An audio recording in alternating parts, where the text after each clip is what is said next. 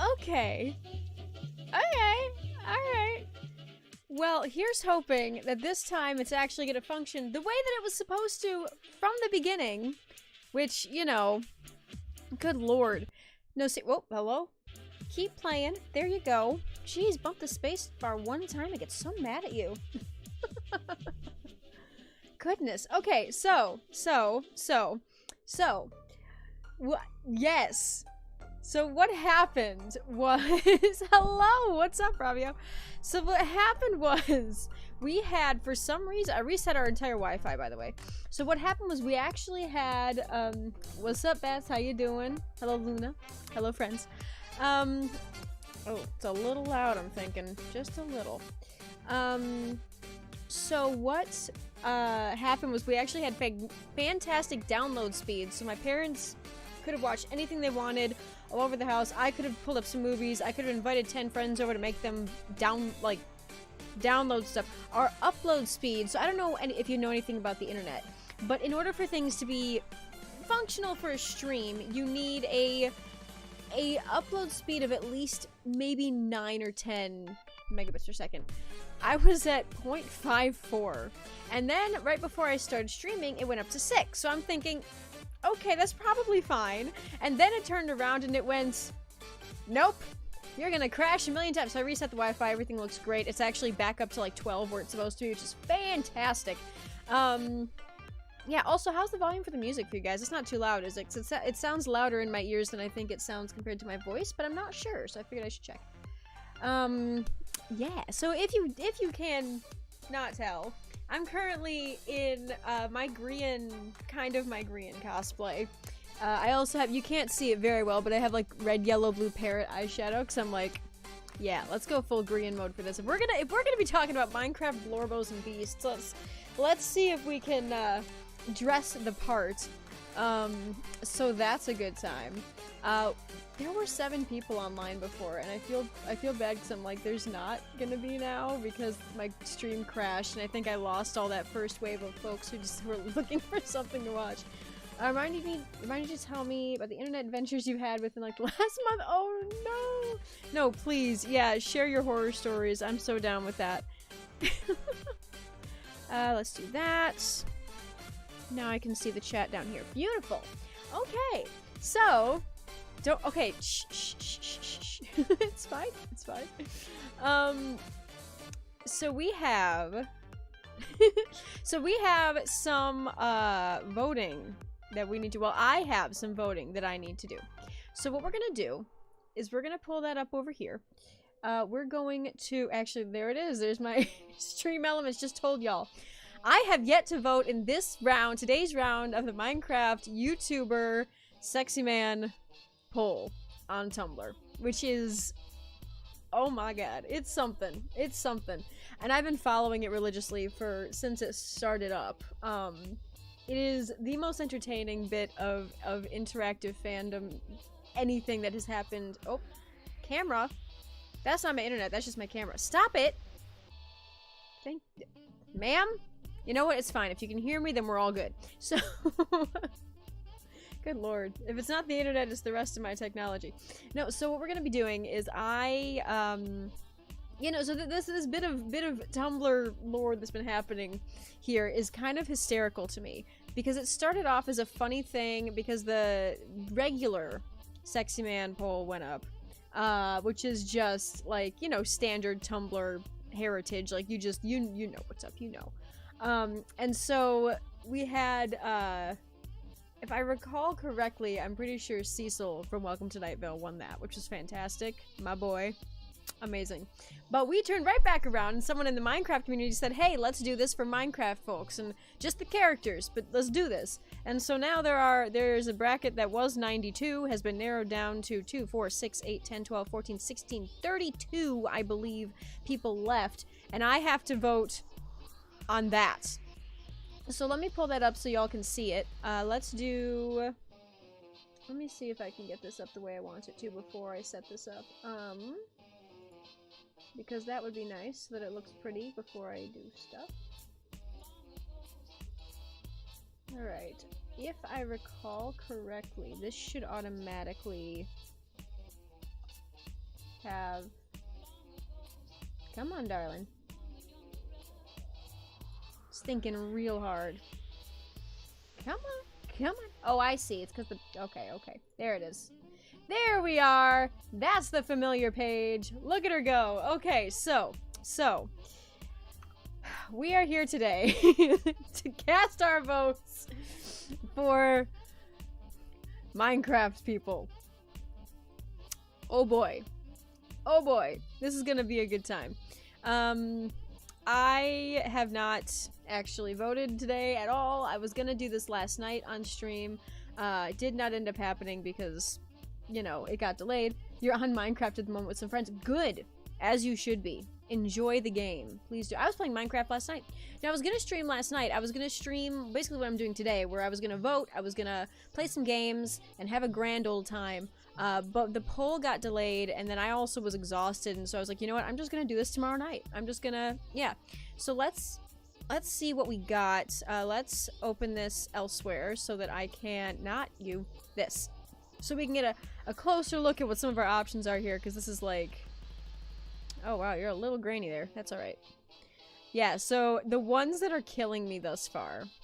So first of all, you've got Scar versus Schlatt, which is hilarious to me for many reasons, but also because literally it's two politicians pitted against each other. So you've got, you know, ex-mayor of Hermitcraft shopping district and the ex-president of L'Manberg. Like there's some political rivalry going on there. Actually, let me see. I'm gonna check something real quick, so I'm curious. Yes, politics. Yeah, literally. So it's, yeah, so, oh, my least favorite thing, this is my side blog, but because it was the first one I made, it's my main blog. It sucks. Anyway, yes, we got two politicians, which is hilarious. Then you got Technoblade and Captain Sparkles, one of whom like, I believe Techno's dad was actively being like, hey, vote for Techno. And I'm just like, oh my god. I love everything about his family. It's great. And then you got an OG Minecrafter, of course. Then you got Doc and Falls, Hermit versus Hermit. I don't know where that... I think for me it's still gonna end up being Doc, just because, like, as a character in general, like, he's just this weird bionic creeper dude, but the art. Like, holy shit, dude. The art. That is like peak, you know, Tumblr Sexyman, whatever. It's the way that the fan base interprets them, you know? And then Ren versus, oh no, I don't know if I could pick. That's hard. Ren versus Ollie. I'm not sure. Oh god. That's gonna be a really hard one for me, I think. Cleo versus Eret might also be tricky. Just because Eret is like, well, you know what? No, I feel like... I think I need to go with Cleo just because I need to carry her entire arc all the way through the poll. I need to, because I've been voting for her since, well, I guess last round, because she's only been in for one. But, so that's there. And then you got, oh my god, Pearl and Filza? That's a weird matchup. I didn't really look at this before, like... Because I've been avoiding the polls today. I've been not looking at them specifically so I didn't impulsively pick something before stream. So I was like, no, I gotta save it! I have to save my voting for the stream. Yes, so... oh, that's gonna be interesting. I don't know. That's gonna be an interesting one. B-Dubs and Lizzie, I can't... I feel like B-Dubs is the icon that I need to vote for just because he's like... Oh god, there is so much going on with him. It's a little ridiculous. I don't know. Well, the other thing too is like, okay, so some of them, it's who's the favorite versus who is actually considered like a quote-unquote sexy man comparatively, you know? Because there's like the trope, but there's also who's the most popular. So some of these people I 100% believe got through because they were more popular, you know? He's just B-Dubs. Well, it's just B-Dubs. Well, no, I see what you mean, though. Yeah, he's just... Yeah. Fair. Then you've got Joel and Rambu. Oh, boy. But, okay. But the thing is... The things that the fan base has done to Joel Smallish Beans in general... Like, have y'all seen the art of his character from the most recent season of Empires? Like, even, like, without, and of course the last season as well, like, the art is, like, 10 times more glorious than he actually is as a character in general. He's actually kind of this slightly, like, I don't know, I feel like Rambu is naturally already pretty damn cool. We make Joel cooler than he actually, like, even cooler than he is in canon for the sake of the fan base. So I feel like that's a no-brainer. You can't put Win towards what he is. He's just beat ups. Literally. Like, you cannot define this man. Like, it's funny, too, because, like, going back to season 6, because I was watching, I've only seen Grian's perspective of season 6 of Hermitcraft. But I did watch B-Dub's first episode because I was writing, there's one story I'm writing that is literally Grian escapes the Watchers and ends up on Hermitcraft in season 6. I was writing it and I was like, okay, but who is online? Who is in the season? Who can I include in the story? And I pulled B-Dubs in and I did some research and I realized, like, there's literally an entire section of that season he doesn't exist in because he left the previous season early and came into the next season late. And he's like, yeah, B-Dubs. So he's... Even back then, like, I was watching, like, so he literally does a whole thing where he keeps falling out of the sky and dying in front of people, and that's how he started his season, and the only way it stopped is because he landed in Corrales' swimming pool. And I'm like, he's been weird since day one. Like, even before the anime girl glow up. I don't know what the hell. He's falling forever. Yeah, literally. Okay, so then you got Etho and Ames. I mean, come on. Etho. Easy. Etho. Have you seen the ridiculous level of affection and not necessarily idolizing, but kind of idolizing that the fans of Etho's Lab do? The slab wins this. There is nothing, like, nothing against Amesy, but Etho has what nobody else does. He's going through that. Scott and Jimmy, now this is going to be an impossible, well, it was going to be an impossible choice for me. Scott and Jimmy, because if you think about it, like, in general, they are both such iconic characters in their respective series that you can't really, like... And they're the flower husbands, man. They literally were in love for, like, you know, 2 different seasons of 2 different series. But, however, Scott's character is already magnificent and sexy, and he's got exquisite vibes already without the fandom adding to it. Jimmy, on the other hand, is this scrunkly wet rag of a man, and then you turn around and you look at what the fandom has turned him into, and he's always like this actual quality sheriff. He's this, you know, really charming, handsome, with a little bit of, like, Eldrick something, because sometimes he's a listener or a watcher, and sometimes he's, you know, a harbinger of death or doom and stuff. I gotta vote Jimmy. Also, I mean, listen, I'm a rancher aficionado. I appreciate the ranchers. Y'all know this, so I don't think it's gonna be very hard for me to pick my boy when he's pitted against somebody else, you know? We've got, Mumbo and Impulse. Oh, that's... I don't know. Cause, like, part of the Tumblr Sexyman thing, controlling a fandom is like controlling a wild animal. Oh my god, true. The things that happen to these characters, like, people take, so just pulling one out of the hat, Tango Tech is a person who, his character in Minecraft is literally just, you know, really, really yellow hair and red eyes and a funky outfit. And he's got really cartoony energy, but that's just who he is. And he builds weird stuff. That's about it. We as a fan base have taken that to mean, oh, he's got yellow hair and red eyes because actually he's a Netherborn, actually he's a Blazeborn, actually he might be part Ghast, actually he can make fire, actually when he goes into a rage he can't control it because actually he's this, you know, creature being, and always, oh no, half the time he's drawn with this tail, half the time he has horns, it's like, well no, actually not horns because he doesn't want horns. That's fair. Different thing. But it's like, the things that we take Minecraft characters and turn them into, it's hysterical to me because the chances of ranchers versus each other are slim. Yeah, so the reason that I find this funny, because you got flower husbands are right next to each other immediately. They were set up to be next to each other. You can't see them, they're under my face. Hang on. They were set up to be next to each other. And so, but then if you look at ranchers, and Jimmy's way up here in this bracket, And the only way he's gonna get to line up with Tango, who's down here, is if they literally make it to the final bracket. So once again, because I guarantee one of them is not gonna make it that far, I guarantee you that, unfortunately, they will be separated. Basically, without even trying, there's still no conflict in their relationship there, which is hysterical. No conflict via no interaction, which is basically what happened for half of the Hermitcraft and Empires crossover.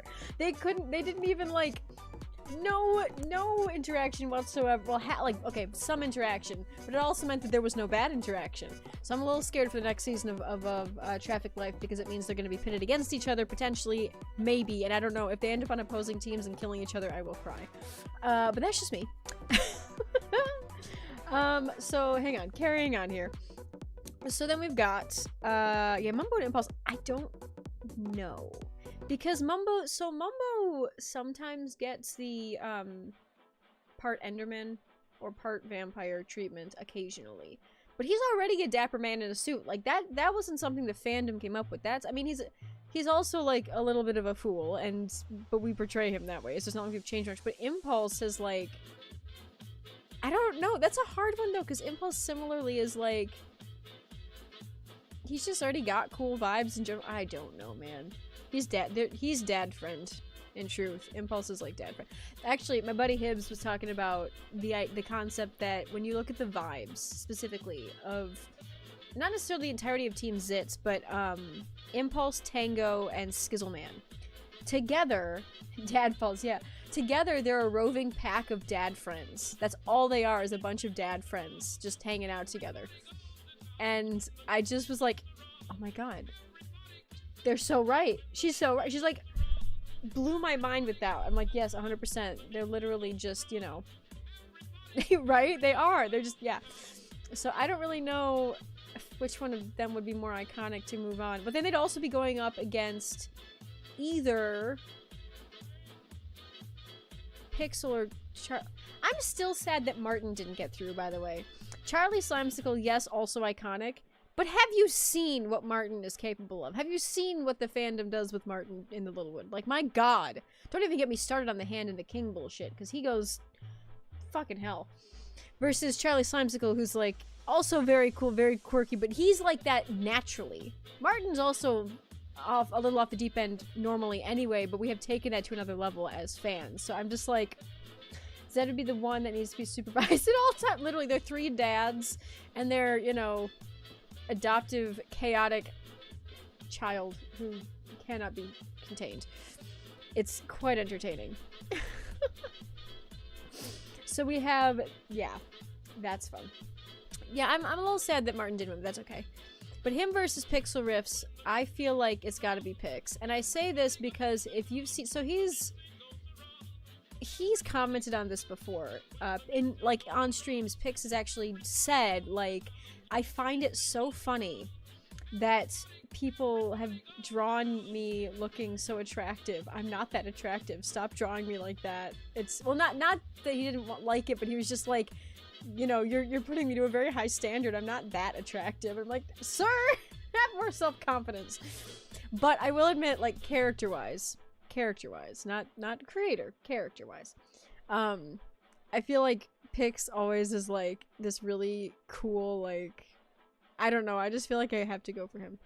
Joe and Izuma, I've got to go Joe. Sorry, Izuma, no. I mean, yes, you get some cool fan interpretation, but, I mean, Joe Hills, come on, man. That man was, like, made to be... Oh, wait, sorry, we're scrolling back up. I completely forgot. By the way, speaking of other Tumblr sexy men, I was not aware until recently that both Good Times with Scar and Jay Schlatt have fan animatics or animations to the song How Bad Can I Be from the Lorax. So not only are they both politicians who have iconic personalities and are just a little wackadoodle in the good, best, worst way, but also they both have animatics out there on YouTube with a song attributed to the most iconic and possibly the worst and best Tumblr sexy man on the planet. So that is also something to you know, take note of, as it were. I'm not kidding here. I'm not joking.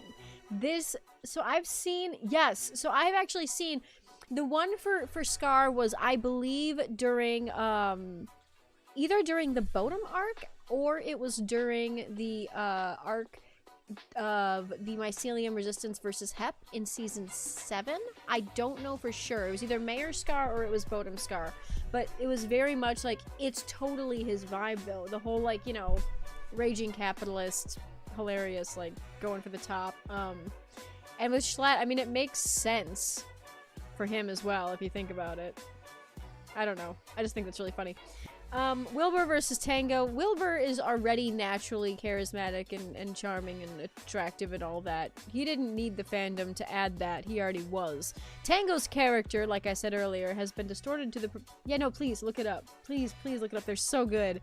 Also, let me know which one Scars is if you do find them. Yeah, so,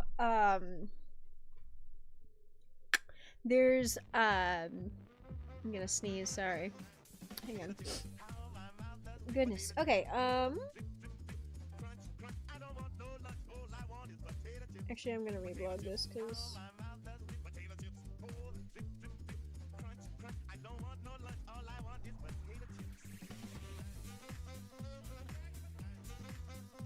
There. Yeah, so, Tango has, like, his character in general is every time you see art of... Okay, hang on. We're going to Tumblr, boys. For multiple... Good lord. For multiple reasons. Mycelium Mark and the animatic is... But yes. I think I have seen it. Oh, not you. There's two that I really have to... Okay, Lunar Crown. I mean, I'm sure y'all have seen their art before, because they're... Yeah, see, their Tango is just... Oh, God. I'm just saying, like, if you're looking for someone to call a Tumblr sexy man, someone who the fan base has turned into an iconic and more attractive than should be possible character, I'm not wrong here. I'm not wrong here. You have to, like, believe just by... That's also really good. Where is... Oh, that's more... Etho, damn. I didn't see that before. I do love their beat-ups. Where is it? There's one in... I forgot I made that one.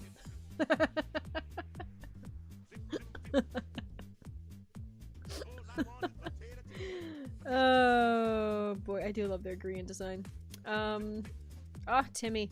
Also, if y'all have not heard of or gone to see Lunar Crown's, Lunar Crown and Aqua Quadrant's Hells to Pay AU, it's absolutely iconic. Basically, it's the backstory of Tango and him having grown up in Hells.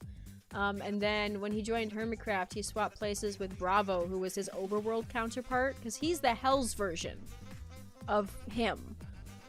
And he's the one who ended up on Hermitcraft and then ended up with Jimmy and Double Life. And anyway, it's really, really good. But yeah, so that art. And then, where is... Shepscapades, here we go. Crowns, gender envy, yes, 100%. But also, oh my god, I didn't see this one. Oh wait, maybe I did. Maybe I just forgot. Oh yeah, hell yeah, there you go. Yeah, Shep, do it. No, my favorite thing I ever saw is the Detroit Become Human AU that they're doing. Normally it's, most of this, oh, I'm gonna cry. But if you look at that version of Tango, where is he? That's it. There he is. He's like, well, that's like him as an android, but even so, like, if you go to, oh, where is it? There's an art piece that, also this, like, I'm just, listen, it started with Etho and B-dubs, and it was fantastic, and then it turned, and then more recently, she's gotten into Jimmy's content a lot more. This, I have looked at this piece of art so many times, I can't even tell, oh, wrong. Can't even tell you how many times. Like, look at, also looking at, just because I'm on a Jimmy thing, because I'm also voting for Jimmy. If you look at this, he's got little feather floofs on his ears. He's got little feather floofs. He's a bird man, and I love it. Like, look at him. He's just, anyway. Shep has an amazing eye for art. Like, holy crap, if I could commission her to do art for my fanfic, I would die happy. But I know that that commissions are closed right now. Yes, Burb, 100% Burb. I've never been a fan of them with facial hair, but that's just me. Where is it? Oh, also this. Yeah, that's also, yeah. But like, okay, so comparing it to how, like this, all of this, like, anyway, what I'm saying is the fan-based interpretation of Tango Tech definitely qualifies him as a quote-unquote sexy man, so that's fun. And you've got Green and Corrales. I think that also could be tough, but I mean, listen, I'm repping the Bird Boys merch. Look, I'm doing the Green cosplay right now. God knows I gotta vote for Green. And then Sausage, dude, nobody can beat whatever the hell is going on with Sausage. Like, holy shit. I'm just saying. Like, Quackity, sure, he's iconic too, but Sausage, goddamn. Yeah, what is that? Oh, that's me. I'm a fool.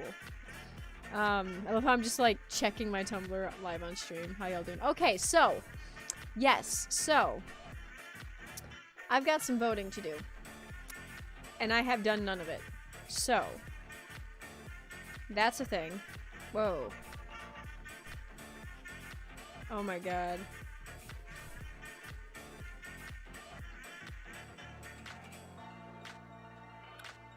Alright, anyway, I gotta not get distracted by posts about any of this stuff because... Wait! Oh my god. Scott, I can't. Ollie, if I win this Minecraft YouTube Tumblr Sexy Man round, I will post episode 3 next week. Jesus H. They are... My favorite part about this entire event is the fact that they are literally... The creators have found it. The creators have found the poll. They have found the, all the, and so they've literally gotten involved. They've jumped on board. It's really, really funny. They're just promoting themselves. They're getting their hello? Oh, here we go. Okay. Round 3. Here we go. Okay. The music just kicked in a little better. That's really funny. I got like the perfect...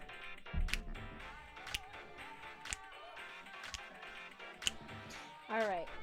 Let's see what we're doing. Alright. Also, I am curious who you guys voted for as well. Just because, like... So I don't know anything about what's gonna happen here. I haven't seen what the stats are at. I don't know where the polls are. I have no clue. So let's... Also, I really hate his skin. I'm sorry, Quackity, but this just makes me want to die. This is not... Especially considering that when you look at him in real life, it's like the creator's so cool. And then this Minecraft skin is like... such a disappointment. Comparatively. I mean, maybe that's, you know, a little... I don't know, rude of me to say.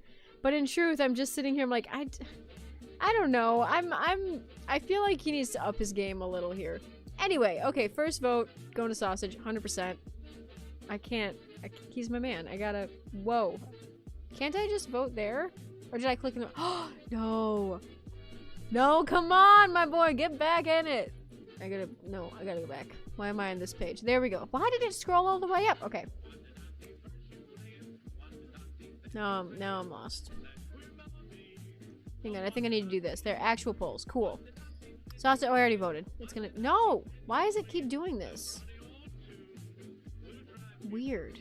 Okay. Can I not vote from here? That's really weird. No, Quackity's in the lead. Yeah, I know! So he's climbed a bit. I don't know what happened. But apparently... Yeah, that's fun. So I can't vote because I already voted. Yeah, he's at 40. Okay, that's fine. Well, not fine, but... Alright, so 15. Green Cross. Sorry, bud. I gotta go Green. It seems... I mean, he's got the Eldritch Horror shit on his side, too. Both of them do, but... Green's the classic... Well, I don't know. Because the thing is, I didn't get into Hermitcraft until, like, a couple years ago, so I'm not familiar with just how recently the Corrales as an Eldritch Being thing has been around, but... Yeah. Wilbur Tango got out for my boy Tango. I guarantee you he's probably not winning.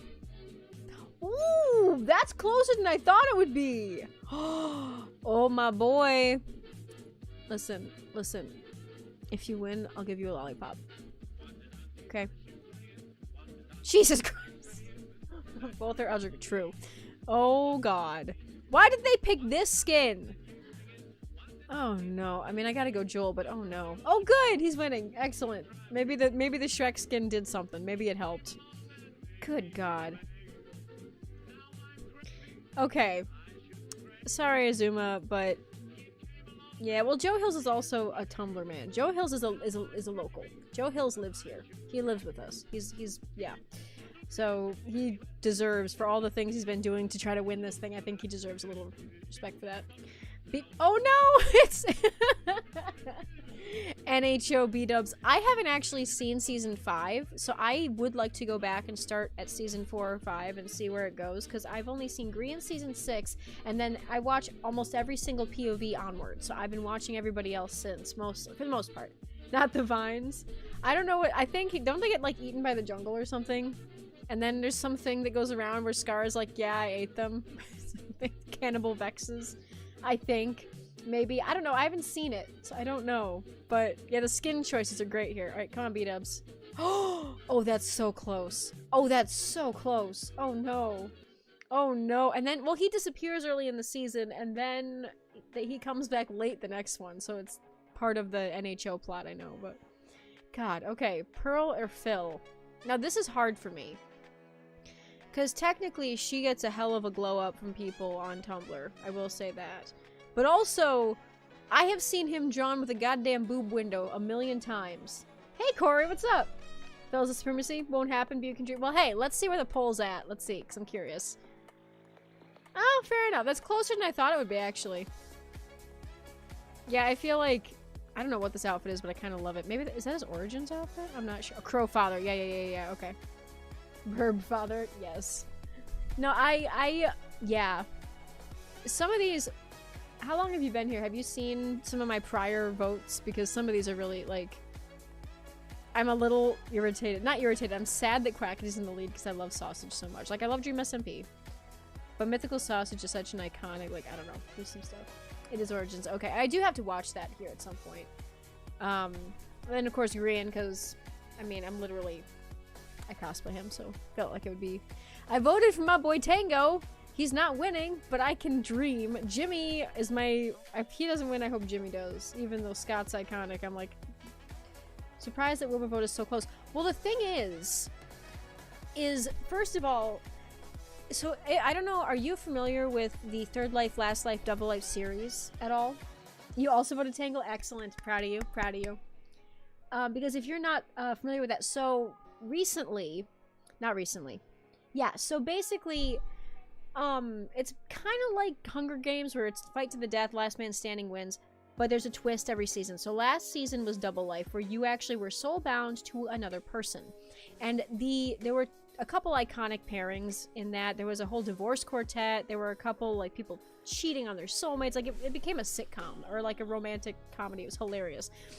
Tango Tech and Solidarity Gaming, Jimmy and Tango were soulbound. And they had probably the healthiest relationship out of any, like, pairing in the entire game. And because of that, a massive fan base exploded for them as, like, a pair. And so now, like, a lot of the big artists have been promoting and posting propaganda for Tango. And because I think the Dream SMP, let me see, Pixie, I don't know if you've watched Etho or B-Dub's POV for season 7, but that's, yes, and I have. The anime I start with them, because Etho, like, tells me he wants him to have bigger eyes or something, and then B-Dubs goes full anime girl. But yeah, so because there's a lot of artists promoting Tango and Jimmy, and because Dream SMP ended on a not-so-great note, I think it might have affected some of the Dream SMP specific polls, which, like, I haven't seen it, but I know how it ends, and I'm just like, yeah, I can see why. Because it's taking place on Tumblr, and a lot of the Tumblr fan base has a bit of, not necessarily, it didn't necessarily leave a sour taste in people's mouth, but kind of. So I think, yeah, it wasn't the best. So it's basically, I think part of it is backlash from the way that the SMP ended, and part of it is the propaganda and advertising I've seen going around for other certain characters, Tango in this case. And then, of course, Joel Smallish Beans, who does not normally look like Shrek, I promise. See, Rambu's already too traditionally, like, a cool character. The thing about a Tumblr sexy man is they have to not be as like what one would call traditionally attractive personality-wise or appearance-wise, and then the fan base takes them and makes them 10 times cooler than they really are.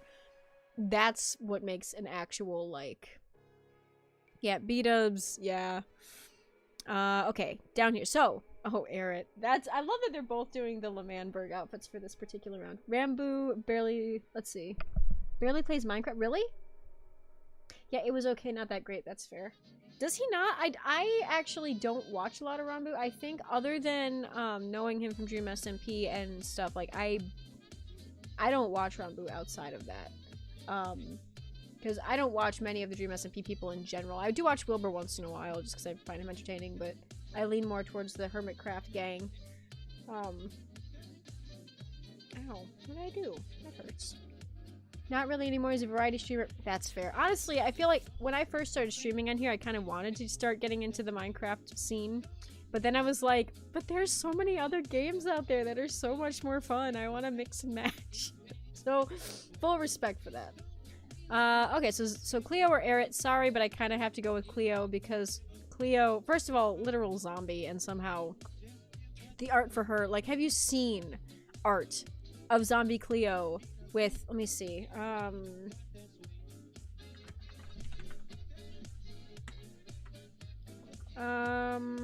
don't know. That's not how you spell Medusa. Good lord. My keyboard said, nope, you don't get to look for that.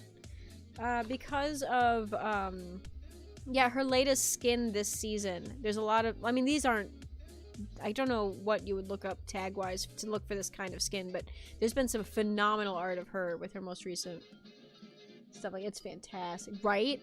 Well, because she had, actually, you know what? We're gonna look this up. We're gonna go to Name MC. We're gonna go to Zombie Cleo, because I really like, I did not spell that right. God, this keyboard hates me. If you hold the key down, it does, yeah. Okay, so this is her outfit for the main part of this season, and because of this, people have been drawing her, I don't know if it's actually snakes or people are just drawing it as snakes, but I love it. I think it's so cool. Like, this is her normal outfit, and this season she decided to go fancier, and it's so good. It's Gorgon. Thank you. That's the word I was looking for. No, 100%. Like, I'm going Cleo. Yeah. Plus, she's also been promoting her own. Oh, sorry. Rambo stopped playing Minecraft as much. He's getting into variety for his better part of last year and this year. That's fair. I mean, good on him for branching out and stuff. Yeah. Sorry, Era. You're already too iconic. I need someone who people make look cooler, because that feels more like the vibes. He's purple. Why is he purple? I am still sad that Charlie made it through and Martin did not, because Martin's my boy, and he is the one who introduced the tradition of maid dresses on Tumblr. I can't. I'm sad. I voted for Martin, and he was winning when I last checked, and then I woke up today and he was not. I was like, oh, shoot. So that's gotta go. Oh, that's close. That's close. That's really close. 13,000 votes. Sorry. Yeah, no, I am like, some of these, how close some of these are. Well, to be fair, okay, so I do know Charlie as an entertainer is iconic. 100% will not deny that. His characters and stuff that he's done are just weird in the best way. But Pixel Riffs has, because of the crossover, I think, between Empires and Hermitcraft, ended up being he gained a lot more of a fan base in the past, like, 4 or 5 months. So I'm not surprised, actually, that he's got as many votes as he has. Oh my god. Oh my god! Patat Man! I love the skins they're choosing for this event. Oh my god. Holy moly. Oh, this one's really, really hard for me. Yeah, so the Impulse a la Charlie and the Chocolate Factory, and then Patat Man Mumbo Jumbo. Good lord. I don't know. Because... oh, that's hard. I've seen so much good art of both of them. Impulse is always turned into a demon. Mumbo is always turned into either a vampire or an enderman. You pick Mumbo, but yeah, it's hard. It's really hard. And pitting Hermit versus Hermit, like, when I get down to Flower, oh, there it is. Flower Husband's like, oh no! Oh no! They picked the, Oh, so since you're not as familiar with the traffic list, so sorry, I'll go back up in a second. No, I gotta vote first. Hang on, and then I'll go down and talk about that. I think I gotta go Mumbo, if only because the way that the fan base has done arts for him, like the way that they portray him is much more in the realm of the Sexyman vibe. Oh my god! Yeah, that doesn't surprise me. That doesn't surprise me. You said you'll lose it when you see that. Yeah, okay. They are evil. Okay, so for context, Corks, I don't know if you've seen this season. So during the first season of the Life series, Third Life, these two were in that season canonically married. Scott and Jimmy were the flower husbands, and they lived in a hobbit hole in the flower forest. It was great. But it was really tragic because Jimmy ended up down on his last life really early on. And so this is like when you got down to your red life, your last life, you end up looking a little spoopy. And so the hobbits, yes, the hobbits. So they had a plot with these two characters and then Grian and Scar. Scar was also on his last life, where they were luring one of the other teams in to take them out with a big trap. Trap didn't go well. They had the two red lives, the people on their last life, hidden in a bunker. But even so, during the battle, Scott died, and then Jimmy got shot through the hole in the bunker and lost his final life when Scott was not there, or was there. I don't know, but it was like in that battle, he lost his husband, and it was the saddest thing, and it was really emotional. And then they had like a post-credit scene at the end of the season where they re-met each other in the afterlife, and it was like, and then the next season of Empires, they also ended up together. It was really cute storytelling. Anyway, they give me feels. Now I gotta go my boy Jimmy. No! Scott's already too cool. You can't pick the person who is already cool in canon, because that's not how a sexy man works. I'm getting annoyed with people. You did see that. Yes. No, it was, oh my god.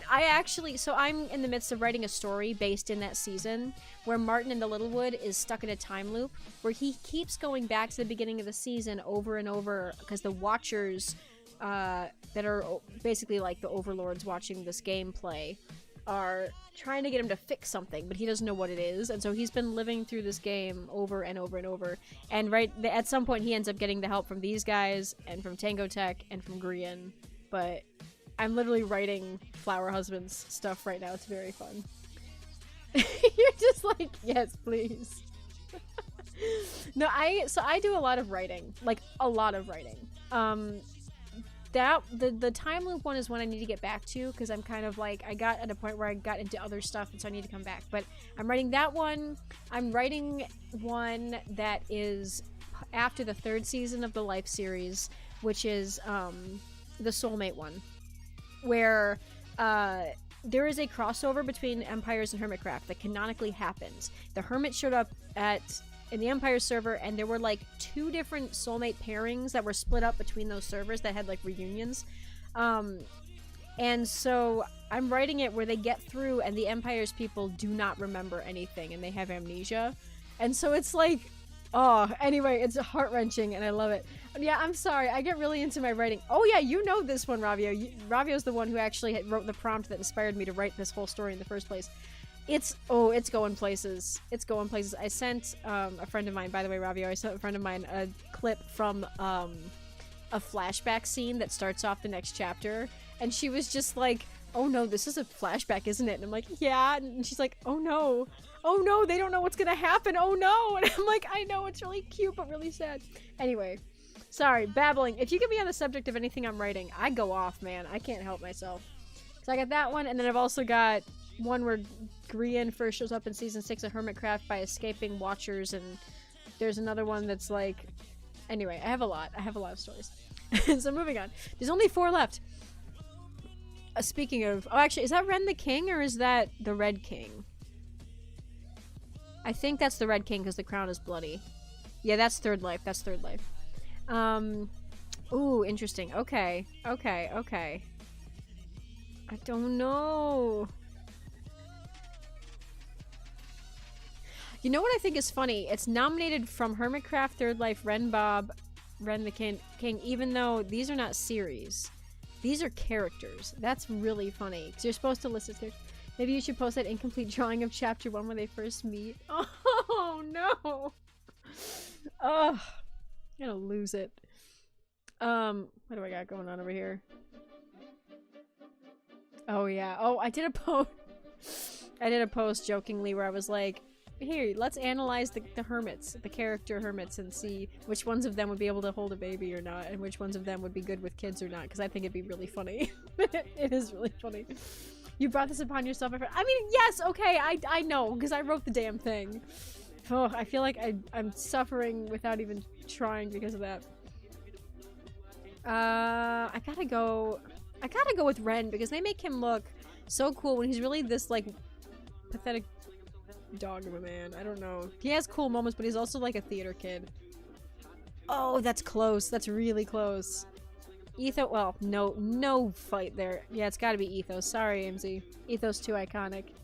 Iconic in that the fan base has made him iconic. Like, yes, he's an OG Minecrafter. Yes, he's good with redstone. Yes, he's funny and whatever, but also they have turned him into this really, really, really insanely cool character. Also, he's dressed like Kakashi, which I think is really funny. So we're doing that. Because yes. Oh, he's Bunny Techno. Oh no. And, of course. I want to say Techno because I feel like... I don't know how much of Captain Sparkle's iconicness is just how he normally is or how the fan has interpreted it, but I feel like Techno is a mix of both. I know, but it's like, if you think about it, I'm like, okay, so he's an OG Minecrafter. He's been around for years. And he also, like, I don't know, because it's hard to, I don't know. Because Techno, I've seen how people have interpreted his character, and it's so freaking cool. Like, I feel like people have taken him to, like, ridiculous level. Like, yeah, he is a cool character anyway, but they've made it even more so. I don't know enough about fanon versus canon. Sorry, Cap, I gotta go Technoblade. Yeah. Doc and False? Doc. Oh, that's closer than I thought it would be, actually. Well, then again, she's done some cool lore stuff recently. Doc in a suit. Oh, he doesn't have his horns. That's so sad. Doc-M77 is like, if you've ever seen him in art. I mean, he's drawn differently by every single person. Like, if I go to... Let me see if... That's not how you spell it. Hang on. There we go. My buddy Hibbs. If we go to Hibbs over here... This is really funny to me, because if you look up... Let me see. Their interpretation of Doc is like this really fascinating creature. But then you turn around and some people do completely different things with like what he looks like. It's just, oh, they take him and turn him into such cool designs because he's a goat creeper robot hybrid thing. I don't know, man, but I love it. Whatever it is, I love it. And then I think this is the last one. Yes. Pitting politician versus politician. The mayor versus the president. He looks fluffy. Oh, very much so. Yeah, he goat man. Oh, I mean, we all knew it where this was gonna end up. It's gotta be Scar. I'm sorry, man. Politics, yeah. Scar, yeah. Well, because, like, don't get me wrong. Schlatt's pretty iconic in general, but I also feel like Scar has been taken. I mean, my god. The number of pieces of art of him where he's shirtless because he literally, like... I can't. It was a bit in Third Life, and then it became a reoccurring bit for the rest of his life. And people have drawn him. Oh my god, I can't even... Yes, Schlatt didn't have a chance. I feel kind of bad about that. But there are some people who, like... Oh, they have two... That's green and blue. How do you get green and blue? Oh, how do you get those? Can I buy that? I don't know. I'm not sure. That's, yeah, I feel like, unfortunately, Scar may... Because, okay, so if we look at the bracket, like, Scar... Okay, so depending on, like, I'm just saying, as far as what we saw, it's gonna be Scar versus Technoblade. How do you even, like, you buy them? Well, yeah, I know, I gotta figure out where to buy them. Scar versus Technoblade. How do you even figure out who to vote for in that situation? Like, honestly, well, then again, like, if we're talking just Sexyman vibes, it's gotta be Scar because of the way that I've seen art of him and writing of him done. Like, he is iconic. So definitely Scar here. This one's gonna be Doc, and it's gonna be Ren potentially. Oh no! Doc versus Ren! Oh no! The Ren-Doc ship is being shattered by the fans. And that's a ship that's promoted by Doc and Ren themselves. They're 100% on board with that ship. That's so funny to me. I do love the Hermits are very like, yeah, go! And Empires too. They're like, yeah, ship all the things. Give me the fan art. Sausage is always like, yeah, show me fan art of the kiss after the stream is over. I'm like, oh my god. Holy crap. It isn't, I just think it's hysterical. I think it's so funny. They're so enthusiastic about the fandom. It's great. Yeah, it's gonna be Doc versus Ren, which I think I'm gonna have to go with Doc again. And if people, I don't know, depending on how the trend goes, so it would end up potentially being Scar versus Doc in this little bracket over here.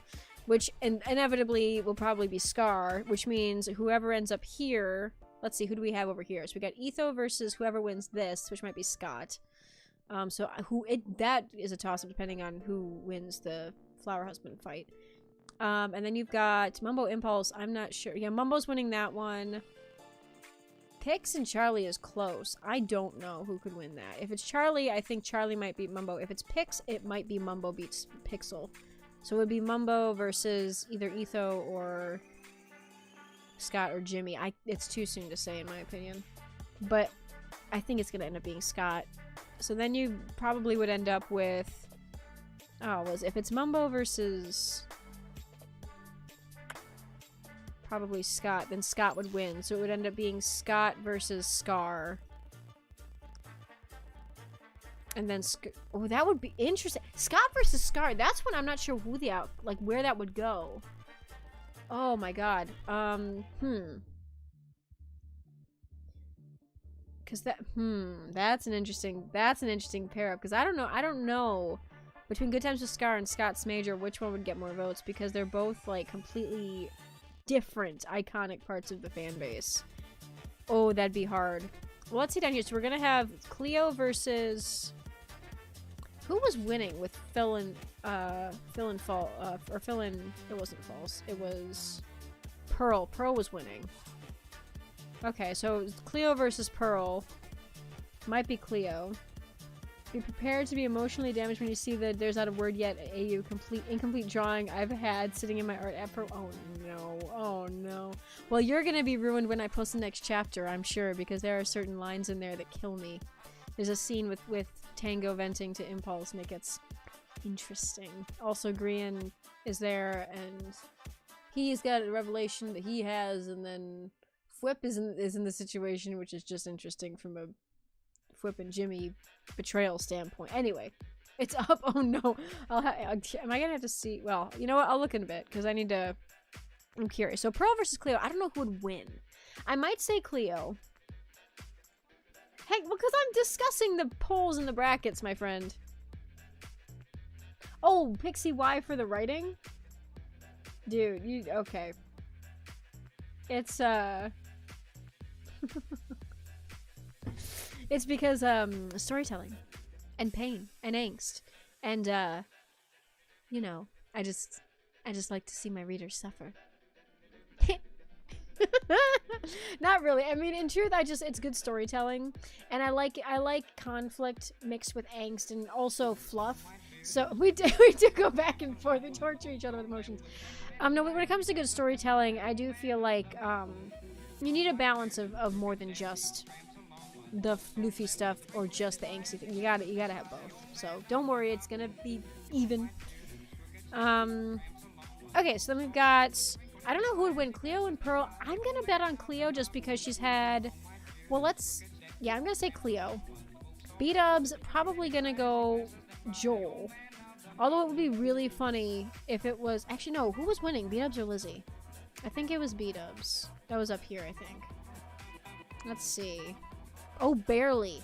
Ooh, but still, it's been half a day. So the likelihood of it changing much, I don't know how much it might change. So that's going to be B-Dubs and Joel, probably. Or Lizzie and Joel, which would be pitting husband against wife. Oh god, who set up this poll? Why is it this combination of okay. If it's B-Dubs and Joel, B-Dubs is going to win. If it's Lizzie and Joel, Joel is going to win. Which would pit Zombie Cleo against either B-Dubs or Joel. Cleo versus B-Dubs would be funny because of Crassel Crew. Someone who wants to see the fans suffer, truly, I know. But they kept Grian and Scar on opposite ends, and they kept Tango and Jimmy apart, so I'm grateful for that. So if it's Cleo versus B-Dubs, I'm not sure who would win. If it was Joel versus Cleo, again, not sure who would win. I don't know. That's a hard one for me. I don't know where that would stand. Because the Cleo and Joe Hill circle is pretty, like, the stuff they've done for their promotion of their stuff has been pretty strong. So I don't know, but B-Dubs is also the Twitter man who, like, literally he delved in and figured out what a fandom is, and he's literally learning Twitter language and fanon language, and my god, that man is insane. Meanwhile, you got Joe Hills versus probably Wilbur Soot, because I don't think Tango can pull it off. I love the man to death, but I do not think he can make it past the next round. So it's going to be Joe Hills versus Wilbur, and then I think because Joe has such a following on Tumblr, it might end up being Joe, potentially, maybe. Grian versus Corrales is going to be Grian, and it's going to be Sausage. Grian versus Sausage might be Grian? Maybe. Because, that's a hard one. But Grian is a pretty significant character, so I feel like he might end up being able to pull ahead because of that. Because he's more notable than Sausage, even though there's been crossovers and stuff, even though they've been working, like, Sausage is a bigger name now because of the crossover events, because of other things that have been going on. So I'm still going to lean towards Grian on that one, which means it'd be Grian versus Joe Hills. And I think that would be a tough one, too. So I don't know where this bracket would end up. God, this is going to be, like, some of these, once you get closer to the end, it's down to the wire. Like, I have no idea how some of these are going to play out. This is going to be a fascinating tournament. I feel like I'm reporting, like, on a sports game. Like, so, you know, the player number 72 is doing pretty well this season, don't you think, Bob? Sure thing, Jimmy. Like, this is just really funny to me.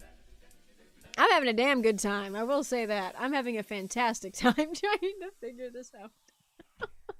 And I also love the promotions. Like, people are literally promoting, they're, like, drawing art and they're bribing people. And they're like, I will write you a fan fiction if you vote for this person. I will draw you this character in maid outfit if you do this. I will draw this AU art.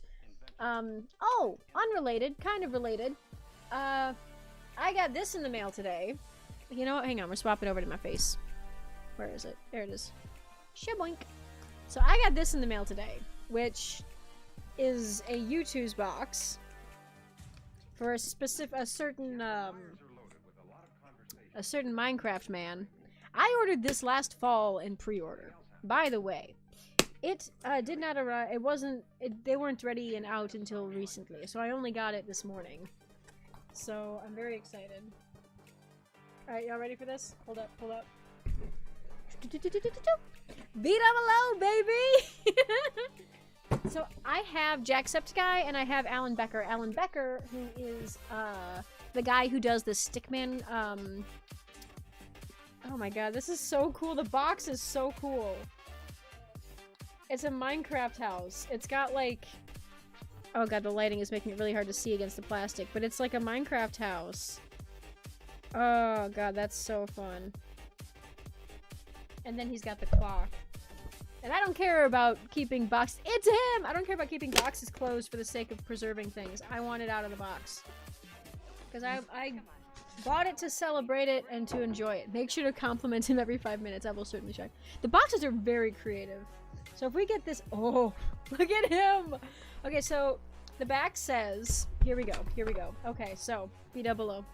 And we're gonna read the back. The back says, care instructions. Make sure your B-dubs gets plenty of sleep. Pay him a compliment every 5 minutes. Oh, there it is. There's that. Now I get it. Never tell him that he is short. Except he's like the size of he's a toy, so I don't know. Oh my god. This is so good. Hang on, I'm taking him out of the box. I gotta. You haven't complimented yours and he's starting to stare into your soul. Oh no. Quick, go compliment your B-dubs. I also purchased, a while back, the Sheriff Jimmy plushie. So that should be coming in the mail at some point here. Which is I'm very excited for, which is really funny to me, because he's like, I'm not a toy. I'm not a toy. I'm a real man. I'm a sheriff. And I'm like, you literally made a toy of yourself, sir. I don't know what you expect to happen after this. There we go. There he is. There's the man with the anime smile. Look at him. Clock and all. Ah, I love him. I love him to death. He's cool. I like him. He's gonna go up with Jacksepticeye and Alan Becker. Can you stand on your own? Excellent, sir. He's gonna sit next to me for now. Your sister called him short right as you took him out of the box. Oh no! Oh no, he's gonna, you know, be sad. You can't do that. And the inside says, gotta shriep. Excellent. Excellent, excellent. Established 2011. Yeah, excellent. That's a good time. I really enjoy these boxes. These people are always like crapping on YouTubes and saying they're bad quality and saying this. I'm like, they're not. I really, really enjoy them. I think they're really fun. They give me joy. So, you know, I'm not in it for details. I like the cartoony look. I like that they're simplistic. I like that they're, you know, not... Because for some reason, for me, figures that look not necessarily exact like that, but figures that look like some sort of real-life rendition with every, like, nook and cranny, and I don't know. I just think it's more fun when you have something a little more, well, cartoonified, as it were. I enjoy that thoroughly. So that's fun. So I have that today. So yeah, I voted. I guess, so after this, I was thinking about doing, sometimes they come in poor quality and well not fully yeah, okay, that's fair. Well, that's the case with any toy that's mass-produced. Because sometimes they just, you know, miss things. Like this, the clock is printed, like, mostly okay, but there's, like, a blue dot over here. But it's not like it's meant to be... I just think they're really cool. It's imperfections happen in the production line. That's not, you know, that's almost to be expected, really. Let's see. Yeah, so that's fun. Hibbs. Gotta love them. Joe fans want to vote Tango. Joe can beat Tango, but I don't know if he'll be able to beat Wilbur, so it depends on the Hermitcraft Dream SMP fan ratio. Tango still has a chance if his fans can rally. Cleo wants Pearl to win against Filza for the same reason. Then it becomes an in-fandom round instead of fandom against fandom, and Cleo has the advantage there. More broadly, the biggest threat is Grian. See, I hear you. I want Tango to win too, but this feels mean to the Tango voters, honestly. They have put up a good fight. Tango's definitely a wonderful, sexy man. Also, I have once again already voted for this round, so may I propose Joe voters don't vote for Tango because we have a better shot next round against him. After all, if we can beat this long, slow Wilbur rally with Tango, we may have tipped Tango over the edge to beating us. Vote for Tango because you can, out of the goodness of your heart, and should he fall in battle anyway, I ask the Tango voters to join us to avenge him against Wilbur. It's all you can do for now. I ask the Tango voters to rally. Should he avenge him against Wilbur? I can't. God, this is what I'm talking about. The fan base is like, oh my god. The fan base is just there. God, it's so funny. Like, there's just there's so much propaganda. That's the word, propaganda. There's a lot of propaganda happening now. As a Joe and Captain Sparkles enjoyer, I extend my hand and vote on a Cap Joe alliance. Here's where I must sadly admit that I have already voted, so I cannot help you in your war against Technoblade. This is my great regret. However, if you will accept me hat in hand, and any other Joe voter that comes after me that hasn't voted yet, I will gladly accept your alliance, comrade. Good lord. Oh no! Look at, see, this is, oh, look at it, Jim. 47% versus 53 Scott. Oh, I went up one? No! Oh, Jimmy. Oh, Jimbo. Oh, honey boy. Oh, look at his eyes. Okay, I gotta show you this. Because this is really, really funny. Hang on. It's really cute. Gimme that. Yeah, gimme that. Look at this. This is another Shep art.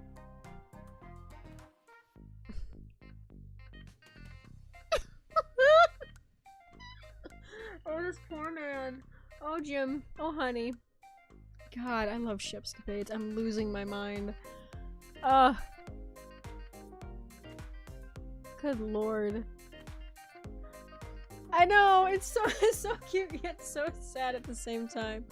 Where, hang on. Where, there it is.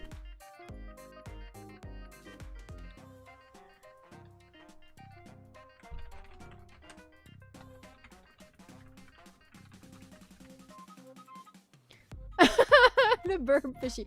Yes, literally, I'm so sad. It's so sad. I can't type because of this damn keyboard. There, I'm reblogging this as we speak.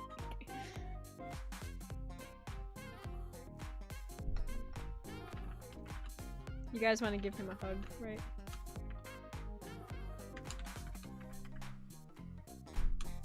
There.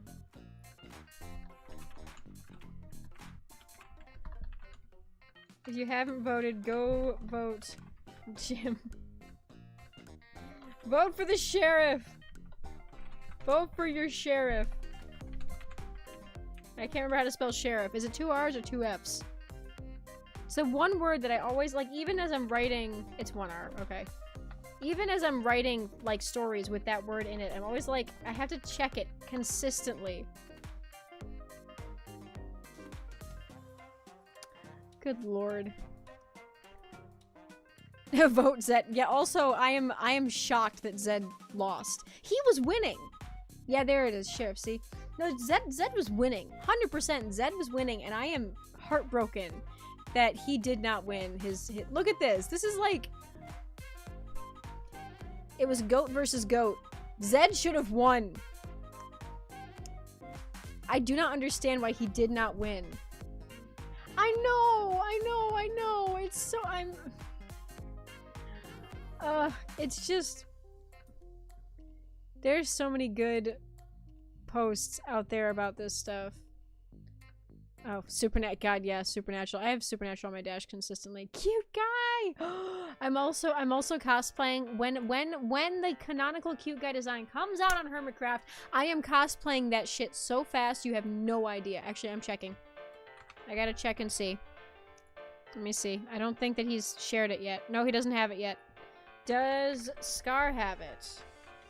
Has he been testing with the skin? I feel like it might, if he hasn't already. Nope, nothing. Well, I would see the green face, I suppose. And Mr. Potato Head. Where else? I can do Too Much Green and see. People probably would have found it by now if it was live, though. Because you have to admit, like... Yeah, see, there's Hot Guy. Oh, God. Mooners. Skitties? Yeah, okay, hang on. Hang on. Where are they? He's always... Yeah, there we go. There. Is that what you wanted to see? Skitties. Red Life Skitties. I honestly read that too. Red Life Scar in Double Life was friggin' iconic. Well, actually, Scar in Double Life in general was iconic because he had, like, the trilogy of really good outfits of him looking from composed all the way down to completely, like, disheveled. It was really well designed. It was real. I really enjoyed his life design. I'm also Scott, by the way. 95, I think. Yeah, Scott, by the way, gave us a hell of a false start a couple weeks back because he love that. Because Chromia, love you. Don't remember what that's from. What the? I don't know who that is, but that looks amazing. Off the shoulder, baby. All right. This. So the Life series is coming out in March. The next Life season is in March. I'm very excited. I'm watching it live for the first time. I'm very tempted to invite some buddies of mine to, like, watch it with me. Because it's really fun, and I feel like I've never watched it live. I would love to do it with somebody else. That's Becky. What the heck? He must have been testing in Orange. Probably. This is Becky. Oh, okay. Because I haven't watched, well, yeah, there we go. Because I think that's... Is that Owen? Yeah, he does skin testing and stuff. He's a detective. He looks like Perry the Platypus. Oh my god. Why is he in... That's cute. Yeah, he tests skin. Bo Peep. I love that. That's Daphne. That's really funny. Yeah, he was definitely skin testing because that's Flip. That's Joey. I don't remember who that is. Yeah, definitely. He's a demon? Okay. Oh, Area Unknown. Okay. No, I think I saw him streaming that once. And I saw it, and I'm like, how many SMPs is he in? This is before I realized that he's in like 50. But yeah, so this skin happened, and this skin happened. And for anybody who's not aware, tradition in... Oh, that's funny. Tradition in the Life series now is you do the green, yellow, red with your outfit and your design as well when you die.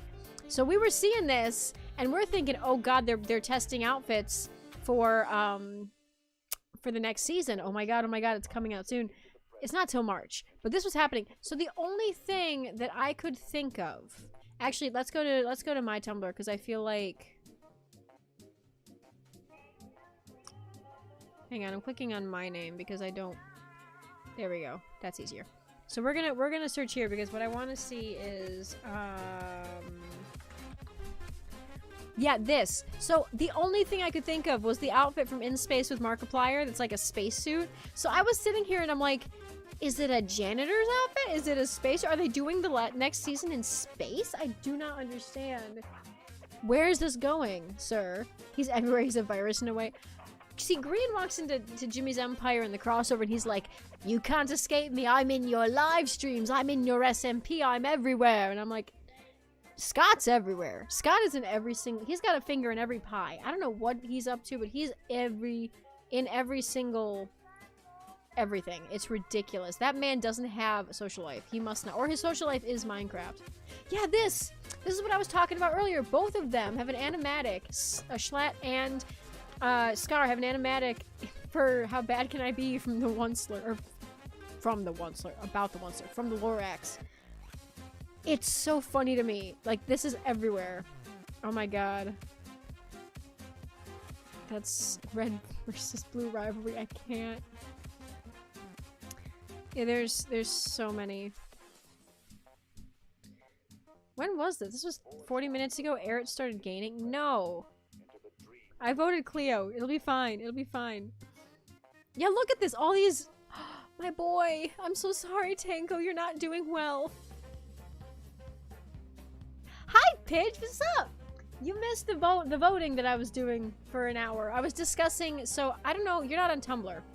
But there is currently a certain bracket going on called the MCYT Sexyman tournament, and I was voting for this round of people, which has been highly entertaining because it's like, if you go down to the beginning. So first of all, Scar versus Schlatt. I mean, I gotta vote Scar. It's mayor versus president. I'm voting for the mayor. I'm going for Doc M77. Kind of have to. Techno, had to vote Techno. Ethos Lab versus AMZ. Sorry, AMZ. It's Etho. So, like, we went through all of these. I was discussing my options. I was, like, analyzing. I'm still sad about this because I really, really... Like, this number has not changed much. That's the funny thing. So, apparently, it's been stuck at 54 and 46 for hours. So, people are consistently voting because this number keeps going up down here. But they're at the same, like, the same amount of people are voting evenly for Scott and Jimmy. I want Jimmy to win. I really want my boy to move on. Because, in reality, he's more of a Tumblr sexy man. The stereotype is that they're a character who is, inflated and designed above what they actually are in canon. Like, they're made to look so much cooler. And if that's not Jimmy's solidarity, I don't know what is. Jimmy went down... No, he didn't. That was what it was when I was looking at that art a minute ago. Or are you talking about the fact that that art was that he went down? Also, Tango. Oh, my beloved. I want to do this cosplay. I want to cosplay as Iceman Tango. I want to. You can save a Jimmy from losing, literally.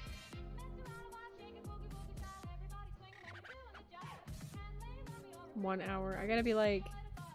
God, okay. If Martin betrayed... Oh, I forgot about this.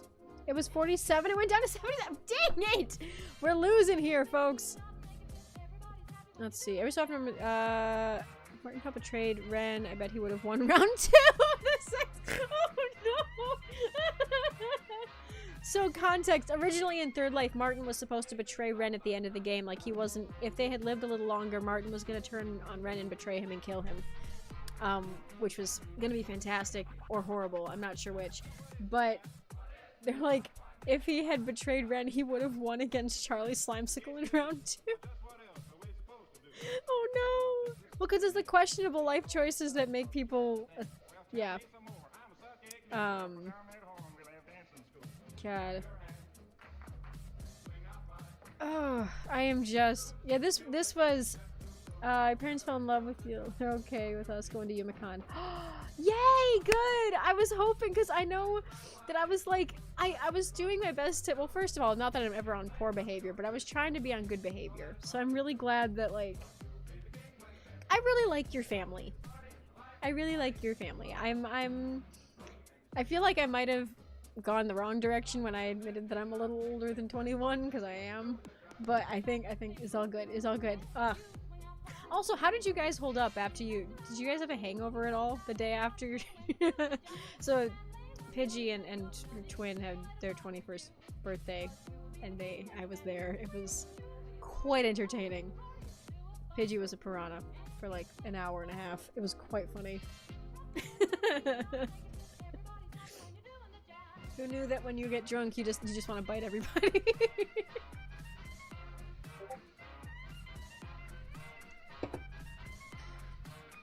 Oh no, what did you send me, Hibbs?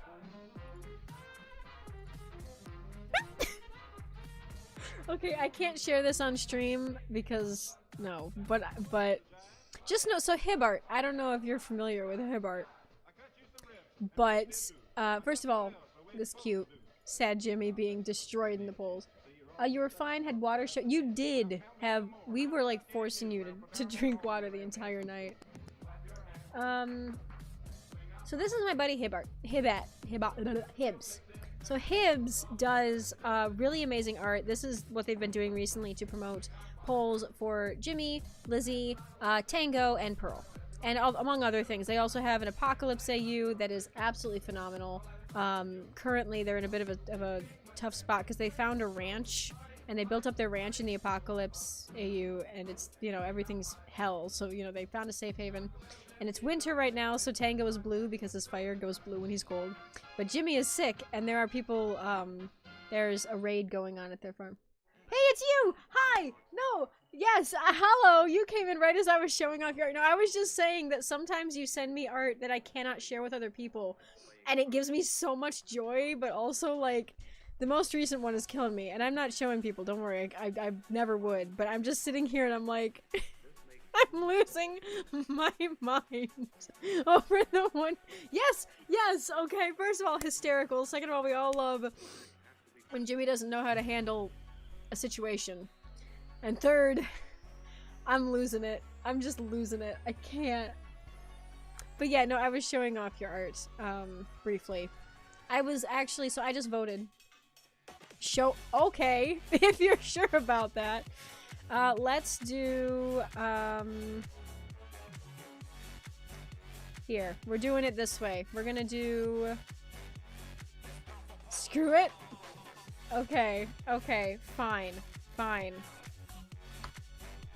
Oh, what? Hang on. Let me see if I can just get it to go if I just click on it.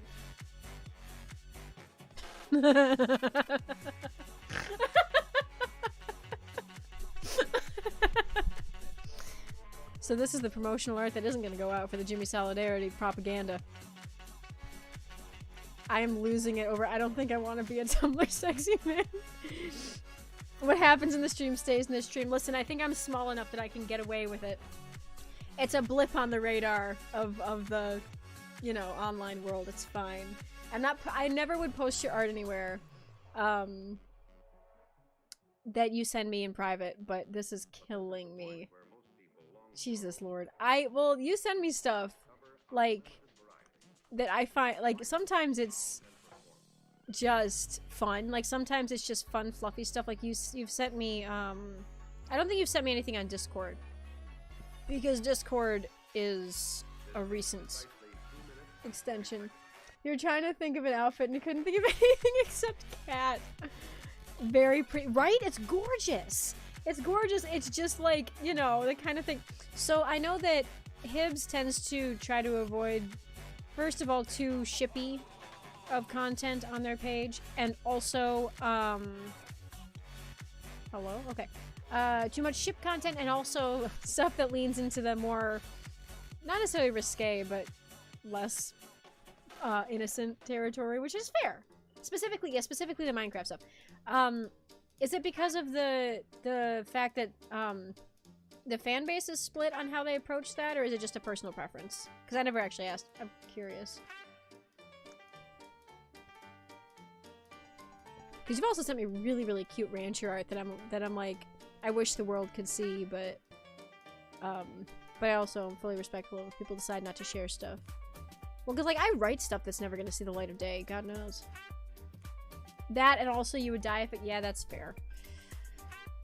See, I originally wasn't going to see. If you look at my first couple fics I ever wrote in the Minecraft YouTube sphere. The first one was the one where Grian escapes the Watchers and crash lands in Hermitcraft. There was going to be no shipping of any kind. None. Which there isn't. That's still the case. There isn't any. Because, again, like you're saying, if somebody comes across it, I just didn't want it to be weird. And then I did the one that was Martin in the time loop, and that had canon flower husbands.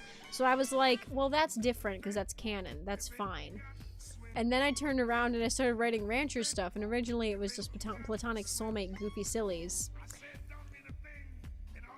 And then the Amnesia AU came around. And instantly it moved from... The first chapter was technically... could have been platonic. It could have been. And then I went into the second chapter, and Tango is straight up in love. And I'm like... Fuck. and then the There's Not a Word Yet AU came to be, which I'm just like, I'm still keeping it tame. Like, if I ever write anything a little less on the main trend, I tend to put it under a pseudonym. If I share other things, which I might have, I won't tell you what that is, but I may have written other things in the rancher realm that I prefer not to be attached to my name, just in case. But the first 3 months in the fandom in denial. The same slippery slope. Yeah. Well, that's what it is. It's like, you don't want to ship stuff, but I also came from the Jacksepticeye fandom. And that was a fandom where we're like, okay, the characters are characters. They're not Jack. They're not real people. They're characters. So there's like that border. And so I was already of that mindset. And so when I got into the Minecraft stuff, I think it was easier for me to fall into the shippy side of things, because it's not like, I literally, even if I didn't post about it, when I first got into it, I knew that Green and Mumbo was a thing. And I found some really, really good fics. And I was like, there's some good writing here. I'm going to enjoy it. He's there. It still makes you feel a little weird, but yeah, that's fair. I mean, I think as long as you differentiate and you state for a fact, you're like, no, this is not about the people behind the cameras at all. Or the people behind the mic, or the whatever. Like, they're actors, in a sense. I know I will never write anything for Hypno, because Hypno specifically, or Hypno or XP, I can't remember which, has said specifically that he doesn't act or roleplay as much. When he's there, it's him. Versus Cleo, and who's down with anything, versus Martin, who's like, it's all characters, you know. It's like, so when it comes to, I can't remember, I wrote it down who it was, but either Hypno or XP. I mean, I don't write them anyway because I don't know them very well, but even then, so like, in that regard, I'm willing to step back and be respectful. Yeah, that makes sense. Oh, you work with, oh, that's fun. Yeah, well, that's also why, like, I'm careful about what I say or do, even though I'm doing the rancher one currently. It's only ever gonna be, like, emotionally cute. It's not ever gonna go into, like, other stuff. Just because I know that I'm literally trying to become a streamer, and if something like that was attached to my name, I wouldn't want it to be found, you know?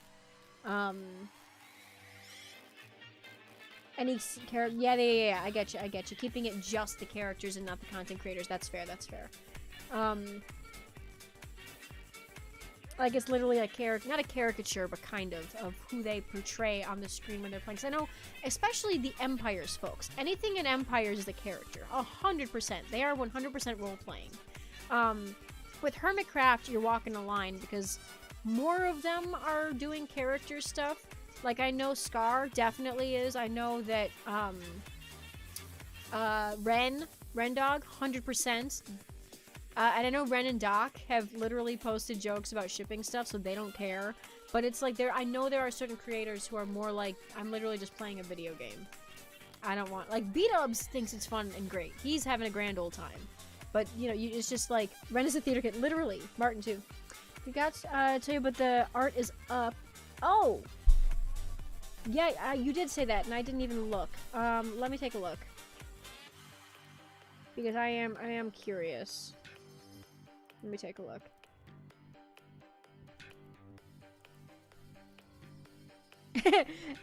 Oh no! Now stay. I didn't see the second half of that Shep or Shep post. Oh, there's two. Oh, Jimmy the polls, he's losing. What's that second one? Is that Etho? Because of the, I think it looks like a mask. That's Etho, right? Oh my god, it's gonna break my heart. So this is from, I'm gonna leave that there.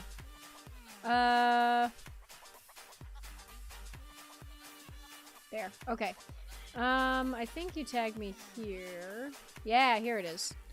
Yeah, that scene where he's literally like, he's being all excited and Jimmy's like, who the fuck are you, dude? And then Green's like, no, shh, it's fine, it's fine, we'll fix this. And then, of course, yeah, Ether with the ears. I do like that you draw him as a fox. That's really fun to me. Yeah, no, they've done a couple art pieces. They did, Ravio did a comic. Let me see, where is it? Nope, not that. I was on the wrong tag. Hang on.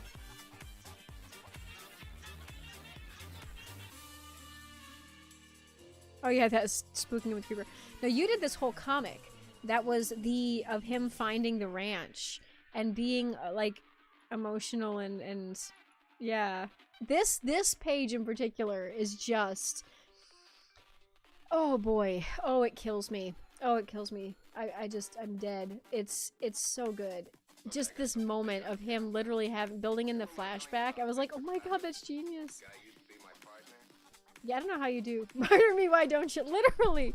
Also, okay, you know what? Hang on. We're pausing the music. Would you like me to read you a snippet of what I'm working on of the next chapter? That's a flashback. Because I have actually shown, I think Hibbs has heard this. But I have part of it's I don't have the whole I'm still working on the chapter. It's hard for me to get motivated right now because of a lot of stuff going on.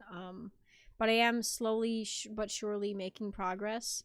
So let me see. You're scared? No, it's really sweet. Okay, hang on. Let me find it because I'm not opening my Google Docs on camera because there are other things in there that are hiding that I don't want people to see. That's not the right one. That's something completely different.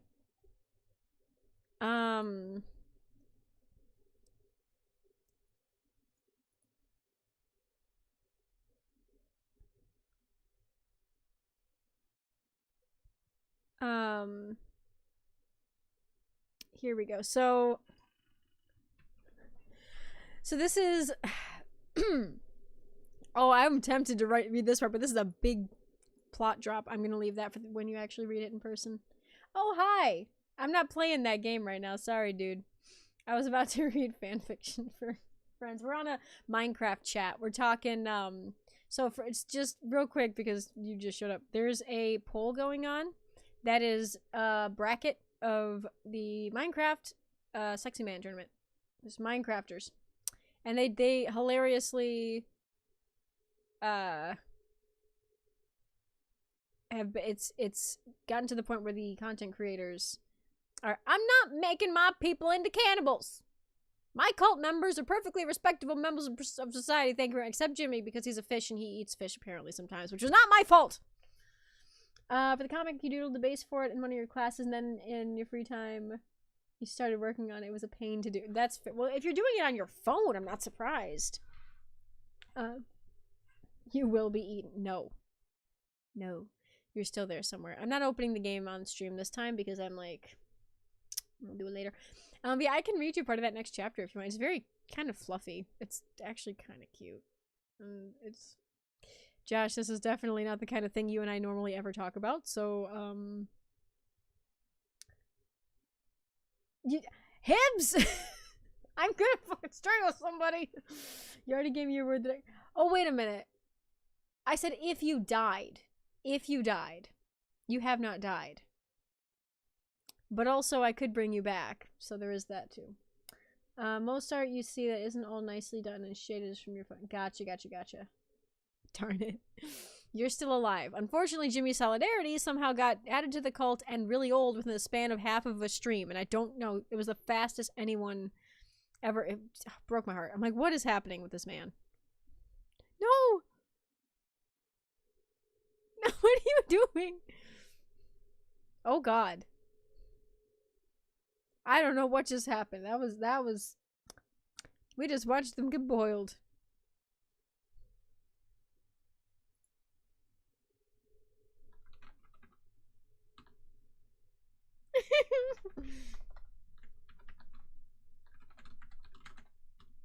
Y'all are just seeing me blog. That's all I'm doing. It's not the kitties. Isn't that the guy we resurrected with the Twitch thing? Who?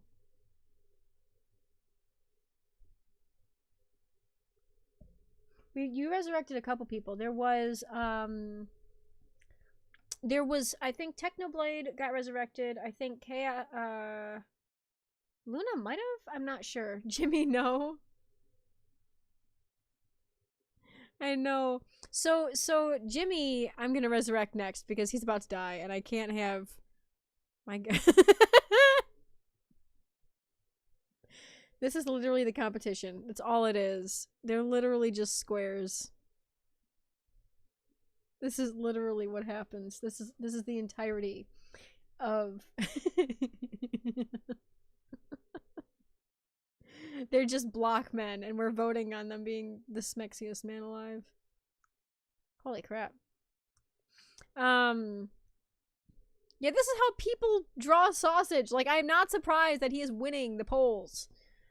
Good God. Oh, that's fun. Pearl, Green, Mumbo. Boob window. Hypno, no.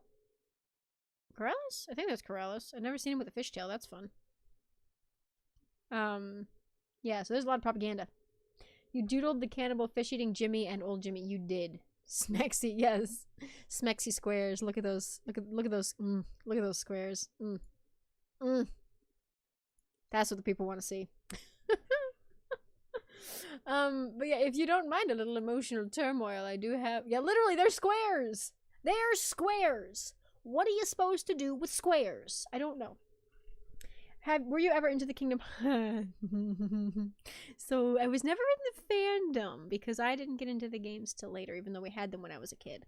I finished the first game and then I proceeded to buy every single game in between, including a used PSP from a garage sale and a used 3DS so that I could play some of the other games in between. The only one I don't have is Kingdom Hearts 3 because I don't have a console that can play it. So... Love the games. Never been in the fan base. Can you borrow them? Perhaps. Depends. Which one do you need? And also, will I get them back? Because I treasure them dearly. I'm actually tempted to play them on stream, so we'll see.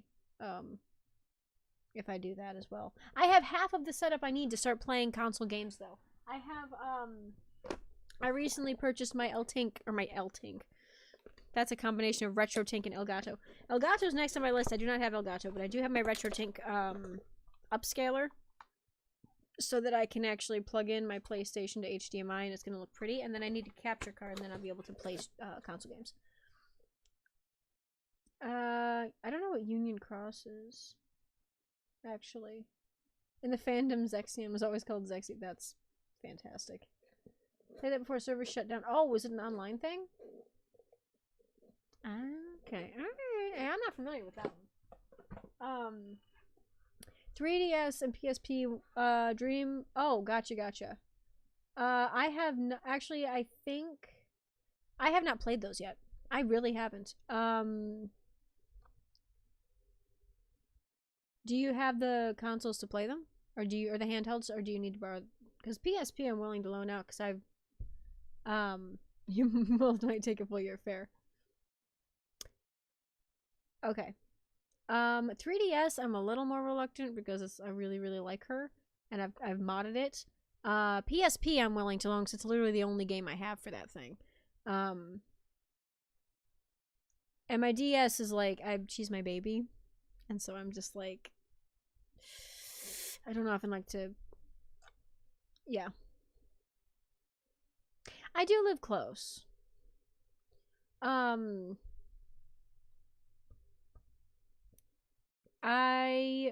don't know. We'll see. It's fun if the talk of Kingdom Hearts reminds you of your abandoned Kingdom Hearts fic. Fair. I never wrote those because I'm still playing the games, but I still play the third one. I would love to cosplay something from it, but none of the characters are characters I want to cosplay. You know, I don't want the big long coat.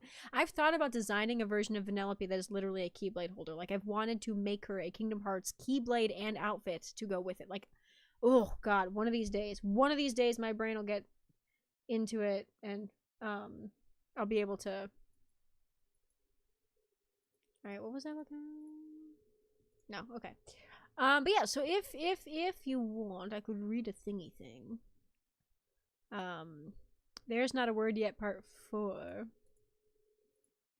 Some of this beginning chunk actually was already posted online as a snippet, but the rest of it, it's not that long. It's like 2 pages. I was gonna say, well, yeah, you can't spell Vanellope either, but Vanellope is also an impossible name. And Vanellope is one nobody gets right.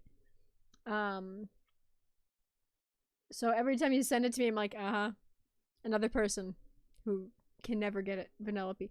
Okay, Vanellope. Where's my? We're just gonna not shit. That's not what I meant to do. I disconnected my monitor from you guys. That's great. Cause I was hitting the wrong button. There we go. You should be back up and running where I can see you in a minute. There you are, and you're back. It's not Penelope, actually. Whoops, sorry. That's still up. I'll close that now. It's, if I can zoom in on this name, that's how you spell her name. It's meant to sound like vanilla. Yeah, it is. Yeah, okay, Hibbs. It's fine. It's fine. So Vanellope von Schweetz, she is supposed to sound like candy, because everybody else is like, you know, taffeta is supposed to be like taffy. Vanellope is like vanilla. Oh, you don't know Vanellope? Yeah, no, Vanellope is, yeah, taffeta is meant to sound like taffy. You've got, all their names are candy related, but Vanellope is supposed to sound like vanilla. She's also supposed to be mint chocolate chip, is her look. Like, she's mint chocolate chip baby girl. I also have, like, every figurine of her above. I cosplay her. She's, you know what? Hang on. We're doing, ooh, I don't know if I can, I'm trying to think. Is there an Instagram website? I guess. Why can I not? Okay, we're not doing that apparently. Anyway, yeah, I cosplay Vanellope a lot. Yeah, Rance's Flutterbug? Something Flutterbug. Her world fucking appears in Union Cross and it sucked to play that level. Did it? It's my twin. Yes, it's my twin. I could, but I don't want to pull up Facebook because I don't want to show my real name on stream. I've been careful to make sure that I just stick with Pixie when I'm online. But yes, so I cosplay 3 different versions of Vanellope. I'm just gonna, you know what? We're just gonna do it this way. We're going to my favorite pictures on my phone, and we're just gonna do this because this is what we're doing. Actually, I've done 4 technically. One of them I literally wore to the beach. Hang on, or not a beach. It was here we go. It was super hard no matter how much you prepared. Oh no. You know, so I've got this version of her, which was like a water park version of her that she's got water wings, and so I'm trying to like avoid the light. It's not really working. Who gave you a gun? Was it? Yeah, it was Shank. Oh my god. I have, yeah, and that's actually, if you look behind me, that's where Sour Bill came from. I made him as a beach ball for this so I could do it in the water and have a photo shoot. Two, I have a version of her that is like a magical girl, kind of. And actually, I'm sure Hibbs loves magical girl design, so that's fun. But I designed that myself, made it myself. And she has like the You're My Hero cookie on the back of her dress. It's great. Yeah, I know you love magical girl stuff. I designed this. Like, this was, I was trying to make an amalgamation of her normal outfit, her hoodie outfit, like with the brown skirt, and also her pink princess dress. So the scepter is her staff, like her staff thing is, and she can glitch. So thank you. And actually, this is my favorite, one of my favorite photos I ever got as her. One of my buddies did a photo shoot with me at an arcade, and I was like floofed up on the thing. It's great. I don't know that one. Send me that name so I remember it, because I've never actually I have not seen a lot of pretty, like, any kind of pretty cure magical girl. I've only seen Madoka Magica. If that tells you anything, that was my first anime I ever watched, was Madoka Magica. If that tells you anything about my first steps into anime, I was like, this shit's weird. And then I got 2 episodes in and I'm like, this shit's cool. And then after that, I was like, I wonder though, because this is very strange. Is there other stuff? And then I found Ouran High School Host Club, and I was like, oh, there's range. Anime has range. I'm enjoying this immensely. So that was, yeah. Precure classic magical girl for younger kids. I mean, I was actually gonna do voiceover for a abridged version of one of them. I don't remember, but I was gonna do a voice, and then they canceled the project. But it was gonna be fun.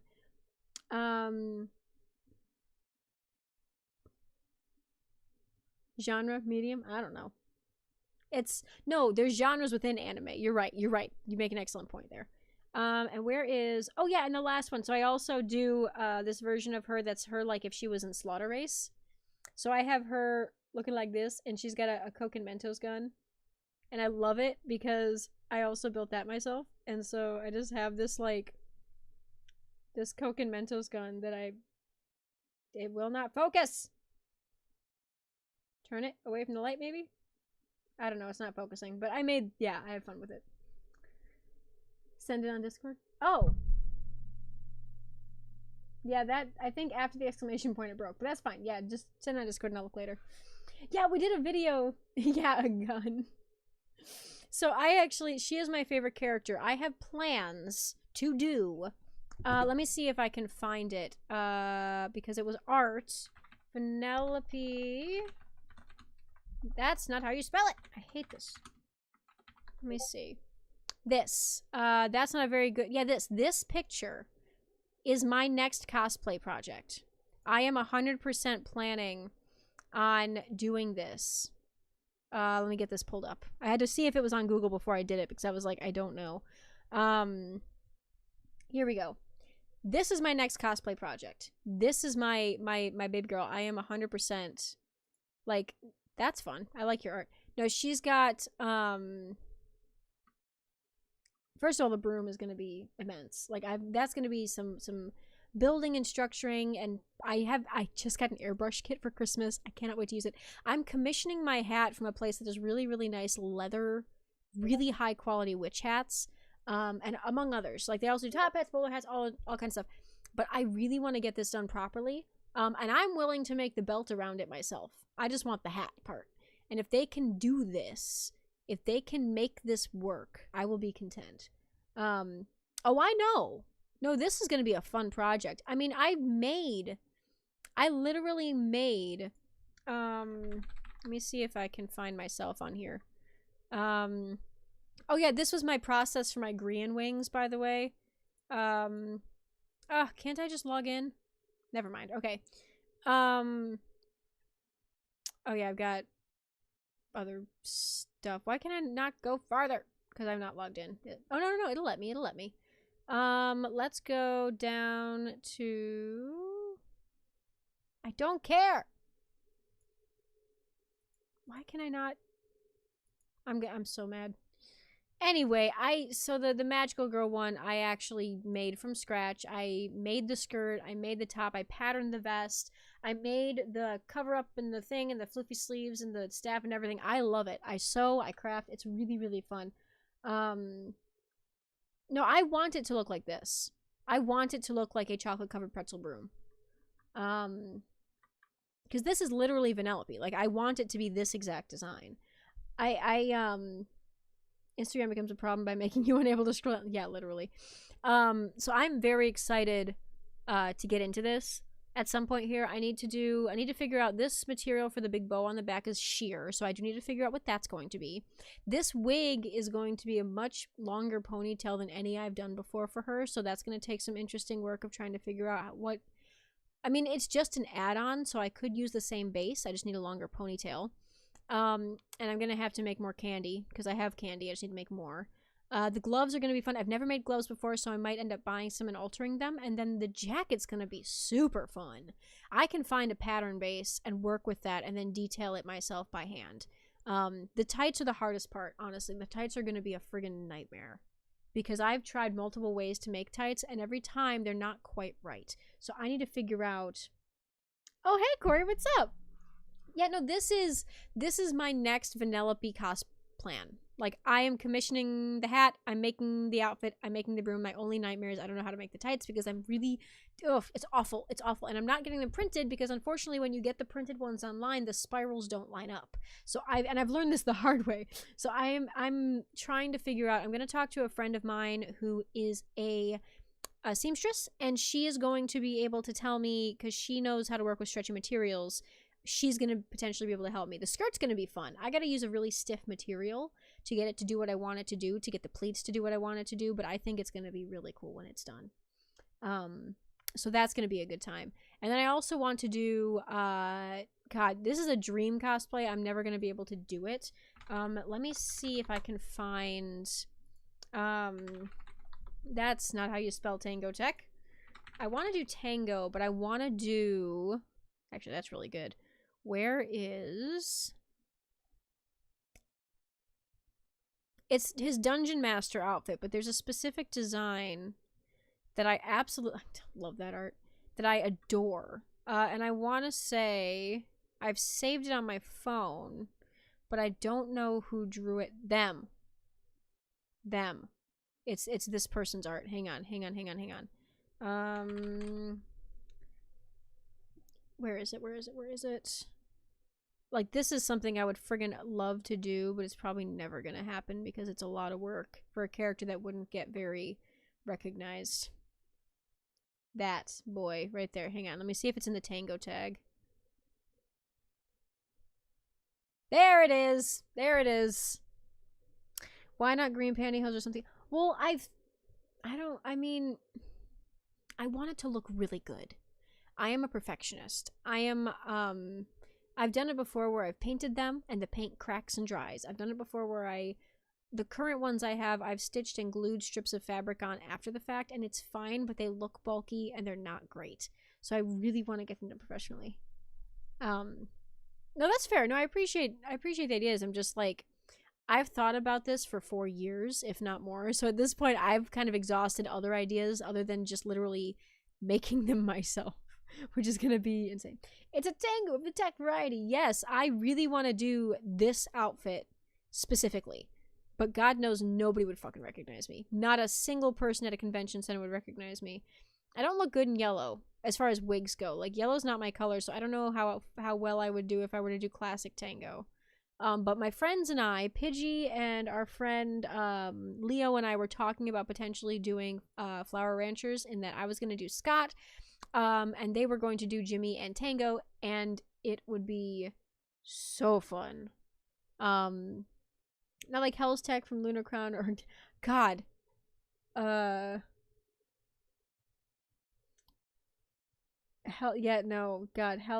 friggin' Hell's Tech is, no. Somebody go, murder is it Alistair? Something like that? No, Alisker's the Corrales altar. What's, it's I don't remember. Hang on.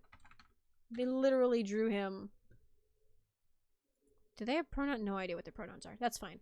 Wait, when did that get? Yeah, Dr. Atlas. There it is. Atlas. There's BB Tango. That dude. I want to shoot him in the face.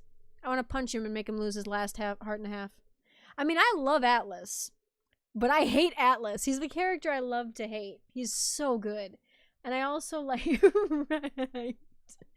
So he's phenomenal, but I also like... I am fascinated by Bravo. Like, I love the idea that he has the same voice as well, which makes sense. But it's also like Wells Knight and Hell's Knight have different voices. Saizuma and Evil X have different voices. I don't know if they're actually a Hell's variant or not. Yeah, Lunar Crown, Gender Envy, totally valid. Let's do... No! No! Why would you put them together? I want Bravo to be a good man. I want him... He's gonna be pissy, but I want him to end up being decent.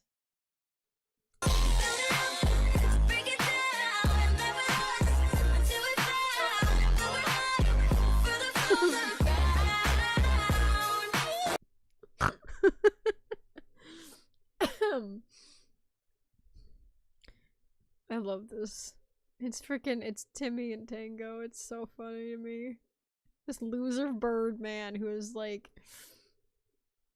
Oh god, I cannot wait. I cannot wait for Tango to meet Bravo and just have everything fall to shit. Bravo Biz and Tango Tech. I can't.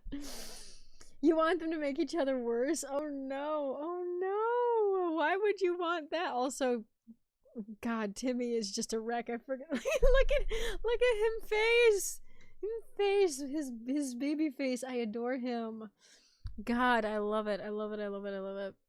I love how this entire stream is literally just me talking about Minecrafters. Next stream, I'm gonna actually play puzzles because I was gonna do an escape room game, and I'm not doing an escape room game. I mean, I still could, but it's like, what?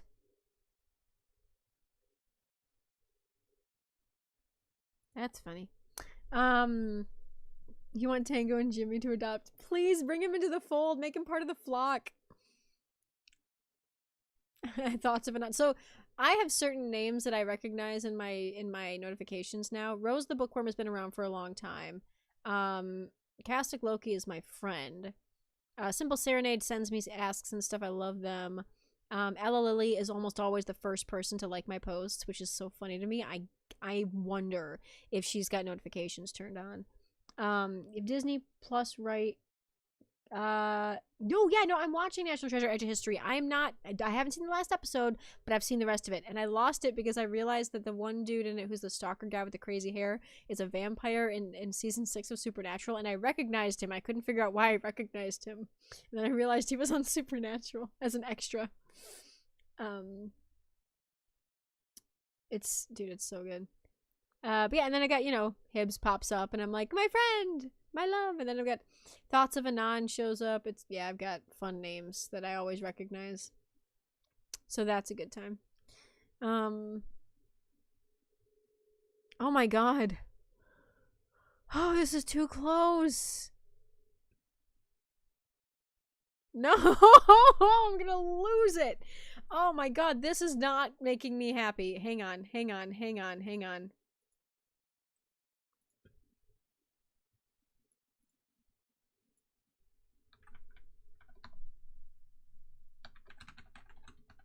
We already lost Martin to the slime man. We can't lose Pix too.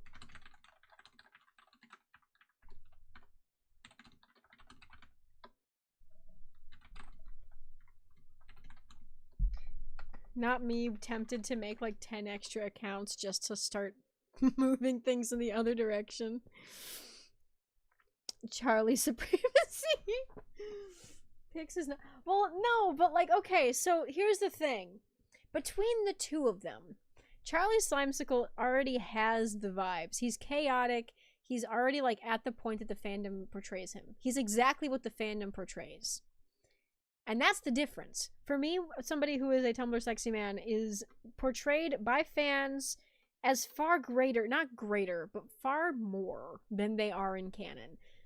AKA, Jimmy actually being a competent sheriff, Jimmy actually being this crazy Eldritch horror thing, maybe a listener, maybe a watcher, he's the harbinger of death, he's the canary, he's like all these things, and it's not what he is in canon, but that's what makes him more likely to be a sexy man, because that's what happens when you are a Tumblr sexy man.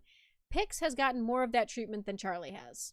Truth be told. Like, I love Charlie Slimesicle, he's hysterical, he's iconic, but he is portrayed exactly the same way in fanon as he is in canon. Pix has the, sexy academic look going on in half the fan art I see of him, which is so funny to me. Yeah, really, Jimmy's just a silly little guy. Are you going to bed? Good night, Josh. Have fun. Thanks for hanging out. Yeah, like, compared to other people, Pixel Rips is not a Tumblr sexy man in any definition of the word. Not at all. But he is more so than Charlie, unfortunately, because of the fact that the fans portray him more that way than he is in reality, which is very funny to me. I do actually enjoy good Charlie Slimesicle content, though. That man is insane, and I love him. He has got I don't watch him often enough, truly. I really should watch him more. But, like, if you look at... Oh, God. There's a ship name for... Who did this? Who did this? Who decided that this is a ship now? Who did this? Because I'm not a fan. Well, Shooter's talking about it, but it already existed. I'm just wondering. We can't lose Pix. True. Now, I'm wondering who made it a thing. Like, who... Oh, I'm gonna lose it. You're disappointed. I know. I don't like it either. It's not... No, I like them better as political rivals. It's the mayor versus the president. Ex-mayor versus ex-president. Let's go. That's what I want. I don't need it to turn into a ship. God, Jizzy, oh my god, Lizzie and Joel need to change their ship name. I mean, the other option is LOL, which I think is hysterical if it's just LOL. I just think it's really silly. But, like, good god. Jizzy is... Yeah, Jizzy is, like... Not... Scar deserves so much better. True, he does. That's why he's with Grian, who tortures him consistently for... And by, you know, affectionately. It's affectionate. Yeah, look, there it is again. Scat. I cannot do this. When did this become a thing? No, and I'm glad that the ship name is as awful as the ship would be. Jeez, no. Ugh. Hate it, hate it, hate it. Oh my god. Yeah, no, no. People are fools. I don't know what people are... I'm suffering. I'm suffering. Oh god. I don't want the shop icon down there. Awful, awful, awful. Okay. Okay, this is gonna get very, very long. How many days has it been? 39 days of waiting for season 4. Listen, season 4 is coming in March. Give it a break. It's fine. Some people ship for the sake of shipping. True. I like to actually analyze dynamics. I think it's more fun with people who actually have some kind of dynamics that work, which is why I thoroughly enjoy Team Rancher, because they have this, like, I mean, you defined it really well, Hibbs. They're literally the mom friend and the dad friend, and they somehow ended up together. It works great. Also, I do like, just as a side thing, I like Scott and Sausage casually just because it's really funny to me. Just because their vibes are immaculate. Yeah, that's fair. So I like the idea. The reason I enjoy multi-shipping, the term, is because it's literally like, I like experimenting with storylines. I mean, people who have read Domino Effect know this, but I went into the story of Martin in the Time Loop and I went, how many ways can I shift this story to make it a little bit different, bit by bit? So that was literally me being like, experimenting, how would things change? It's like the scene where B-Dubs and Etho are in there and Martin and Ren are there, and instead of outright saying to both of them, like, oh yeah, so Cleo stole pizza and I know about it, they waited and talked to B-Dubs alone, and as a result, Etho became distrustful. Etho no longer joined the Red Army later on. So it's like these little domino effect things of one thing leads to a million others, which is why I went for domino effect, not butterfly effect, because it's not him changing one thing in the past and everything changing. It's him changing one thing in the past multiple times and seeing where the dominoes fell.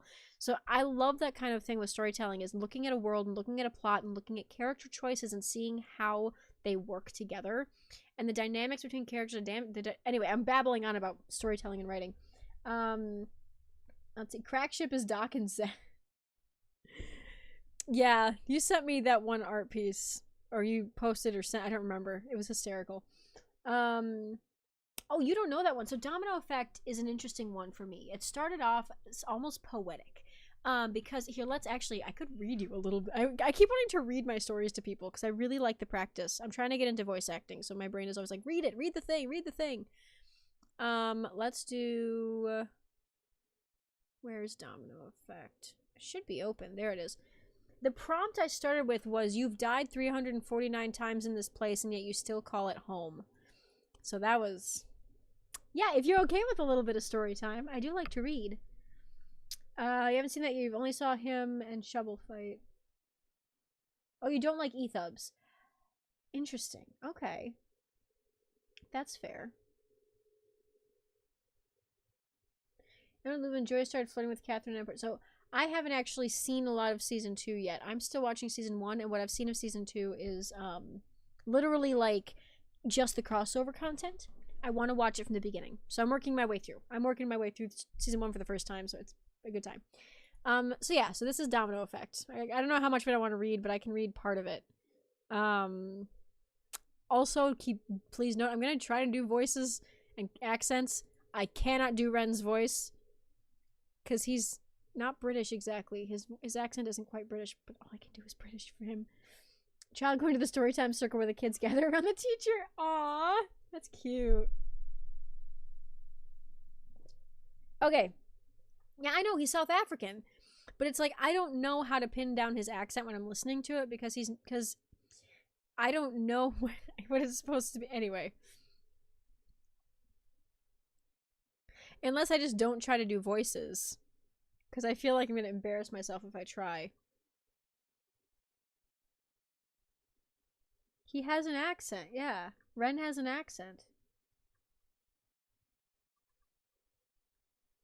Have you not watched Ren before?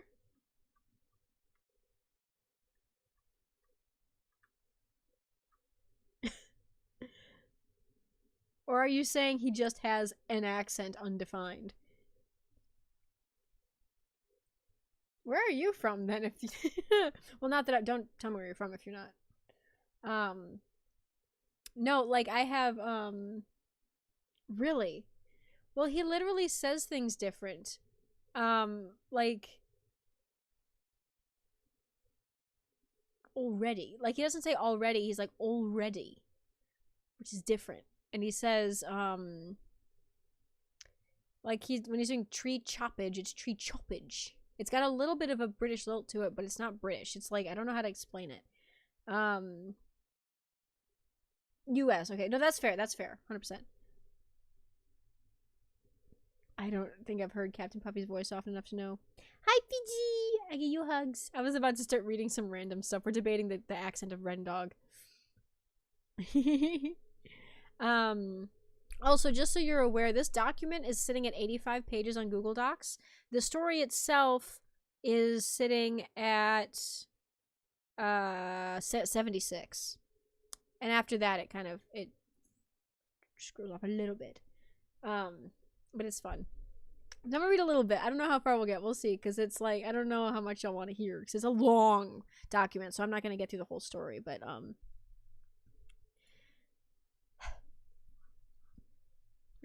let's move chat over here so I can see if something updates in front of me. That's going to be easier than me glancing over every couple seconds. When he died at Scar's hands, Martin had thought that would be it. He had thought it would be over, that the game of death and betrayal and chaos he had been trapped in for weeks would finally be over. He had thought, perhaps foolishly so, that when he lost his last life and entered spectator mode, all he would have to do... Huh? Unable to hear accents. Oh, fair. All he would have to do was wait until someone was crowned the victor before everyone would respawn in the server hub and things would go back to normal. It was all a game, after all, wasn't it? True, there were alliances and battles and deaths on all sides, but amidst it all there was laughter and jokes and the occasional poorly kept secret that another player pretended not to hear for the sake of continuing a bit of role-playing. There were moments in between sieges where Martin would run into Grian or Jimmy or Cleo out alone in the wild, and instead of taking up arms and starting a fight, they'd chat about something funny that had happened the day before, or jokingly vent about how chaotic their partner was, or ask if he planned on signing up for the next MCC tournament. Grian would follow Scar's every whim, only to dramatically whisper warnings to everyone not to trust him the moment Scar's back was turned. And Scar would pretend that he hadn't heard a thing, even though everyone knew he was fully aware of Grian's antics. And then Martin and Bigby would make jokes about saving Grian from Scar's clutches, and they'd all share a laugh, and the next time they crossed paths, they'd be raring to fight again. It was all a game. It was all just a game. Wasn't it? But then Martin died, lost his final life, and instead of respawning in spectator mode, he found himself smothered in darkness, in nothingness.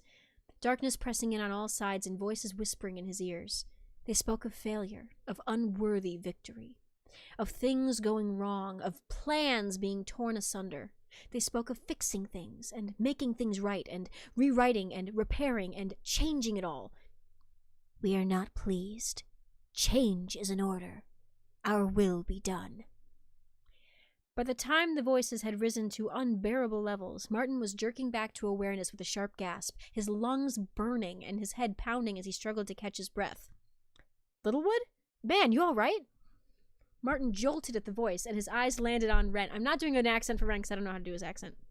I miss you. Oh, I miss you too. We gotta make plans. We gotta play games and do things. Be fun. What was I doing? His eyes landed on Ren, whose face was hovering in front of him and whose expression was one of concern. There was something off about his appearance, though Martin couldn't quite put his finger on what. There was darkness behind his head, stars painting the canvas of the night sky, and it was only now that Martin felt the hands that were gripping his arms and keeping him upright. Ren was keeping him upright. Come on, down here, Ren interrupted. His words rushed, and he was dragging Martin down below ground before he could protest. Not that he thought he would have been able to, even if he wanted to. His thoughts were still too jumbled to think straight, let alone speak. We can wait out the phantoms for a bit. There was digging and water and the placement of torches and blocks, and then Ren was pushing him down to sit on a block of solid stone. Martin blinked away some of the fuzziness from his eyes and looked around, and he went stiff. He knew this place. He knew it, but it was wrong. This was wrong. He hadn't seen it like this since the first day on the server, since the first day Martin felt as though all the air had been knocked from his lungs. He hadn't seen it like this since the day he first met Ren. The small cave was familiar, but still untouched, the walls natural and the floor partially flooded with water. It held none of the things that had eventually turned it into their safe haven below Dogwarts. No villagers, and no storage, and no beds, and no door.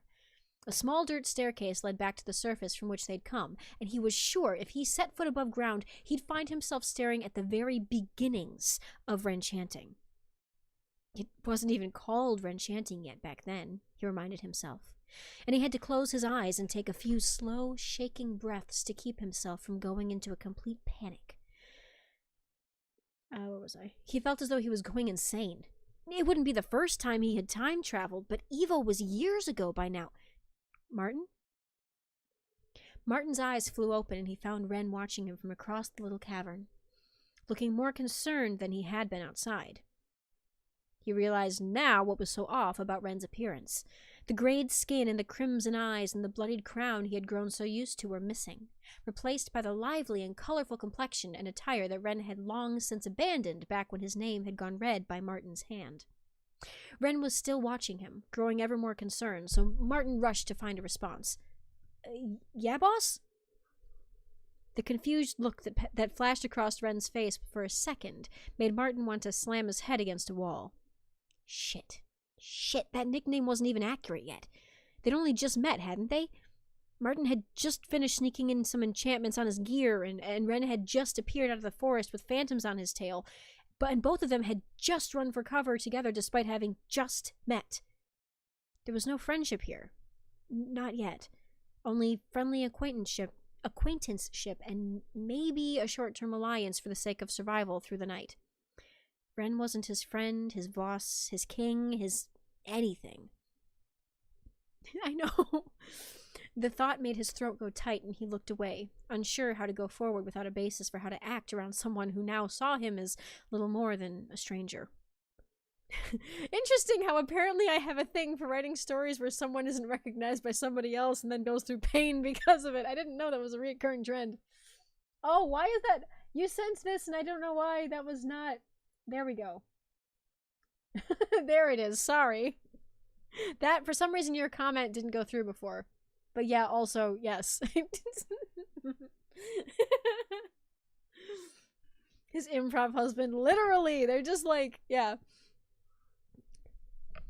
Are you all right? Ren asked. He crossed the cave with sloshing steps and sat on another outcropping of stone near Martin, watching him all the while. Oh my god. Send it somewhere. I don't know.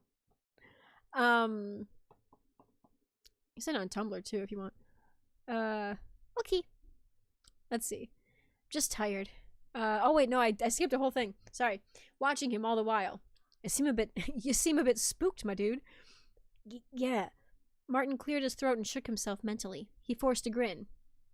Yeah, I'm fine, just tired. Can you believe how many phantoms are spawning every night? It's mad. Fuck it, I'll post it in a sec. Okay. Ren seemed to consider him for a long moment, but he either didn't know Martin well enough to know if he was lying, or Martin was doing a damn good job of pretending to be perfectly alright with his current situation. Which he certainly was not. Thank you very much. Much to Martin's utter fucking relief, Ren smiled back with a quiet chuckle. You said it, man. He leaned back against the cave wall behind him and let his eyes slip shut. We should ask Grian. There's gotta be a bug or something. I got swarmed out there in the forest. I'm just glad I was close to home, you know what I'm saying? Don't I ever, Martin agreed, forcing cheer and relief into his voice to cover his frazzled nerves. He could panic later when he was alone. I was lucky to find your place not too long after dark. I don't know what his accent... It's British, but I don't know what version of British, and so anyway. It's fine, it's fine. Good thing you did. Ren grinned. Sorry. Ren grinned and tipped his head to the side to glance at Martin from behind his blue shades. You've actually stumbled across the greatest place on the server right now. Ren Dog's Enchanting Emporium. Let's see. Oh, that's fun.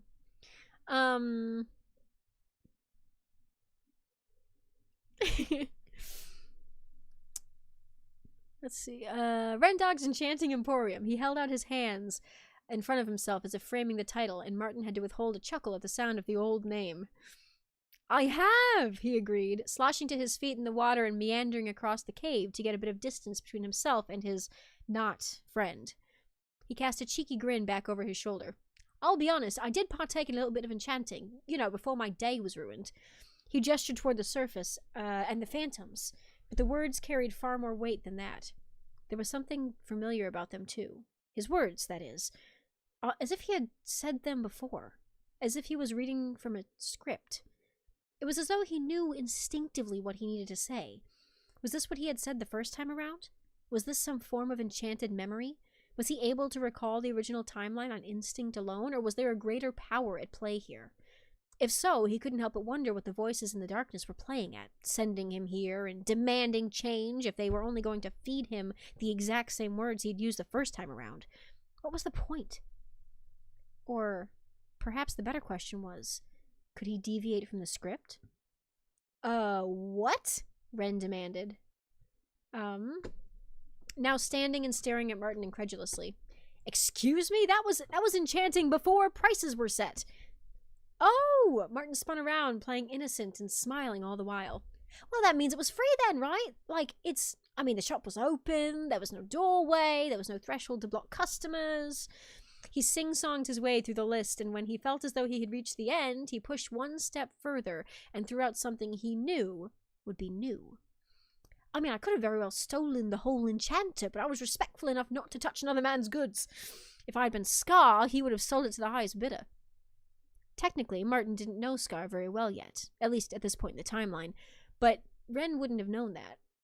He supposed that, at the very least, he had just proven a hypothesis. He could deviate from the set path if he wanted to, but he would instinctually know how to respond if he wanted to keep things the same. Good to know. Very good to know. And so he grinned his way through the rest of the conversation, through his offer of being a spokesperson, through Ren's acceptance and offer of more enchanting in return, and by the time Martin had reached the focal point of the conversation, elevator pitch, make it shorter, we're calling it Renchanting. He had some sort of handle on the present moment, even if it felt like everything else was spinning out of control. Of course, the moment he left the newly dubbed Renchanting to begin, for the second time, his job as a marketing manager, it took everything in him not to drop everything and run. There was nowhere he could run, even if he wanted to anyway. He slipped between the trees until he was out of sight and leaned back against a trunk, sliding down to the ground and clutching his head in his hands as he forced himself to breathe. He was back at the start. He was back at the start, and he had been put here for a reason. A reason that hadn't been made entirely clear to him. All that was clear was that he had to change things. The question was, what exactly was he supposed to change? So that's the end of the first, scene. It carries on from there, the second time around he did this and whatever. Third time around he did this. It gets interesting after that, but I figured that was a decent... How many pages was that? That was 4 pages. All right.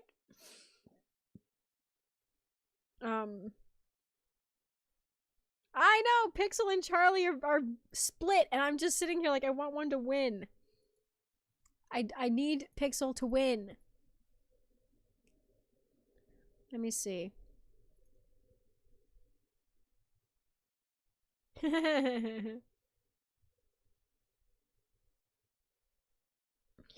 This is so funny. I love that you draw me with a cloak thing.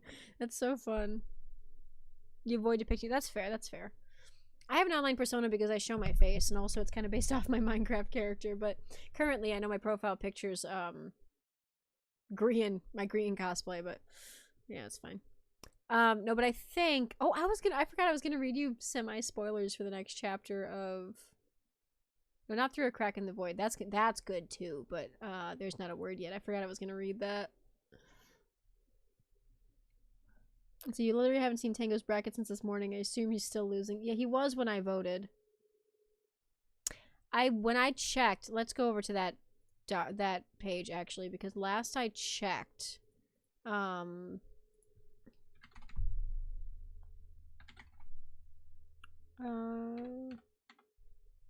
it is. Last time I checked Tango, I believe he was losing. Not by a ton, though. It's funny. His percentage is identical to Jimmy's. Hold on a second. No way. There's no fucking way. Oh, it's there. There it is. It's a...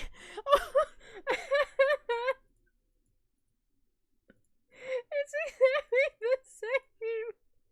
They are truly soulmates. Holy shit. Oh, hang on. I have to screenshot this. Hang on. Where's my folder? I gotta edit these and put them together and be like, this is how you know they're really soulmates. Soulmates. Alright, we're gonna crop in to there. There we go. Cool. God, this is so funny.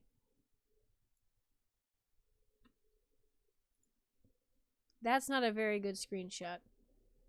Why is it so blurry? Hello? I mean, I could make it bigger. Oh god, it got way too big. Yeah, let's do that again. Let's do that again. Screenshot. Screenshot. There we go. Let's see. Love loses. Love loses together. You're making an excellent point here, my friend. Where is that, though? I need to find those pictures, because I think it was... open. And we're gonna There we go. That's better. That's going to be a little more... The problem is it's screenshotting 2 monitors. It doesn't just screenshot one, which I'm not sure how to screenshot just one monitor. I've never tried to do that before. I will do that. God, that is so funny. And then we'll do... Okay, lose you. Come on. Where's my recent screenshots? There it is. Okay, now I can edit this one, and I'm going to post them both on Tumblr. You get to watch me post something. It's going to be fun. Skadoosh. Move over, Scott. Your husband is losing with his soulmate. Literally. Oh my god, this is so funny to me. I don't know why. This is just hysterical. Okay. We're going to do that one. Alright, we're going to do this. We're gonna do that. I wanna quote you, but can I just use your love loses together thing?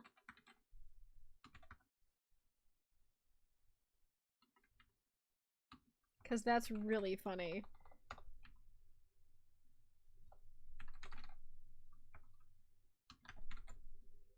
Let me see if I can do,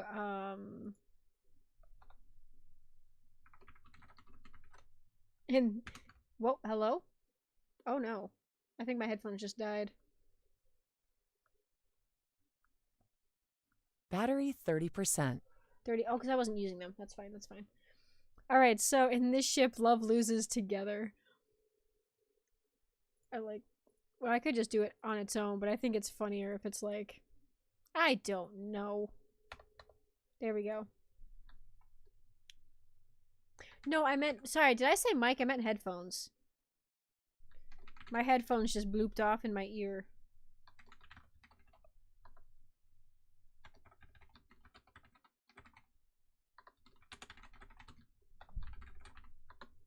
Let's do that. I think that's decent. Probably. Maybe. You need to go away. Boop, there we go. Separate attrition. Yes. Well, my microphone actually is here. This actually is the microphone I purchased to do voice acting. So it's really nice. It's like a quality mic. So I started off streaming already having really good stuff just by chance, you know? So I was really lucky. Yes, I'm taking advantage of every single one of these.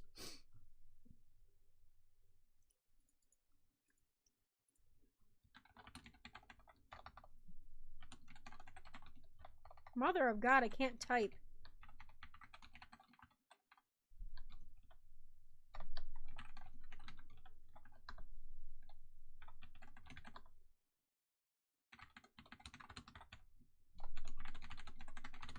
It'd be funny if you watch me, like, I could just start writing on stream. Just, you know, and just start writing the next chapter. I don't want to open that document, though, because I don't want it to be... What I can do, actually, I am, let me see if I can do... There's not a word yet. Oh, I want part 2.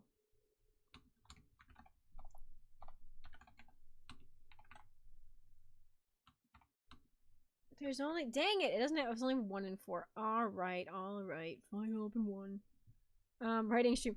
Well, because I'm looking... Because of what I do when I'm writing... Oh, I didn't do it in the first chapter. That's funny. Okay, hang on. I don't want to show all my documents, so I'm going to go find it real quick and then show you guys, because it's literally open over here. So when I have a document that I am working on, normally I end up, if I have something that's wrong with it, I will highlight it in red or leave a note on it. Story time and writing stream. I could. I mean, I still have to redo the beginning of that next chapter. I sadly haven't written much because I've been busy doing that stuff. So it's like all the dialogue from the chat. This is Jimmy's POV. But what I do, yeah, this whole section, I wasn't even sure if I was going to keep this in. This is the part where he's talking, internal monologue, where he's talking like, he is really, he really hates Joel, but he doesn't want to say that out loud to Scar because he doesn't want to make a bad impression on this new guest because he doesn't want everybody thinking that the sheriff is short-tempered or whatever. Like, that entire paragraph, I was going to cut it. And then I just kept it, and it worked. Well, do you want to know where the messy stuff is? Hang on, let's get to the bottom of the document. All right,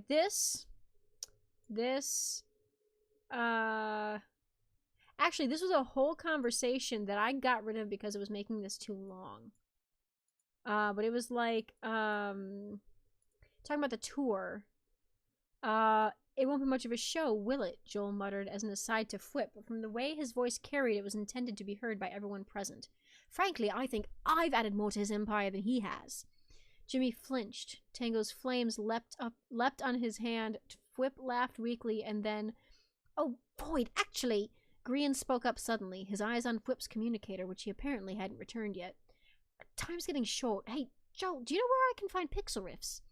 Joel scoffed and folded his arms over his chest, a cocky smirk on his face, as if it had ever left in the first place. "Of course I do," he boasted. "If he's anywhere, he'll be at that dig site in the ancient capital." "Ancient cap..." Grian frowned at him. "Where might that be?" "Halfway between here and Gobland," Fwip chimed in. "Why?" "I do." Grian shoved Fwip's comm back into his hand with a smile and ducked past him to square up against Joel. "You've got wings," he said bluntly. "If anyone's going to be able to keep up with me besides Timmy, it's you. Do you mind showing me to Pix's place?" Timmy. Again, what was it with Timmy? Was it another case of mistaken identity like Tango had claimed, or had Grian been messing up his name on purpose? Jimmy shook the thought away. A reoccurring issue today, it seemed, and he tried not to think too hard about whether this Grian guy had just complimented him or not. Joel seemed to take it as a compliment in his own favor, his gold-dipped pearlescent wings appearing at his back in a brilliant glow of white light, so bright against the dim tunnel lighting that it was almost blinding. Jimmy rolled his eyes as the other player made a show of shaking out his far too pristine feathers. Show off. "Well, I am the strongest flyer on the server," he boasted with a smirk. "I'm sure I can manage." Thanks. So basically, I replaced this with like a little line or two of Grian. Grian, what he does is he says he needs to find pixel rifts and takes Joel with him because he's the fastest flyer. That's what he says. Because he can see that there's an argument starting between Tango, Jimmy, and Joel, and he doesn't want to make it worse. So he purposefully picks Joel to bring him to Pixel's place so that they can make headway on the meeting. Yeah, no, it's a heck of a scene. Like, but it was getting too long, and I couldn't figure out how to make it flow. So I ended up... Also, this is like, when I'm stuck, I will write out in little bits and pieces what I want to happen. So it's like, Fwip offers to stick with Scar until the end of the tour. Things are going well. Fwip is not being very mocking because Joel isn't around. Tango sees the unfinished... Now, originally, Tango's supposed to see the ranch first on the other side of town. And Scar notices, and that's why he and Fwip left early. Initially, that was the plan. And so they go, and then it leaves Jimmy and Tango there, even though Jimmy doesn't know why. And so what ended up happening is I realized that I really wanted the ranch to be on the other side of town by Jimmy's house. I really wanted the ranch and Jimmy's place and the farm and the horses and everything to be in the same area. So I changed it so they had to go back, and they went back alone, which gave Tango this moment alone by the ranch to be able to, like, I've thought about this a lot. Like, I'm analyzing all this as I go, and I'm like, okay, so this scene doesn't work here. I want to manipulate it and change it and move it. But other than that, it was pretty much the same. I do that in a note doc in your phone and also on both your computers, so your notes are on 3 separate locations. All of my stuff is on Google Docs because I can get to it from my computer and my phone. This is great. This chapter that inspired the comic, yeah. There's bits in here, like there was going to be a line where Jimmy was going to say, "Goodness knows I've had my fair share of sleepless nights," and Tango's like, "Oh, really?" And it was just going to be this moment of him being like, "Oh, so you're not sleeping either," and being worried but not trying to show that he's worried. That didn't happen. It might show up later. I'm almost sad he though stopped him, actually, Scar carried on, a glint in his eye. I mean, maybe it's not wise to pick a fight with a local god, but I would have paid to see Tango go all out in a fight. Like, there was going to be this moment where Scar's, like, hyped up to see them battle it out, and Jimmy's sitting here like, are these people normal? What is happening right now? This is weird. I don't know if I used the line "hate at first sight," but I can't remember. I know I wanted to have Scar say that Joel and Jimmy it was like hate at first sight instead of love at first sight. Like there's little sentences here and there. Let me see. I was gonna maybe have Impulse be there, but then I changed my mind.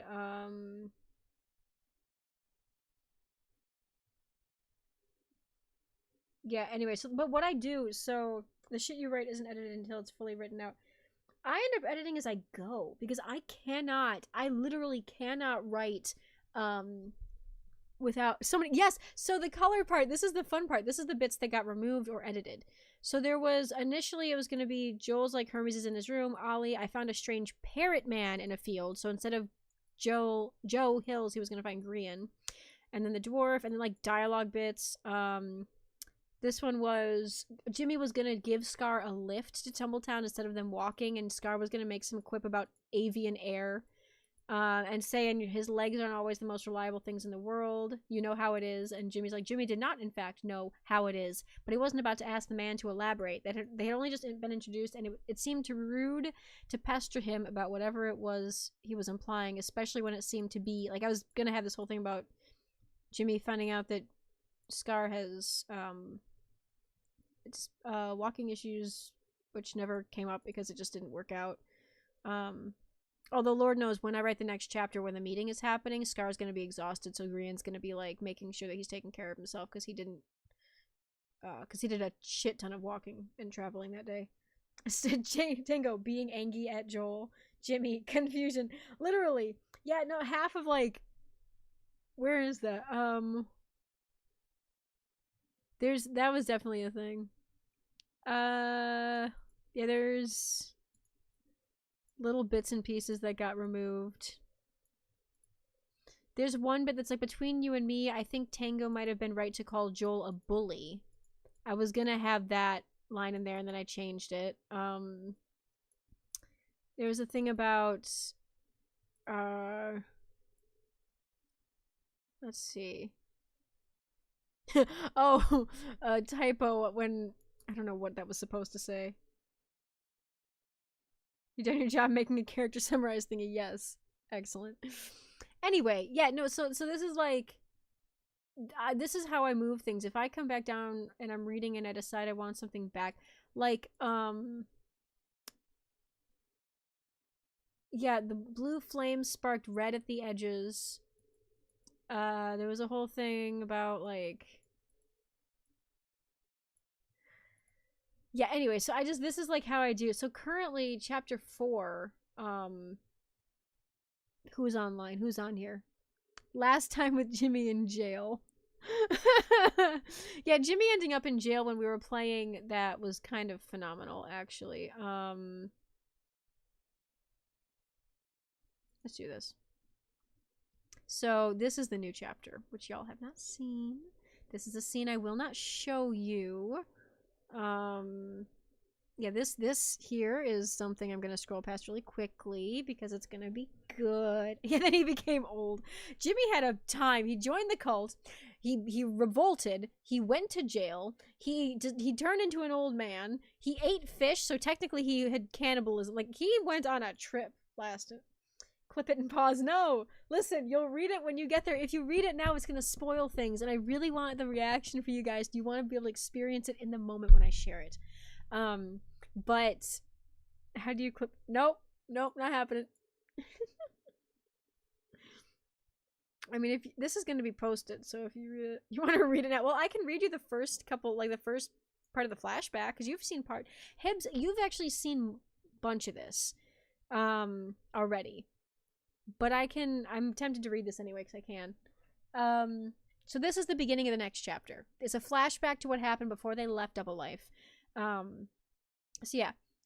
It's just a server glitch, Jimmy said, swirling his bottle of melon juice where he and Tango were standing off to the side, away from the rest of the group.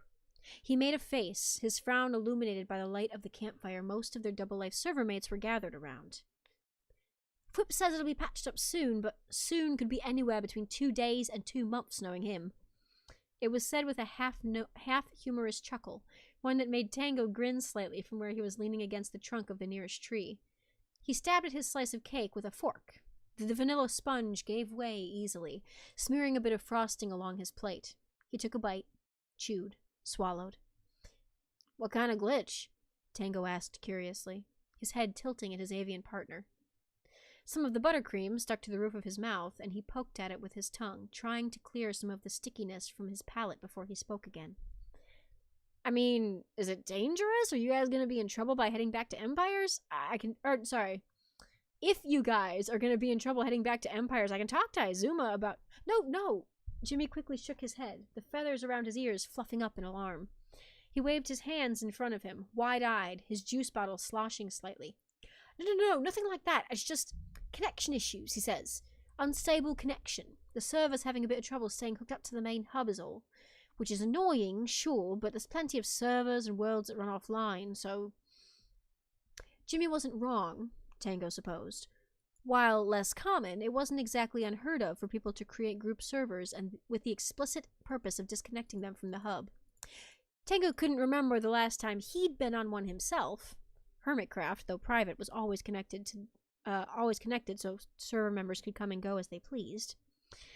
But a handful of his friends used them often enough. Impulse and Skiz usually disconnected their naked and afraid worlds to keep themselves dedicated to their survival challenge, and Grian had opted to temporarily disconnect the last hardcore server after finding out that repurposing the previous life server for hardcore use had left it open to anyone who had been on the third life server prior. I need to add that word. I think that's going to sound better. There we go. And if Tango remembered correctly, hadn't Grian's old server, the one he'd been on before joining Hermitcraft, also been disconnected from the hub? The one he and Jimmy had been on together, right? Ego or Emo or something. Evo? Yeah, that sounded right. Well, that's not so bad then. Tango smiled, shrugging off his worry. Your, admin, Fwip. Fwip, yeah. He nodded, prodding at his cake again. He'll be able to keep the connection steady long enough for all you to hop server. He'll be able to keep the connection steady long enough for all you to hop server. Good God, this sentence is giving me trouble. Long enough for all of you to hop servers. What's with the nose in the chat? What happened? Yeah, of course. Jimmy brightened slightly, a small smile coming to life on his face. It'll be fine. It's only Joel, Scott, and me who've not joined yet. They're waiting to start the season until we all get there. It's just... His smile faltered, and he fiddled with the bottle in his hands, his wings twitching behind him.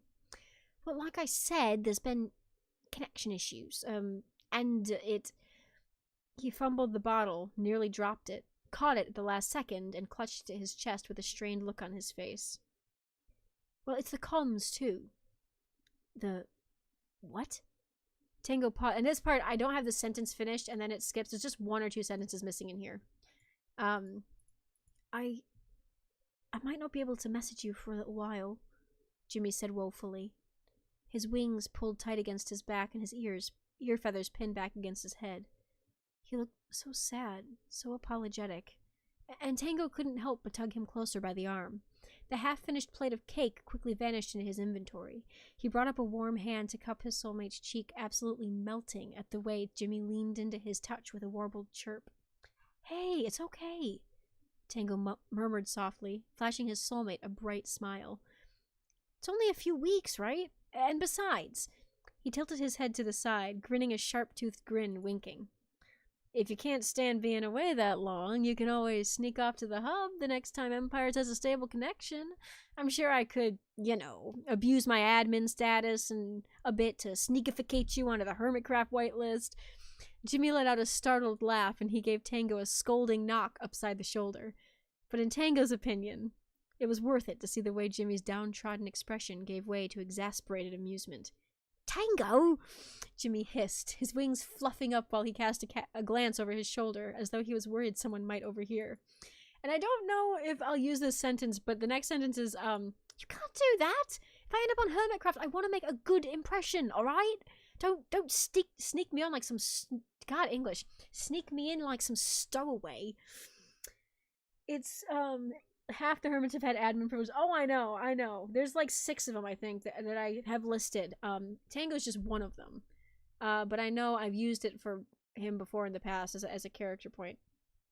Like in the time loop thing that Martin is in, Tango, I didn't intend for Tango to be part of it initially. Tango is an admin that they actively utilize. Like once they get him in on it, he ends up helping search the code of the world to figure out why Martin's stuck in a loop.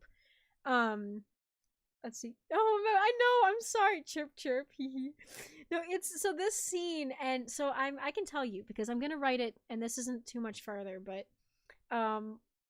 what ends up happening in this scene is it gets really cute. They have a moment. They like are ducked behind the tree and they're cuddling, and it's cute. They might kiss. Might be cute. Just little fluffy, like, you know, I won't see you for a while, so we're just gonna, you know, take advantage of the time we have to just, you know, enjoy each other's company, and it's cute. And then there's a scene not long after, because they're literally at the leaving party. So it's not too long after this, Impulse comes over and grabs them, and he's just sitting there like, guys, come on. Like, you're being too cute over here, but they gotta go. And so Grian has the world portal open for the Empire's people, and then it's gonna be anybody else who goes off world, and then Hermitcraft leaves last because Grian goes with them. And so Jimmy leaves first.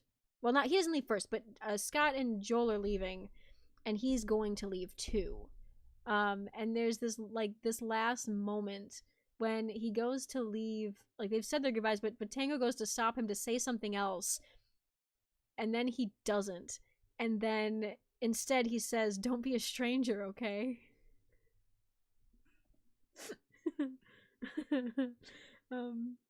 We do need to play together at some point. You're right, Pidgey.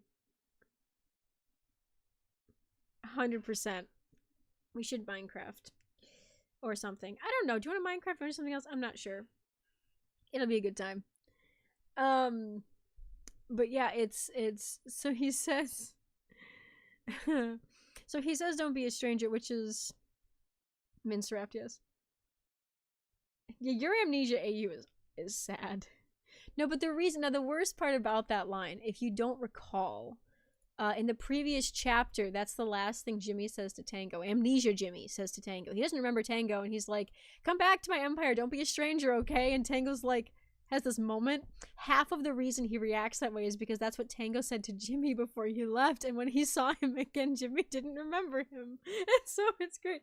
I don't know when I'm streaming. Normally I try to do it every couple days. I do have plans at some point in the future when I have time. I'm going to do an escape room stream. I don't know when. It was going to be today, but I've been talking about Minecraft stuff, so I haven't really. But I literally, like, any day, if you want to do it, like, what's today? Tuesday? Wednesday. It's Wednesday. Like Friday, Saturday, maybe? Because I don't think I have anything going on Friday or Saturday. So if you want to like play something together on stream, we can. I'm down with that. Friday worked, sure. I'm working from home all week, so I can do anything. My schedule is very free. Yeah, so, crossover. Oh, that'd be really fun. Just a general winter. That's fair. So, yeah, so basically that's the amnesia thing, or that line happens. And then when we get back to Tango, I've only written like one sentence. But Tango was almost proud of the fact that his grin remained intact, and it's gonna be, grin remained intact until he stepped through the portal into the nether. So this is him right after he gets back from the ranch. So he's like, he literally steps out of the portal and his face just drops. He can't hold up, like he's happy to see Jimmy, and he does like like he's all over the place, man. And so he goes back to Gobland, and then the whole meeting happens, and then, actually, I don't know. I want to say the meeting happens first, and then, I want to say somebody says something, and Tango ends up leaving, like, storming out, because he's just, like, too overwhelmed or whatever, and he leaves, and, I don't know. He has a talk with Impulse about the fact that Jimmy's remembering stuff, because Jimmy remembers the ranch, and Jimmy remembers this, that, and the other thing. Oh, you need to give you the amnesia. I I do what the link to the story, Pidge? The Sheriff Shrine, Jesus. The Sheriff Shrine. So, oh, Pidgey, you weren't here. I have a B-dubs. I unboxed this boy earlier today. I got him in the mail. Yeah, I can send it. It's only 3 chapters so far. This is the current chapter that I'm working on right now. But it ends up so God, I don't want to read this scene because it's but that's I did post a bit of this where he said Jimmy never knew that, and he's like, I never told him. Yes, blank blank blank, but Jimmy never knew that because I never told him. And he gets like very emotional. But yeah, so give him compliments. Yes, you would so beta read, dude. If you're, I mean, as long as you're okay with ship stuff, because I don't always send my fics out to people if they want to like beta read stuff, because I know with Minecraft not everybody's into shippy stuff. But I also know you, me, and our buddy are potentially doing Flower Ranchers, so maybe I shouldn't. I should know by now that you're like, sure, why not? This gets very cute. It also gets very plotty. Also, I find it amusing. You're all shippy. Yes, good, fun, good times. I love. There's 6 people here. There's 6 people here, and I'm just talking about my fan fiction. Don't mind me. I'm just, a clingy, lovey drunk. True. I literally. Okay, just so you're aware, for anybody who's not aware, yeah, it was 21st birthday. She got wasted, and sibling got wasted, and I was there at the piano bar with them. And it basically was me. We're all tiny, by the way. We're all the same height. I'm 4'11", and they're like an inch or two shorter than me, respectively. And literally, it was me standing there being a drunk girl crutch, where I'd swap between which of my friends I was holding up. It was really cute. Your mom, by the way, was like, you don't have to do that. And I'm sitting here with a huggy Pidgey on my shoulder, and I'm like, I want to. It's really fun. They're really friendly, and it's really cute. I thought it was fun. And then you tried to bite people. You were very bitey. You were like, I'm a piranha. I'm like, oh my god. I'm totally bringing that up later. So that was fun. But yeah, I can definitely send this to you. This is only the 4th chapter. I have big plans. My thoughts on Minecraft lore. Are you talking in relation to the actual game? In which case, I really like a lot of the stuff that MatPat has put on Game Theory. Yeah, no, it was very silly, Pidgey. It was like, I told you, I'm like, I'm gonna bring this up later, and she's like, you absolutely should. So I have permission from your mama to be like. Anyway, it's funny. Oh shit! I keep dropping B-dubs, sir. Where'd you go?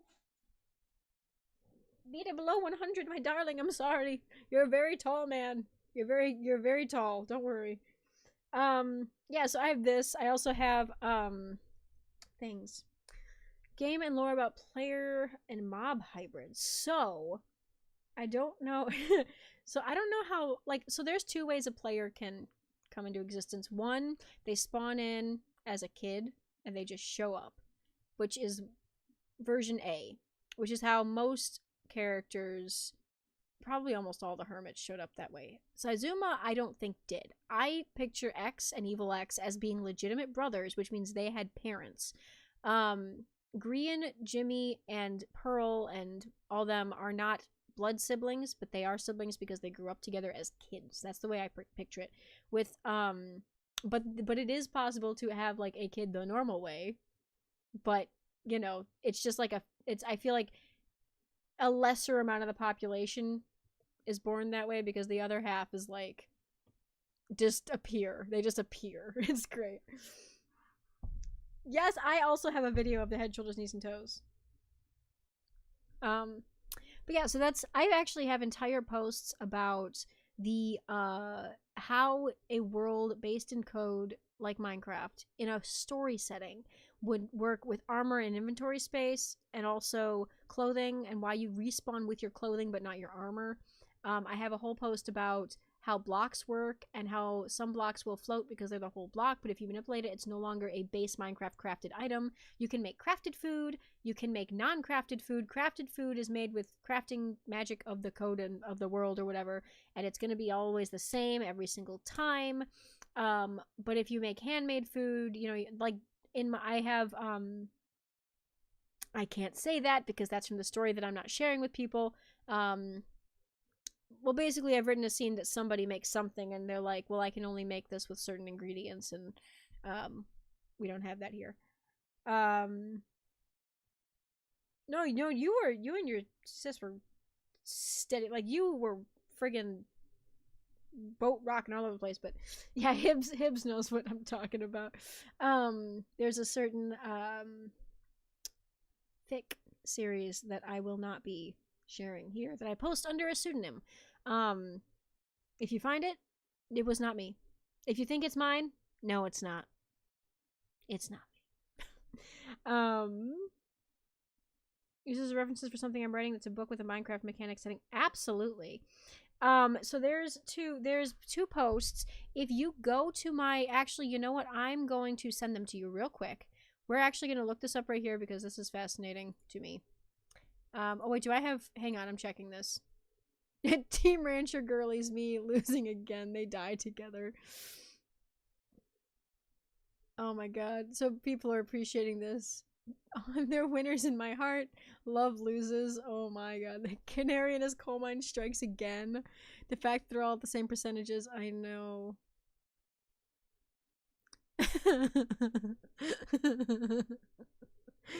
Oh, cringe fail. I love them. This is like, yeah, there's yours. No contact, no conflict. Cringe fail soulmates. Oh my god. You give it to me. You want Pidgey, are you asking for the Minecraft headcanon stuff or the story? Because I have both. Let's go to my blog. That's not what I meant, but sure, let's do that. Also, I have my Grian cosplay on my PFP. No contact, no conflict, baby. Both? Sure. I actually would mind reading some of that right now and discussing it because it's actually fascinating stuff if y'all are willing to listen. Let me see if I can find it because it is hard to find. Here we go. Okay, so there's two. One, Minecraft fic world building concept, weapons, armor, and inventory space. So basically, the secret user. Are you wait. Oh, you're talking about you want to see the you want to see that. Okay, so listen, that story, just so you know, the reason I have it under a different name is because it's a bit of a guilty pleasure concept that I don't want attached to my main username in case any content creators find it, and or if I end up actually becoming a streamer at some point down the line, I don't want it attached to my name. However, I will send it to you as long as you go in with no judgment, because it's a little minor guilty pleasure of mine. That I don't talk about. And I've never written it. And I was like, screw it, we're gonna write it because I'm tempted, and so I did. Okay, cool. So it's very fluffy. Like I think Hibbs is like mood. So yeah, so Hibbs went in not knowing it was my story. Hibbs read it before they knew it was me. With many judgments. True, fair, okay, because it's very cute, it's very shippy, it's also got a certain factor of it that is not something I normally would write about, but I was like, I really want to see how this would turn out, and I was really proud of how I wrote it, and so I was like, screw it, I'm gonna post it. I just can't post it under my name because I feel guilty. So I will send that to you later. I will make sure I said that. And the other fic, did you want the world building stuff or just Ravio? I think it was just Ravio. Yeah, so this is just because this is fascinating to me. So when I write Minecraft worlds, I like them being I 100% enjoy them being as made of code. It's like players have player code. You can pull it up, you can look at it, careful if you edit it. Like I literally wrote, there was a story that I wrote. We're gonna go to let me see if I can find it. There, that's not what I wanted, but sure, that works. Let's go to archive. So there's a scene. This is Grian falls through the void into Hermitcraft. I've only posted 3 chat. God, this one. The problem is this is such a long story, and I think when I look at it, I'm like, this is too much, and I don't know if I'll ever finish this. But so there's a scene in this see. Prison was meant to be like this. Scar, Iskel, Zed. That's the introduction. Player code, player code, player code. Here we go.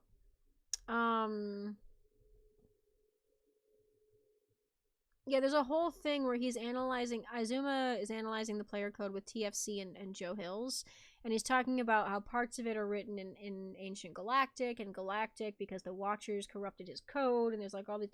Anyway, I'm going off on a tangent. But basically, the item and inventory system still works because everything is made of code. There's a limited amount of space in someone's inventory because there's a limited amount of space that can be attached to a player. Crafted items are stackable. A named crafted item cannot be stacked. So basically, if you have a custom item, like if somebody makes a clock by hand, it also will not stack because it is different than the standard crafted items in Minecraft. Hi, Micah. We're discussing Minecraft world building. Initially, I was actually talking about a poll ongoing on Tumblr. I don't think my title is accurate anymore. I'm sorry. We're talking about how the story world of Minecraft would function. It's actually really fun. Oh yeah, dude, please send any headcanons you have, Robs. It's fun. But yeah, so basically I like the idea that, oh god, what did Luna post? You said Luna, and now I'm like, do I have, there it is. I'm gonna go to Luna's post and clear that and see, what did she post? Oh,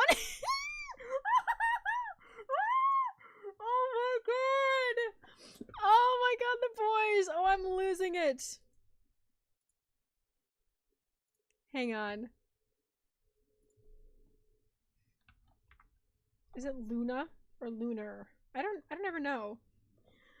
Jeez, she gave you a sneak preview. Yeah, so just so you're aware, this is like, Luna has done some great art for the Team Rancher. We are fed. We are fed. I also love, hang on. Where's that post? Where's the first Rancher post? I gotta find, I don't know how I'm gonna find it though. Because it's, oh, what do they have a tag? Do they have an art tag? Tag. I don't think they have an art tag. Shit! My art, maybe they do.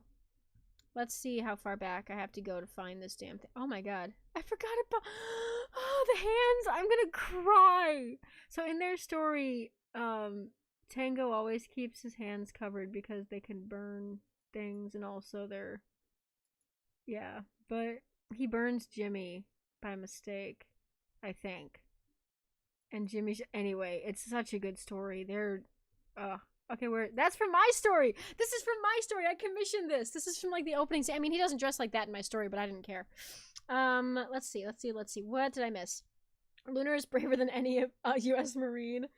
You always say Luna, but it's Lunar, fair, Lunar's gender envy, fair, Jimmy cosplay. Oh, possible Jimmy cosplay. Yeah, she gave him the tail because I asked for the tail, and she actually technically drew this twice. And I lost my shit because she did it twice. The first time she forgot that it was these versions, so it's regular Tango and regular Jimmy. So I have that in my inbox. Where's my inbox? I need to go down to Luna. There is a version of it. This one. This is the original that she forgot until after she made it, that it was meant to be Dungeon Master Tango and Sheriff Jimmy.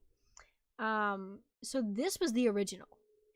This was the original one that she sent me, and I didn't care. I was like, this is gorgeous. I'm gonna love it anyway.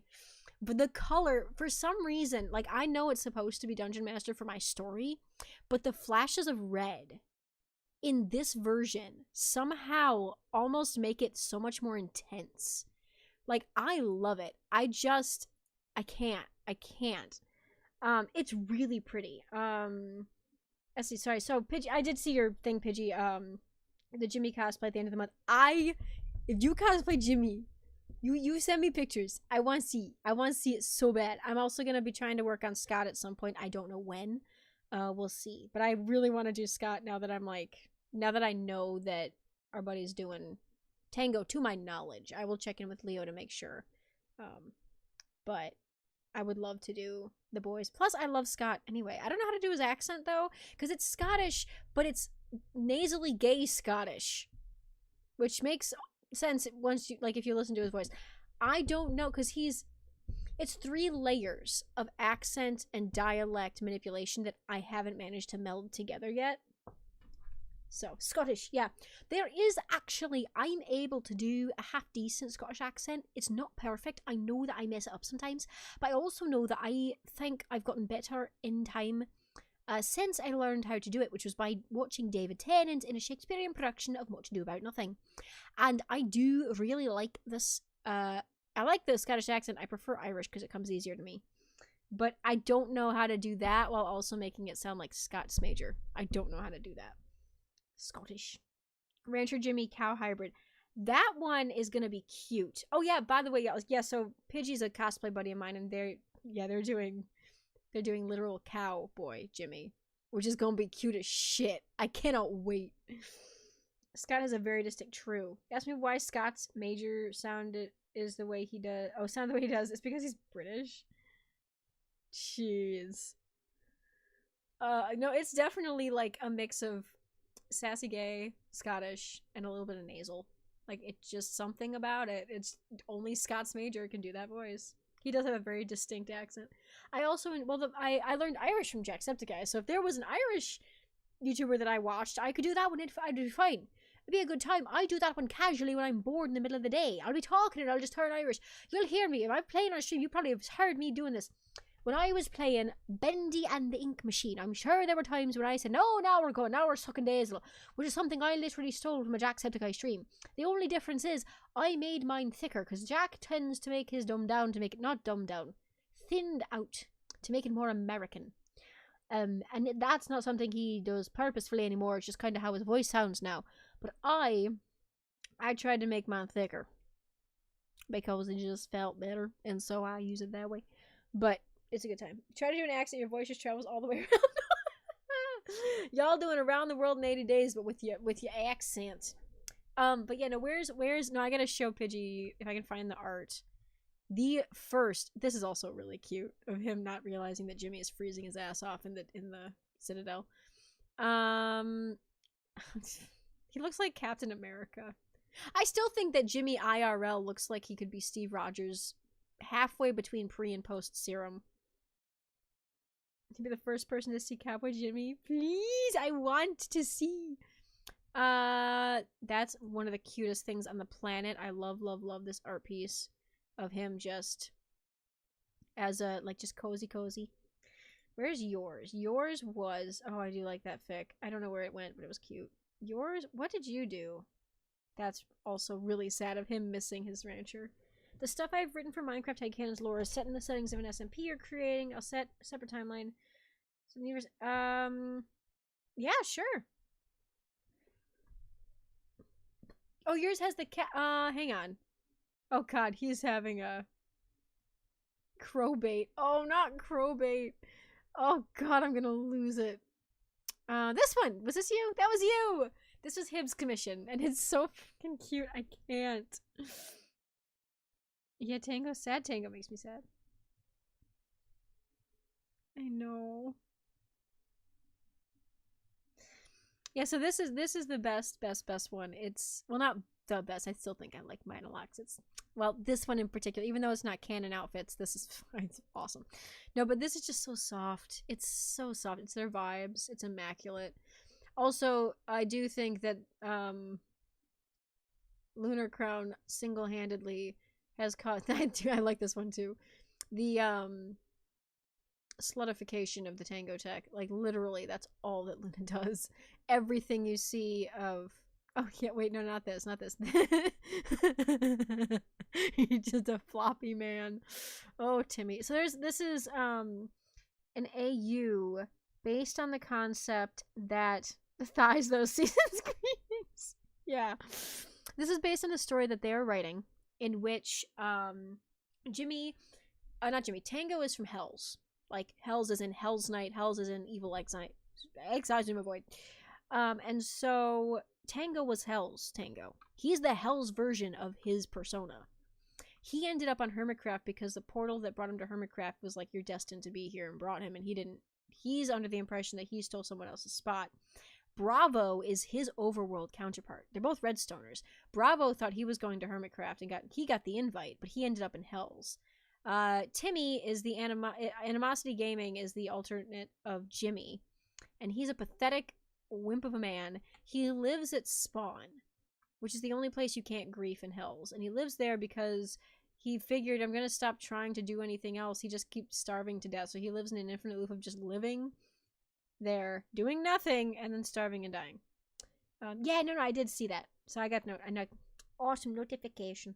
Actually, it's under, you can't see it, but it's underneath my face. I have a notification. Yeah, literally, Bravo's just sitting here like, this man. He's such a pathetic wimp. I love him. Also, yeah, that's Hells. And Tim. But yeah, so where is it? Oh wait, that's part 1. Where's the 2? Here it is. Here it is. Yes. Oh, this is my favorite comic. Not because of this part. Like, listen, I'm asexual, so half this shit doesn't do shit to me. I just like the art. But the part 2 and part 3, Jimmy is just this blushing mess of a man. And it is so joyous.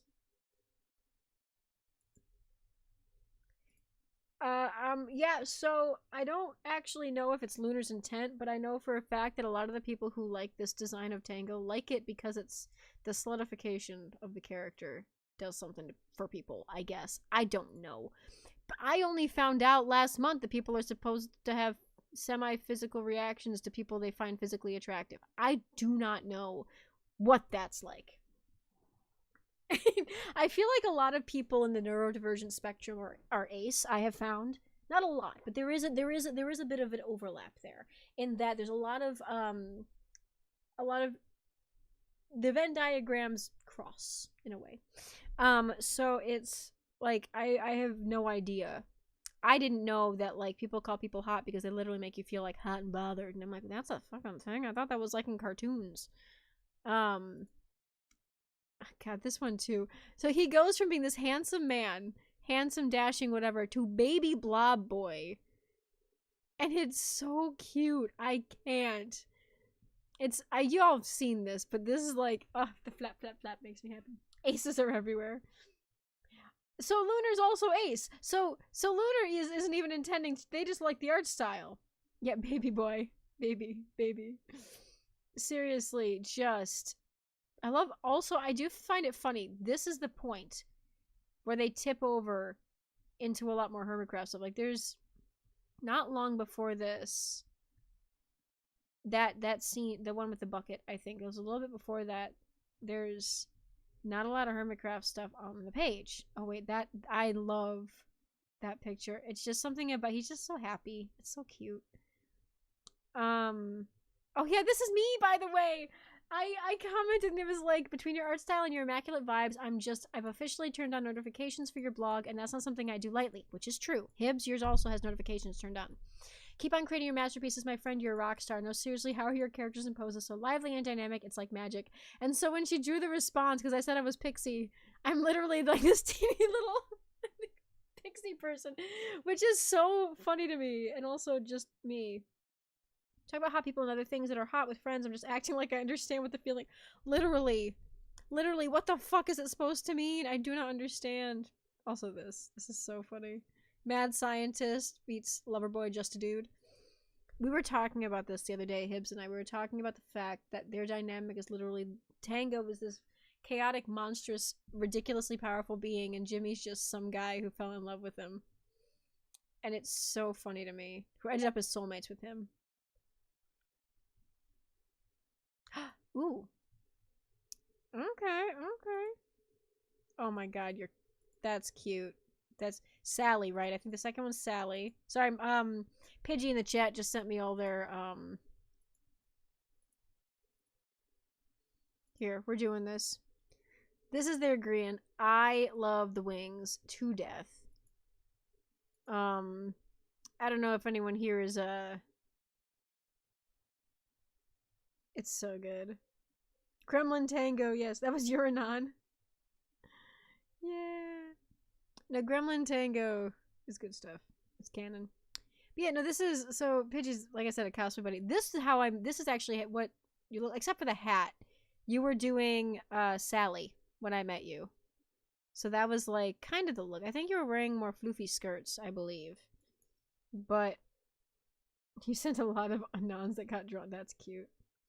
Yeah, no, they so I was Grian, they were Sally the Salmon from Dream SMP, which isn't even a character, but it's like, so that's their Scar, which I love that Scar in this has Grian's feathers. Like it's so good. I don't know why. It's just, it makes me so happy that Scar has the feathers. I just know this one's really cute. This one's really cute. And the makeup is just I love the scar across the nose. Is so good. I need to figure out how to do that. Not that I'm ever cosplaying Scar, but I have to figure out how to do scars in general. Like, that's good stuff. Also, we need to do a photo shoot or something with our Grian and our Scar, because I would love to do that. I think your sis said she might be willing to, if I recall. This has literally become just chatting with Pixie. Wait, do I still have Cult of the... Hang on, I just realized something.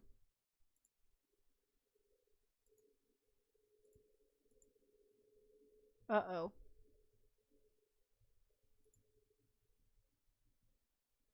No, it's just chatting. Thank God. I was worried for a second. I thought I did something bad. Okay, we're good. God, for a second, close and don't save. Yeah, no. No, I'm good. I'm good. I thought that I had edited... when I edited my stream, I thought that I had left the photo shoot. Yes, we gotta meet up for photo shoot. That I had left it on Cult of the Lamb. Because I didn't have, like, I'm not playing anything, you know? I'm not playing a damn thing. So I was thinking legitimately for a second there, I panicked. I was like, this is not good. This ain't, oh yeah, this, hang on. That's not the right browser. Hang on, I gotta open the right browser so that y'all can see this. Because this is what Pidgey looked like when I met them. And somehow they had fit an entire dress for Uraka? I never remember how to pronounce her name. Uravity from Oron. Or not Oron. God damn! My hero. Slow down, Pixie. Take a breath. Talk normal. My Hero Academia, she had the witch outfit underneath this all day long. How? I don't know. I'm so used to going back to my room and changing. I'm just like, I'm not willing to wear it twice. Cause you, oh wait, did you drive every day? Is that why? Because I believe I was, because I stayed. I had a room. But if we can do, I mean, if we split cost for room, it would be... Oh, that's why. No, that makes sense. I was in the building. That was the difference. Okay, yeah. No, definitely. If we split cost, that's gonna be great. We just gotta figure out who our fourth is. Whoever that ends up being, we'll figure it out. Although we probably should book it at some point this summer if we do, just to make sure that we get a room. So we can figure that out in the next couple months. Anyway, that's fun. Let me see what this is. They die together. Yeah, so I don't know if you were here when I did this pitch. I can't remember, but I'm losing it over the fact that Tango and Jimmy have the exact same losing percentage. Lunar's drawings of Jimmy and her recent post look like he has jitties. I don't know. Would it be either that or Jubes? I don't know which one is more fitting for him. I don't know. Could go either way. Oh, did you? I heard a bloop bloop. Yeah, this! It was cute. It was freaking cute. This was the outfit that was underneath. It was so freaking adorable. Like, somehow that entire thing fit under her Sally outfit. I do not understand. The twig Jimmy, true. No. I agree that Jimmy is a freaking twig. Like, I think, when I write them, Tango's a little shorter, but Tango has a little more, like, muscle. Like, he's got a little more meat on the bone. compared to Jimmy. Jimmy's taller, but he's lanky. He's lanky. Shapeshifter, yes. The writer, you and the writer of the time loop story. True! The time loop story, I'm waiting for an update.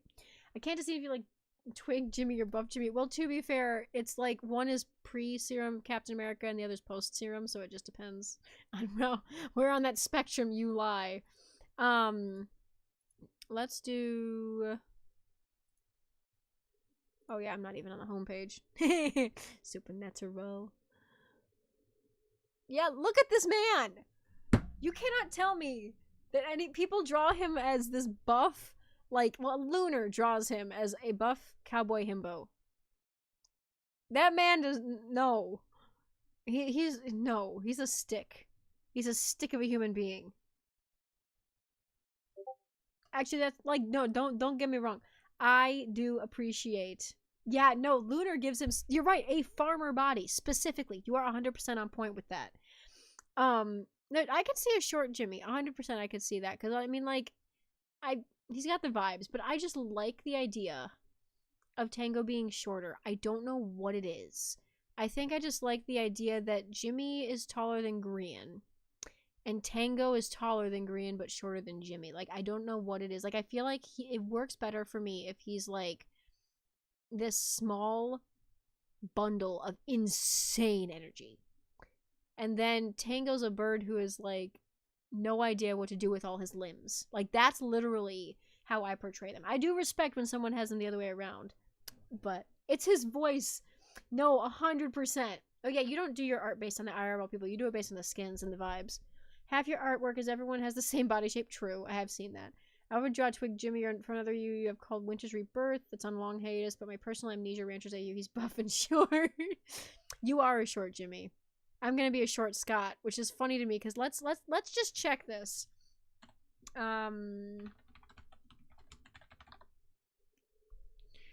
He is 6 foot. I love that it's on the Sleepy Boys Inc. wiki, and that's Scott's major. He's everywhere. Yeah, Scott is 6 feet tall.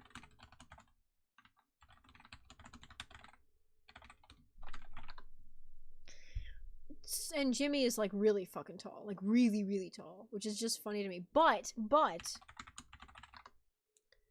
Grian is 5'6". Which is why I picked him to cosplay, because I pick the short characters more often than not. So it's just... But Grian's 5'6". Mumbo... He's 98 feet tall.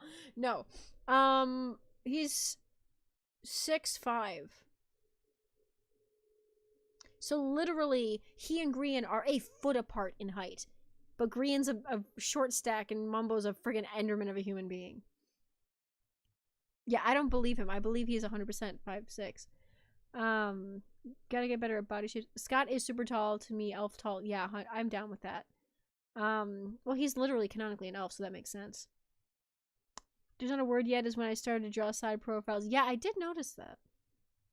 B-dubs is 3... What are you talking about? He's only 6 inches tall. Oh no, I'm so shh. You didn't hear that. He's 6 inches tall. No, you're very tall, sir. You're very tall. Don't worry. You're here. Just go back to bed. There's another. Hang on, I got a bed for you. There. Be content. Mumbo Jumbo's a roller coaster. That's really funny. That face. Ooh. Signs that your worsty might be on his way through a rift. I've actually seen that fic, I think. This is one where he's a watcher and he can sense that Grian is on his way, and his watcher abilities start acting up because he's not used to keeping them on wraps when there's like another watcher around. It's just this fun little... It's interesting. It's interesting. Propaganda time! I feel like I need to go check on the polls. Oh my god. He's wearing makeup! Jimothy, what are you doing? Oh! It's Kiwi's art. Tango likes Beatles because he's one of the people shorter than him. Grian's not that much... Yeah, he's not that tall. Damn. I know this is a character-based poll, but can I remind you of this photo? Oh my god.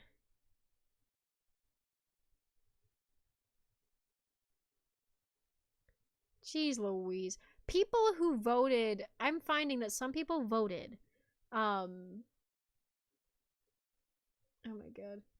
People voted for people specifically because they wanted the other person like to go up against their favorite in another bracket. People were voting for people based on how likely they are to lose against their favorite, which is making me really sad. Like, this is not how this should work. It's heartbreaking. A little. Oh, I need to watch this. I'm gonna get up on that. Let's see. Heartbreaking. 100% heartbreaking. Where's the polls? Oh. It is. It's like, no, vote for people, and then if, they don't win, then whatever. But vote for who your heart tells you to vote for. It's like you're trying to rig a thing that doesn't need rigging. Yeah, Green's winning that. Where are we at? They're still at 46 and 54. Where's Jimmy?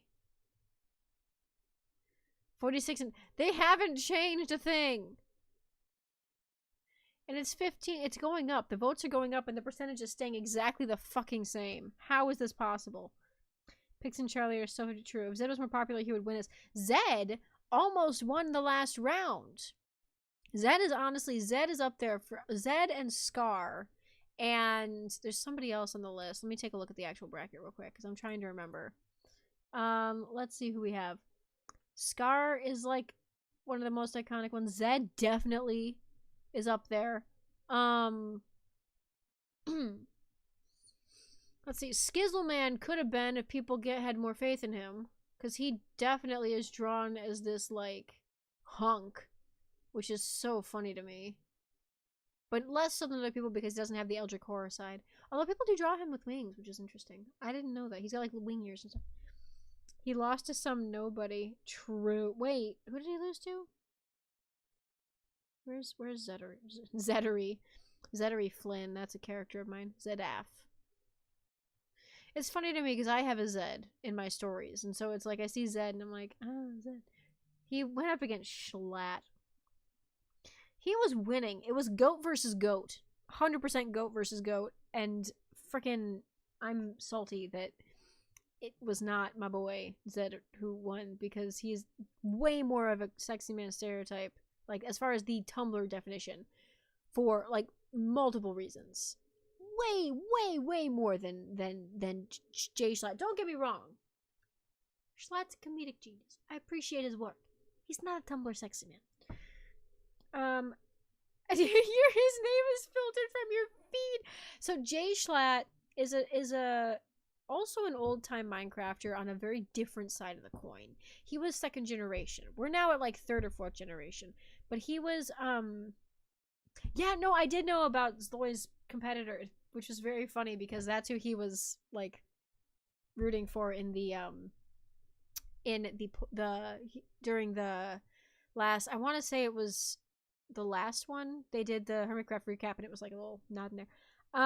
Yeah, so Jay Schlatt he's like second generation of Minecraft. We're at like third or fourth second generation, in that he did a lot of those like I think SMP Live, SMP Earth, kind of like the stuff that Tommy Innit and those folks watched and originated from, like that vibe.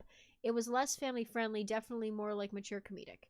And he had a big role in the Dream SMP, which is why people know him. The temptation to have a second monster. Oh no. Okay, hang on. We're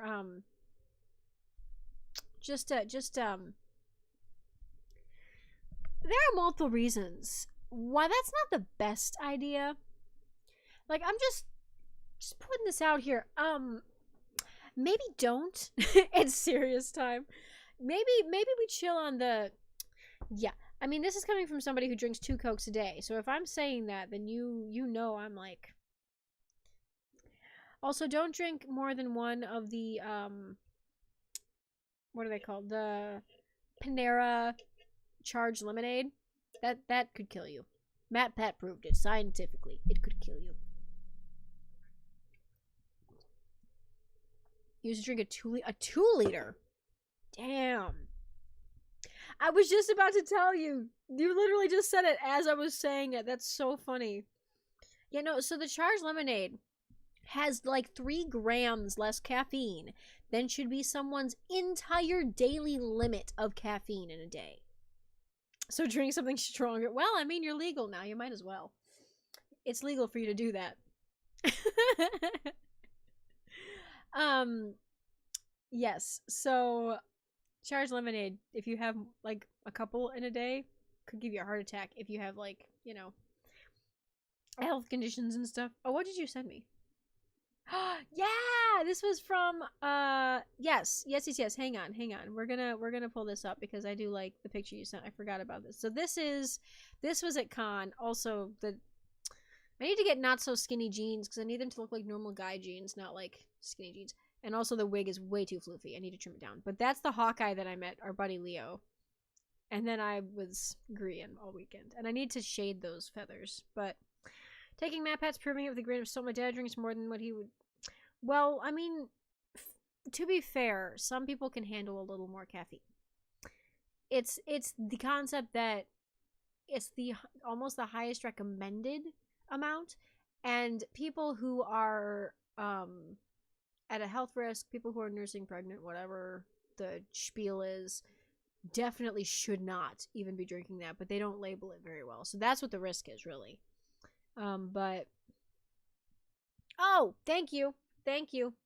I forgot. I always forget to switch my screen because I'm not looking at the camera. I'm looking elsewhere. So there you go. This is the picture of me and my new buddy Leo, who I met at this convention. But I love this. Also, hang on, let me see if I can find. I think not this. I don't want to do it here because I think that would give away something on my screen. Let's do this here. We're gonna open Google. Where is it? Photos. That. That actually, we're just gonna do this because I think this is actually quite fun. We're gonna do some fun sharing times. Caffeine makes ADHD brain go night night. True. That's why. Well, for me, I only drink it like because it keeps me from going bonkers. So that's fun. Okay, so first of all, this picture is a pose I do every time I get a new cosplay. This picture is something I learned from Yuri Plasetsky from Yuri on Ice. And I've stolen it and done it in every single cosplay ever since, which is quite fun. Also, that's... Where's the other... Hang on. This is old, man. This is so old. Oh my god. Doctor Who era old. That's really funny. Where is the folder? Aha! We're gonna... Can I hide that? Well, maybe I should. Oh, no, I trust you guys. You're not gonna do anything with that information. Yeah, so I did... God, there are so many photos here. They did photos... This one. Actually, this is one of a few, but he looks... so good. He looks so good. Like, this shot of his version of Hawkeye kills me. It's brilliantly done. So that's a really good one. We did some battle shots. That one was up on the light bridge. That was really cool. Right? We did, this one actually went viral on Tumblr a little bit. I need to repair the wing, because this is a little patchy and this needs to be replaced. But that was a cool shot that we did. Oh wait, no, go back.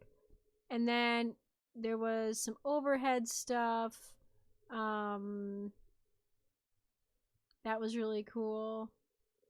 I liked the placement of all the Minecraft gear. Where was it though? One of them. Yeah, these are fun. So I unhooked my wings at one point. Oh no, they're not in the drive. They're on my phone, aren't they? Oh no, I can't share them the same way. Oh god. Okay. This is fine. The lighting is perfect. Right. So I have, let me see if I can find it. I'm gonna have to do this the weird way, but it's fine. Um, there was a point at which I unhooked my wings so that I could lay down because otherwise they would have broken. So I unhooked them so they could spin in their sockets. I laid down for a couple photos, and while we were up there, well, I mean, among others, I mean, y'all have seen this one. I think this is my profile picture right now, but that one I really, really like because I'm up on a wall. But the one that killed me, the reason being in the moment, it was very sad.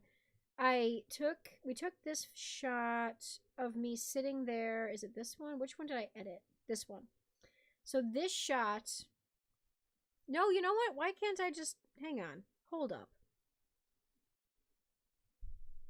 I'm sending it to myself on Discord because I'm a freaking genius. There. Post. Okay.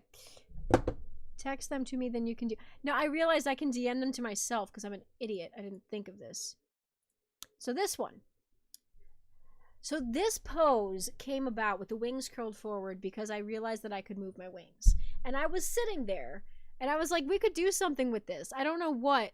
And then the guy who was with us, who has never seen any of this content, turned to me and he was like, hey, you, like, because I was being all sad and stuff, and he's like, yeah, just like look sad, like, and then pointed jokingly to my buddy who was cosplaying Scar and said, pretend you just killed your best friend or something. And me and Leo went immediately to the Desert Duo death moment in our heads, and we were losing our minds. It was, oh my god. And we're just like, no, it was so bad. And Ryan had no idea that he had referenced something so significant. And so literally, like, I know they didn't use the sword when they were fighting, it was fists, but I still had the sword there. And so this was like the post Desert Duo murder scene. That's literally what that is. So that was fun. That happened. That was a conversation. Oh my god, I've been live for 3.5 hours. That's so funny. I mean, I'm fine. I'm doing great. I just think it's really amusing. So yeah, let me see. Oh, hang on. I have a notification that I want to not look at on live stream, just in case. Okay. Okay. Fair enough. Fair enough. Okay. Fun fact, last time you drew, there's not a word yet. It was the one with the baby creeper. Oh yeah, you named it Cheddar. I remember. I still haven't finished my doodle from that either, because I have,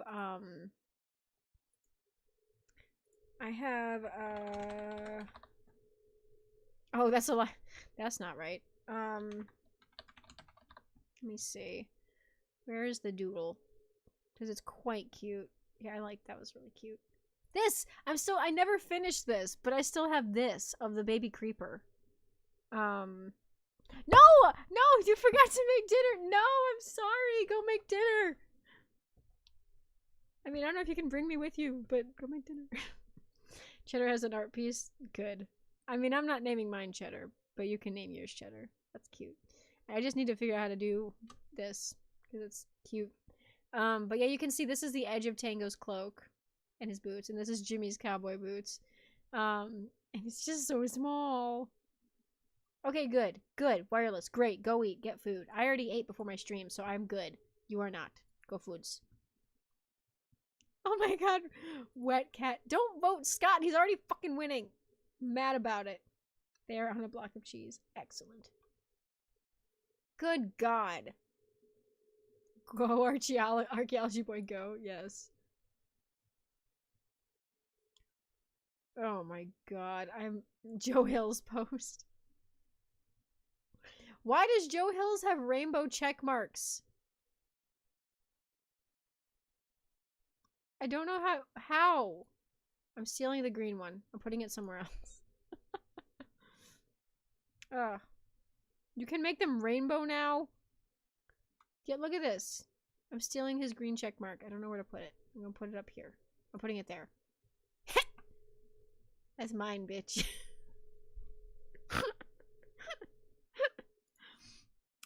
I'm such a dumb.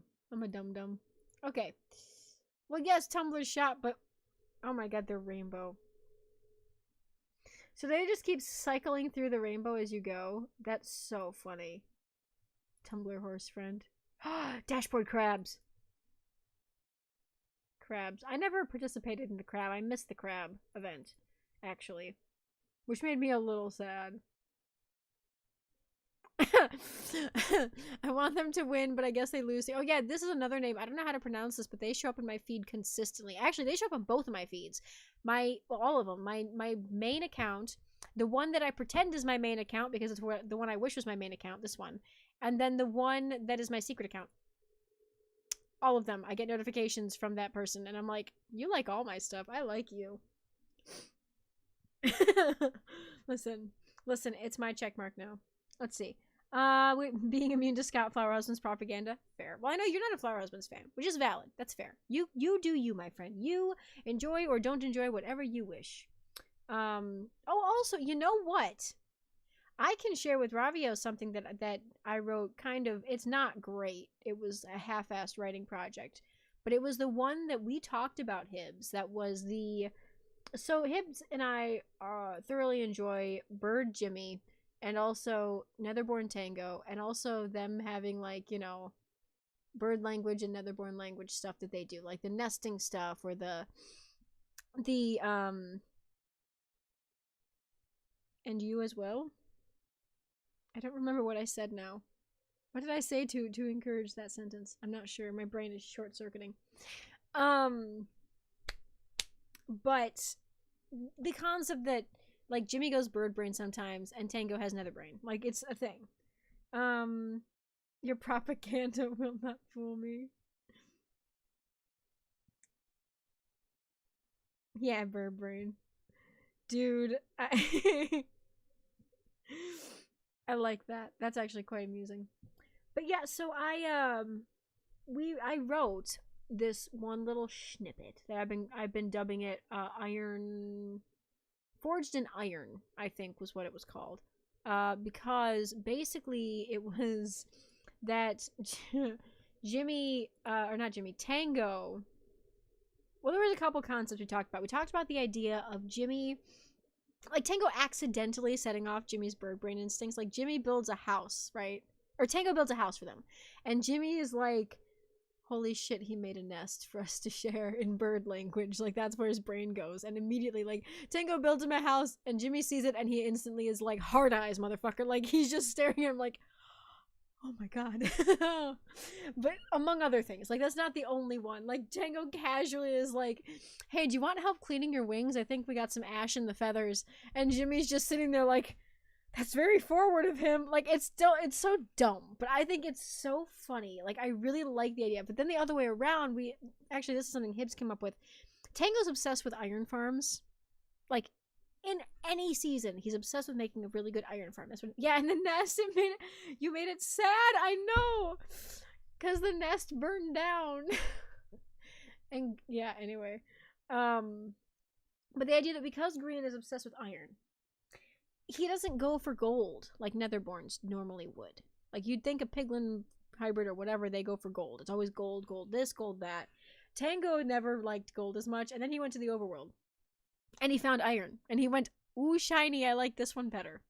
And so for him, gifting iron is like his thing. It's like, instead of gold, he wants to shower his soulmate in iron. And so that's why, like, there's all these moments, like, he's constantly trying to get iron in the early episodes.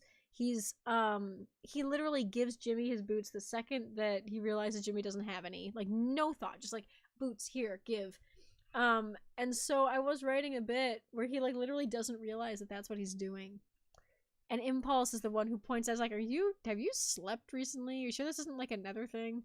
And Tango's like, what are you talking about? And he's like, you know, the iron obsession. And then Tango turns around, he's like, oh god, oh wait, oh no, oh shit. You're shaving a carrot at your desk. Oh my god, Hibbs. I find it amusing that there are 5 people still watching this stream.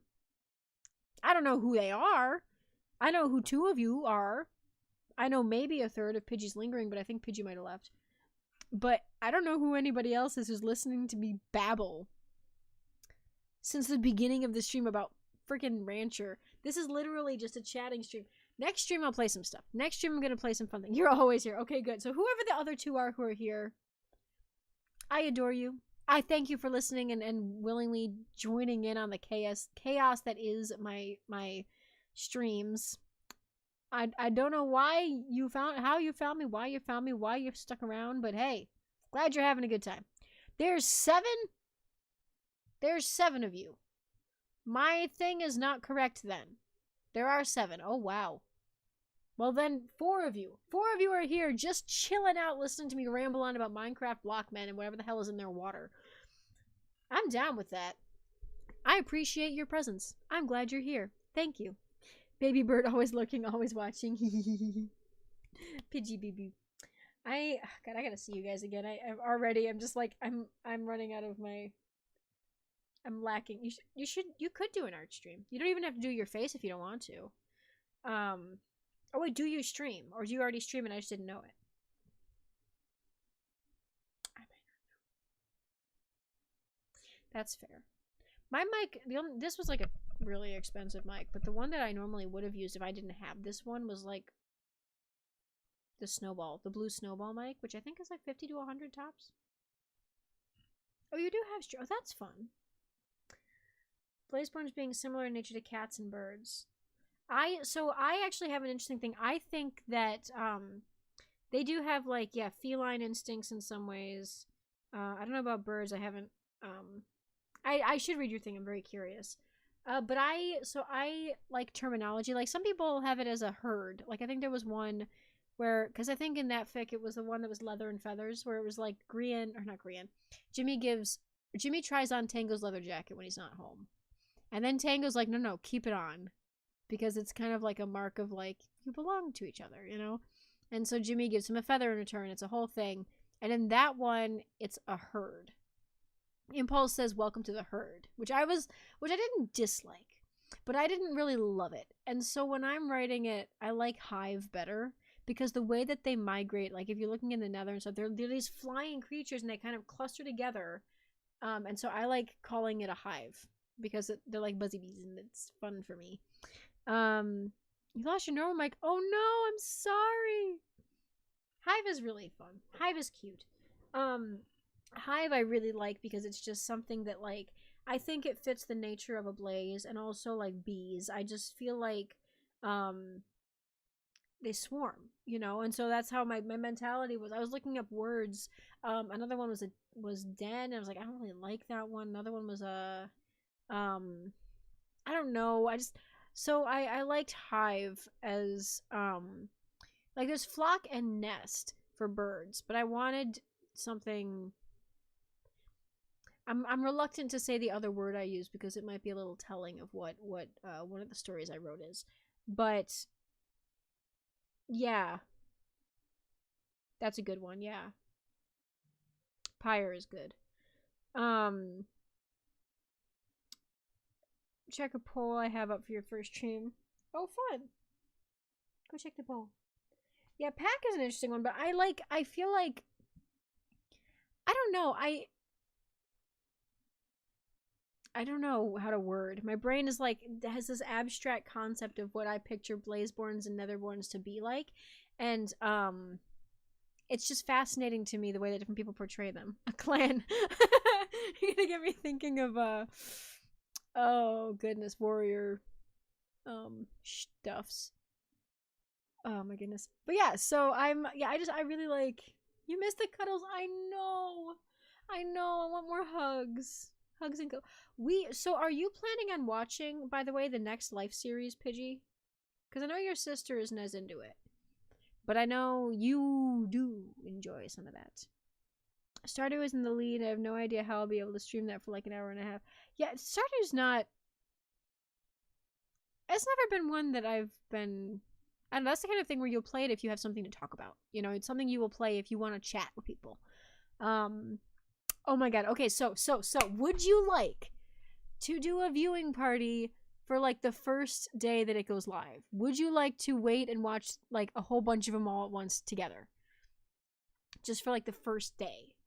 Because I think that would be really fun. Like we can figure out when that's gonna be.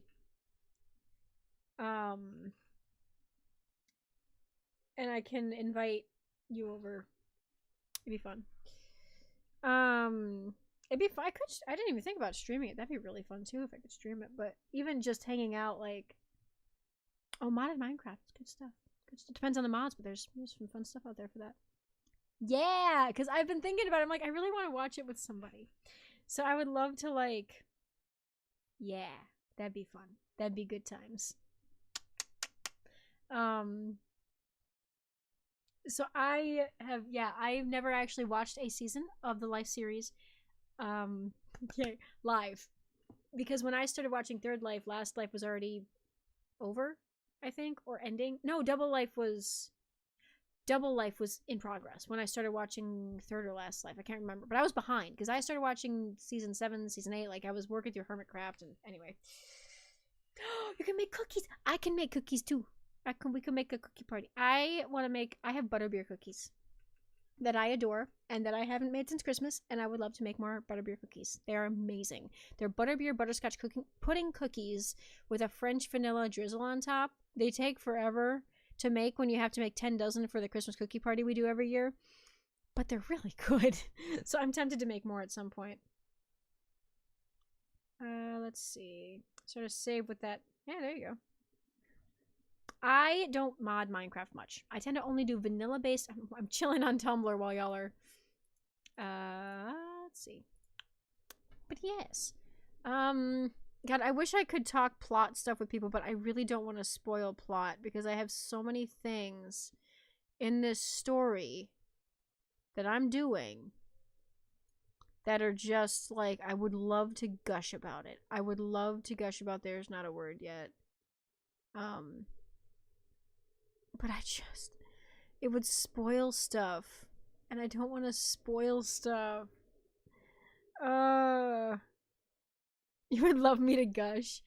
Well, I don't know if I'll do it live. If only because, like, I don't want to spoil it for other people as much. But if you're curious about, like, some stuff, maybe I don't know. Baking with Pixie and Pidgey. Dude, we could totally, because I can move well, I'd have to do it from my laptop, to stream from my laptop if we did that. But I could totally do that. If you wanted to do, like, I can move my mic and my camera and we can just hang out at my house and, like, stream stuff. It'd be so fun. Sure, send it. I don't know much about Gundam, but I'd love to read it at least. Because I like cosplay baking. Oh my god. I don't think I would bake in cosplay. It would scare me too much. We could, though. Green and Scar baking. I'm not wearing the wings if we do that, though. Because I'm 100% not going to do that in the kitchen. I don't want my wings getting hurt. I can deal with the sweater getting a little dusty because, you know, we're making chicken wings. No! Grian shows up to stream without wings on and says, "Today we're making chicken wings."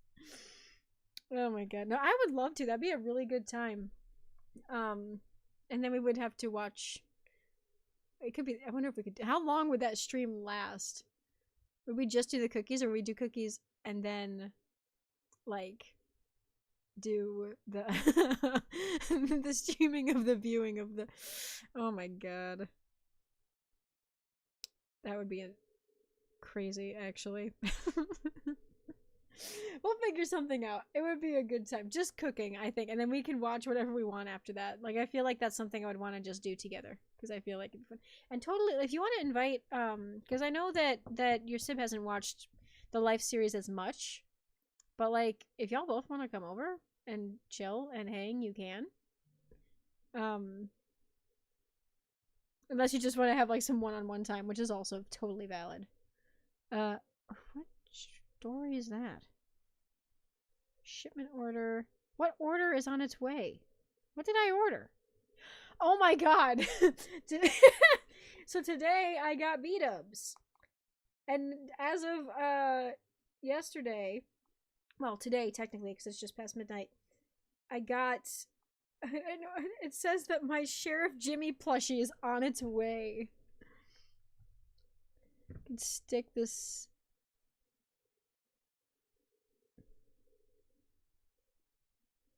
Hang on, stick the. Oh, Sib. I read that wrong. I was like, Sip. I was like, what the fuck? What is it? What is it? Wait a minute. That makes more sense. Stick the sibling in Jimmy cosplay. That would be fun. And then it would be Green Scar Jimmy. That'd be kind of chaotic. Tumbletown gang, let's go. If they wanted to join us, yeah, 100%. If not, that's cool too. But dude, I'm down. I need to actually fix Grian a little bit because Grian's wig is short. And also, so the wings I'm not wearing for that anyway, but I'm redoing the top half of the wings, and they've been sitting on the back of my chair, and my dog sits back there. So sometimes when he wants my attention, he scratches the back of my chair, and so he's scratched the back of my wings on multiple occasions on the patch that I'm getting rid of. So it's fine, but it's that part of me that panics every time I hear it. You have test review tomorrow?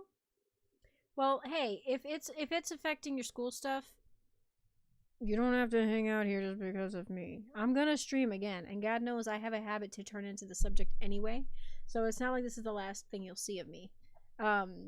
Let's do actually let me swap over. I can switch my screen just because I'm like been staring at Tumblr for no reason. Let's do this, and then I can swap my screen over if I want to show you something later.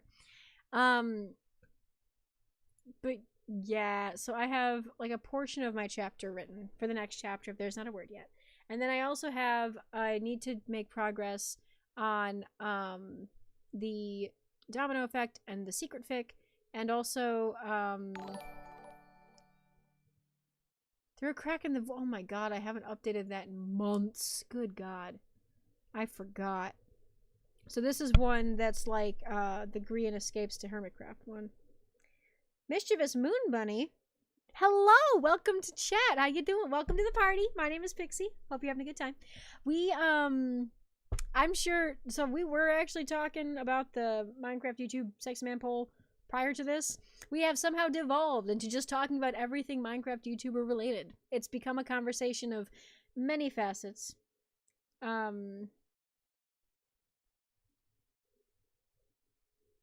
It's me. That's okay. After you said it's me, I was like, wait a minute. Oh, you followed too. Wait, did I not have the notification on? Or it went off and I completely missed it. Oh, my headphones are off. No wonder I didn't see it. Well, hello. Welcome to the chat. Oh, geometry's fun. Math is fun. I enjoy math. That's a good time. Yeah, we've devolved into just talking plot ends. I'm kind of half in my green cosplay. TNT pin included this time. So that's fun. But yeah, we were talking plot, we were talking writing, because I've done a lot of fanfic chatter tonight.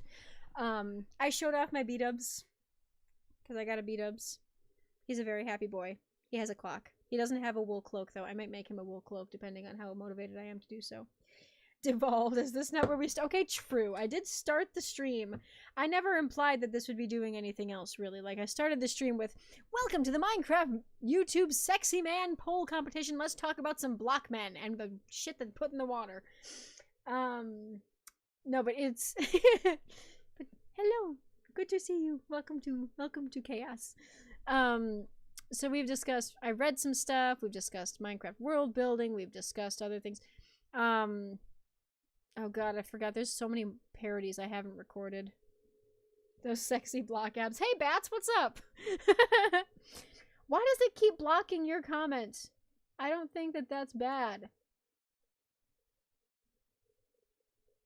It keeps blocking it every time someone says gay. I'm like, why is that something that needs to be blocked? That's okay then. Apparently. I don't know. I'm letting it go through, so homosexuality.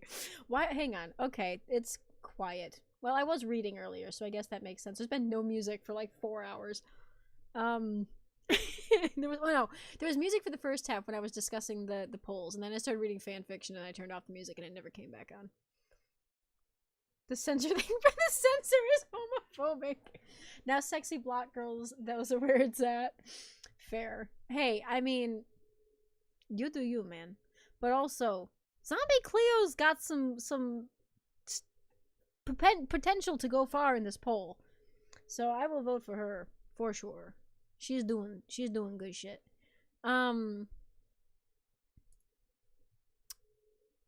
Pearl, yeah, wet cat of a woman, and I love her. I love that she's just like, she went ham. So we get into to Double Life, and the sapphic choice, fair.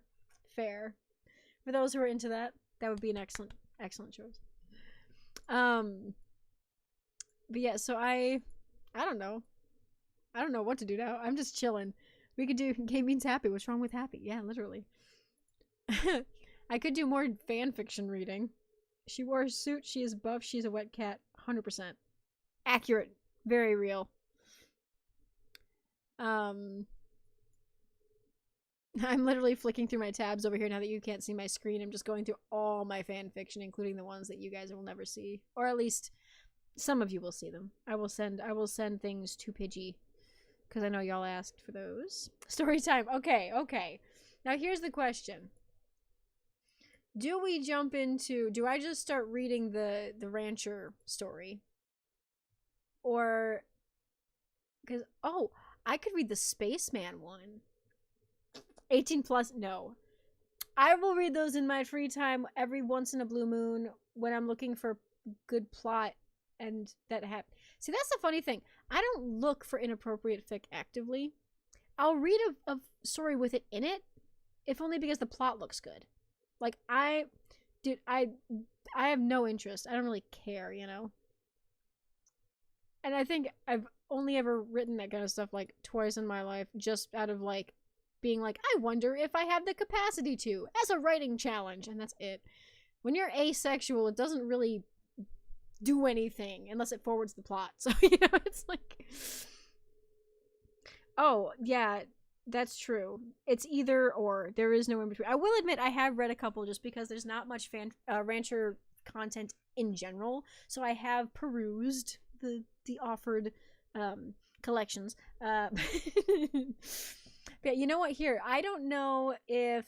I'm going to read my Spaceman one because I really, really like Coming Home, but it's not one that is... I want to continue it, but I don't know if I will have the capacity to. We'll see. Let me go to my... I love that all my Minecraft stuff is in the Hermitcraft folder. It's not MCYT, it's Hermitcraft. Everything. Including the parody that I'm writing about Dream SMP. All of it is in the Hermitcraft folder. 18 plus fics with tags you don't like but have good plot is the only reason to read those, literally. ASMR fanfic read. I read everything at least once in the rancher tag if it makes it through my filter, often to my own detriment. There's not much that I have skipped. There are a few. One of them is specifically like Jimmy is with Scott and Scott is manipulative and I think he ends up with Tango later. But I really don't want to read it because it looks like it's super like emotionally twisted. And I'm like, I don't like that. That doesn't sound fun. And also, I like Scott as being a positive friend. I don't like him being a villain. Like, an actual legitimate villain. Like, a mischievous, thieving little gremlin man occasionally, sure, because that's his vibe sometimes. But you read it? Okay, yeah, no, I'm not reading that one. Because, like, I like a good plot. I enjoy a quality plot. But that's not it. Coming Home. So this is a fascinating one for me. I'm going to read this because it's like, if you need ideas, talk to me. Oh, no, you don't understand. I have too many ideas. This one I'm about to read, student, Jimmy, teacher. If they're college age, that's okay with me. Like, if it's a younger teacher, well, no, that's the thing. Some stories, that's where it starts to bother me. Some stories really, really focus on age gap stuff, and then I'm like, that makes me a little uncomfy. Like, I don't know what it is. I'm just like, I'm not gonna read that. It's weird. You read too many. Dude, you should see I have almost 500 tabs open on my phone. And let's just scroll through and see, just out of, sheer curiosity, we're just gonna, most of these are, you can see white text. Most of these are fan fiction on AO3. Most of them. Okay, that actually sounds fun. Listen, no. I don't know how to organize my favorites on my phone very well because it's so tiny. I don't like dealing with a long list, so that's why I don't. And I'm like, I just need to go through and like, get rid of the ones I'm no longer reading. You know? Alright, I'm reading this shit. This is one that I really, really want to continue, but I refuse to continue it until I finish at least one fic. Because I haven't. AO3 fic. Well, yes, I do that. But I have so fucking many, and they're not organized. At all. None of my bookmarks are organized. It's... Are you asking favorite kind of fanfic? I don't know if I have a favorite, honestly. I really enjoy, I like... Okay, I will say, in certain types of stories, like certain fandoms, there are certain tropes I really enjoy. If I'm reading a Marvel, Iron Man, Spider-Man fic, I really like when Tony accidentally becomes a father. Like, he doesn't mean to turn into dad, but he turns into a dad. I like the Peter Parker's field trip to Stark Industries trope. In Minecraft, like Team Rancher stuff, I really like the Tango goes into a rage and Jimmy calms him down trope. I also really like Jimmy going bird-brained in general. Like, I don't know. There's a lot of fic tropes that I really, really, really enjoy. And I like all storytelling. I like romance. I like not romance. I like found family. I like hurt comfort as long as it's not too dark. I like yeah, bird-brain is fun. They're quality Marvel fics. I have not written one. Not a field trip one. There's one that I was writing that got up to 130,000 words that was basically after the end of Civil War. Instead of distancing himself from Peter, Tony happens to visit Peter at the hotel right after whatever happened in Germany happened. And in doing so, had a conversation with him, talked to the kid, got to know him a little bit, ended up deciding to keep him closer. So instead of just like letting the kid go back to New York and do whatever he wanted, he ended up... Now, I will say it's incomplete. It's a work in progress. I have not updated it in a long time. But you're welcome to read it if you so wish. But basically he ends up like... He brings the kid back to the tower after they get back to New York. He's checking on him. He finds out that there's a massive bunch of bruises on his back from the boarding bridge at the airport falling on him. And he's like... He gets kind of protective. And so he's like, well, shit, I'm going to bring this kid in. We're going to update his suit together. He finds out that Peter's a freaking genius just because he happens to be there. Like, by course of events, he finds out he's a genius. Ends up offering him a legitimate part-time internship under him. Like, not right away, but... And as the story progresses, they get closer together. They end up getting this, like, instead of a mentor-mentee bond, it becomes, like, more of a, you know, father figure kind of thing. But when the only part I haven't reached yet is at some point Tony finds out that Peter is his biological son. And that's another of my favorite tropes. And I was working up to that. And then my hyperfixation wore off. Which for me as a writer is really bad because that means that I'm not going to be interested anymore. Thankfully with Team Rancher, I am super hooked on it. So I'm not planning on leaving any of this behind. I'm just hitting a writing bump. I'm still hooked on the fandom. It's not going anywhere in my brain. I still adore it. It's just that I need to sit down and just get a chapter out. If you want to read what I have so far, it is on my normal AO3 page under Pixie Mage, which is where like everything is just, you know, one word Pixie Mage, on Archive of Our Own. If you are a fanfic enjoyer, I have everything I've written there. Don't look at the old stuff. Some of it's weird, just not my proudest. The fic you ignore and its tags legit say the word I hate to type, but it says, oh. Fair. Yeah, sometimes you get those that you just wish... I'm really excited for the fact that Archive of Our Own is going to be implementing a block and also a hide feature, so you can hide certain people's fics from your feed so they never show up again. So people who post the multi-chapter, super long compilations that keep refreshing in the tags over and over and over, even though there's very little to do with the tag that you're in, you can hide those soon. I'm very excited. I'm very excited for that. It's going to be a really useful upgrade to the site. Yeah, so I'll read this one real quick. This one is the one where it's Astronaut Tango crash, like he shows up on Empire Season 2. If you want me to read, I can read. If you don't want me to read, I can just keep talking.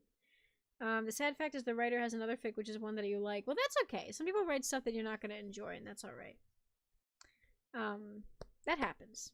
Yes? You want... Okay. Let me get a drink real quick, because I've been talking a lot for After this, I might have to go to bed, because it is approaching, it's past 1 in the morning at this point where I live.